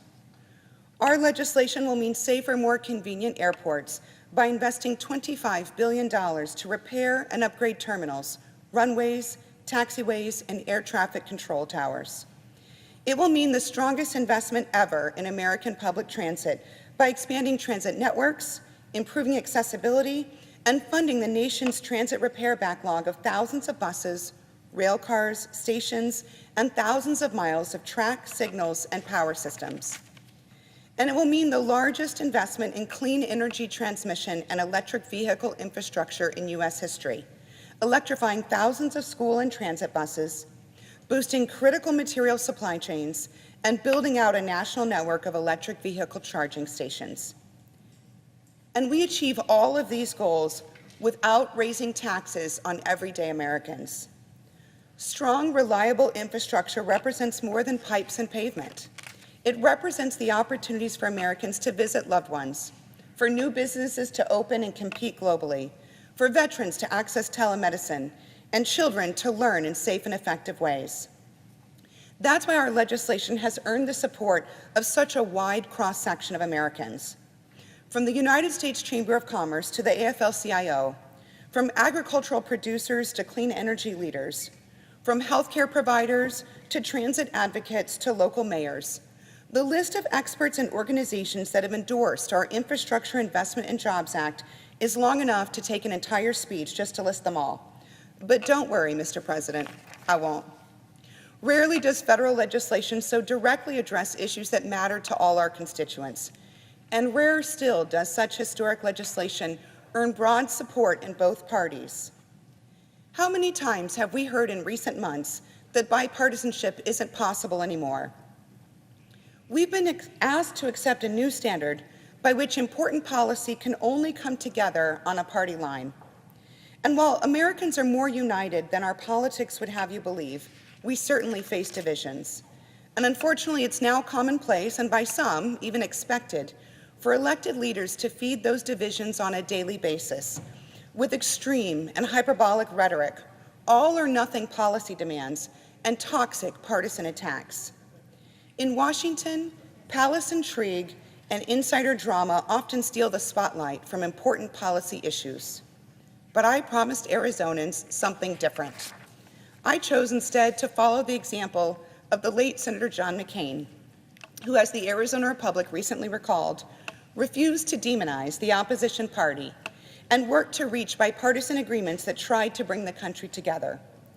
This infrastructure effort is a perfect example of how I work to deliver results for Arizona. It's the easiest thing in the world for politicians to stay in their partisan corners, to line up on their respective sides of every partisan battle and declare that bipartisanship is dead. But what's harder is getting out of our comfort zones and forming coalitions with unlikely allies that can achieve lasting results. Lasting results, rather than temporary victories, destined to be reversed, undermining the certainty that Americans depend on. Ask just about any constituent in any of our states about our country's political divisions, and you will hear a desire from America's citizens for all of us to find ways to bridge our differences and work together to address the issues that actually matter to their daily lives. Our bipartisan Senate group that negotiated this historic legislation and those we've partnered with to strengthen the bill throughout this process provide an example of how to achieve that goal. In a demonstration of how the Senate was designed to work, the senators in our group effectively represented the needs of the regions we represent. Senator Cassidy in the Deep South and the Gulf Coast, Senator Warner in the Mid-Atlantic, Senator Manchin in Appalachia, and Senators Romney and Tester in the West. And with Senator Portman representing the Midwest, the Northeast and Alaska, each with unique infrastructure needs, were ably represented by Senators Shaheen, Collins, and Murkowski. In what should not be a surprise to anyone, those women in our bipartisan group brought a no-drama work ethic, policy expertise, and a knowledge of our region's priorities that earned my designation of them as the Wonder Women. I sincerely thank my co-leader in partnering together on this effort, Senator Rob Portman of Ohio, whose knowledge on issues ranging from permitting requirements to the federal budget is matched only by his steadfast commitment to delivering on this priority for our country. I'm just not sure how we or our teams will manage daily schedules without the endless meetings, calls, and Zooms, negotiating the nuances of formula fundings and CBO scores. Actually, just kidding, we'll manage just fine. Our bipartisan group eventually grew to include more than 20 senators, including my fellow home state senator from Arizona, Mark Kelly. And a significant portion of our legislation is made up of the Surface Transportation Reauthorization, which was painstakingly assembled in serious bipartisan committee negotiations led by Senators Carper, Capito, Cantwell, Wicker, Brown, Toomey, and many others. Our proposal is a historic deal for communities across the country because of their hard work and expertise. We've also worked very closely with U.S. House leaders in the Problem Solvers Caucus, whose support will be absolutely crucial as our legislation moves to the House. Through every step in these negotiations, President Biden and his team, as well as Majority Leader Schumer, stood firmly behind us, helping navigate the difficult challenges. And I'm honored that we've also earned the support of Republican leader Mitch McConnell as well. I would like to especially thank my legislative director, Michael Brownlee, for his hard work, and my entire policy team, who worked incredibly tirelessly over countless hours, along with our other Senate staff and President Biden's team at the White House, to help turn our negotiated framework into this legislation. And what we have here today is what it looks like when elected leaders set aside their differences, shut out the noise and distractions, and just focus on forging common ground around our shared values. And this is what it looks like for elected leaders to ignore the extreme rhetoric and the cheap political attacks and put energy instead into delivering lasting results that matter to everyday Americans. This is what it looks like when elected leaders take a step toward healing our country's divisions rather than feeding those very divisions. And with those shared values in mind, I urge my colleagues in both parties to support the Bipartisan Infrastructure Investment and Jobs Act and help show the world that our democracy still works and that we still lead the world in innovation and competitiveness, and that Americans can be confident that their government is working for all of us and is indeed worthy of all of us. Thank you, Mr. President. Mr. President. Senator from Alaska. Thank you, Mr. President. I'm pleased to be able to follow my friend and colleague, the senator from Arizona, and while she is still on the floor, I want to thank her personally for the Herculean efforts that she has made throughout this process. It has not been easy. It has sometimes been challenging, and sometimes it takes somebody who just exudes optimism and enthusiasm and a deep-hearted, deep-seated belief that what we are doing is good and it's right for all the right reasons. We have acknowledged here on the floor, each and every one of us, this infrastructure bill is not the perfect bill, but I am waiting, Mr. President, I am waiting for the day when we here in the United States Senate can come to a place where all 100 of us agree that we have the perfect bill. But what we have for the Senate to consider is a product that is really built around core fundamentals, core principles that a group of senators, equally divided, came together months ago to work through, knowing that the work was going to be hard. This is probably one of the most consequential bills that I have been involved with in my Senate career in the close to 19 years that I have been here.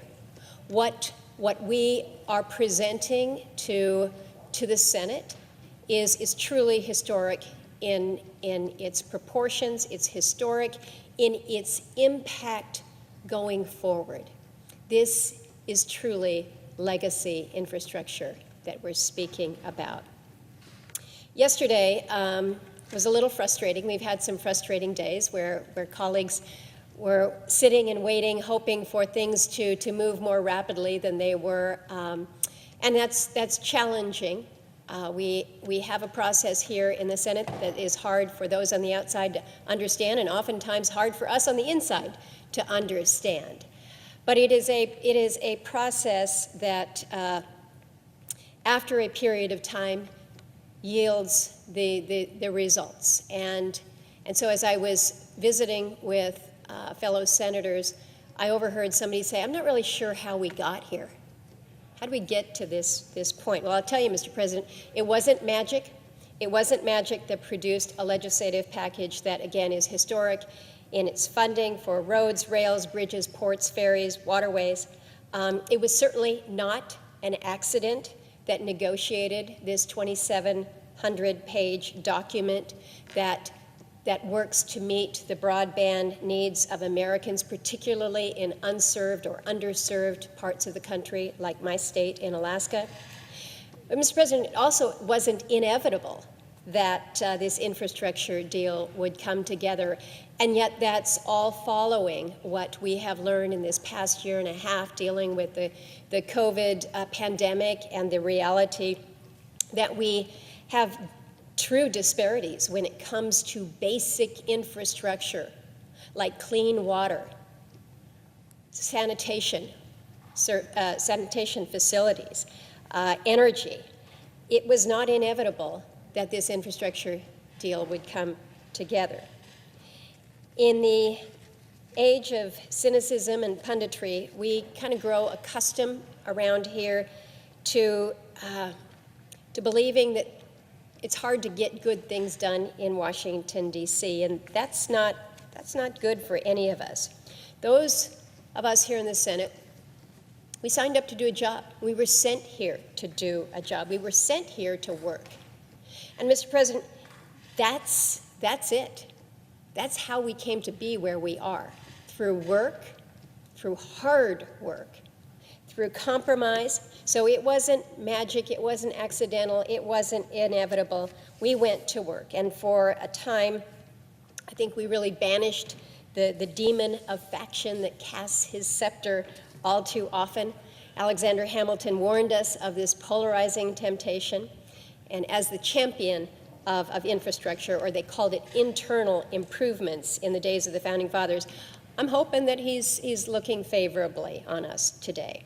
But again, this has not been an easy road, this infrastructure project.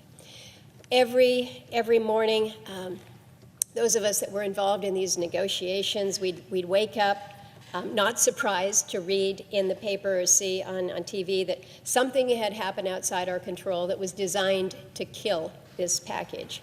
And every day, instead of taking in those headlines, we saw our constituents. We heard from them. We heard from the people across this country urging us to continue. People like Carl Yucatel, Mario Cordero, Chris Connor, they penned an op-ed in one of our Alaska newspapers, and they urged us to advance the bipartisan infrastructure framework, because for them, the emphasis on what it would do to build out our ports and our waterways were significant.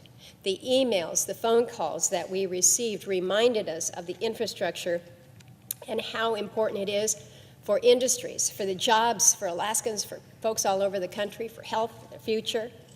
And they reminded us that we have an opportunity to do something that actually matters in their lives and in their communities. And the other thing that I heard, Mr. President, they wanted us to do it together. Figure it out, you guys. Work together. When you look at the survey data that is out there, it's pretty resounding. Several different polls show 87% of Americans overwhelmingly support for fixing infrastructure. The list of organizations that support it, everyone from the American Wire Rope Fabricators to the Institute of Manufacturers of Explosive, to the National Governors Association, to the Steel Manufacturers Association, to TechNet. This bipartisan infrastructure package proves that good things can happen in Washington, D.C., but that it takes work. And it takes a majority of those of us in this chamber deciding that it's better to get some of what our constituents want rather than none of it. It's better to make progress and actually deliver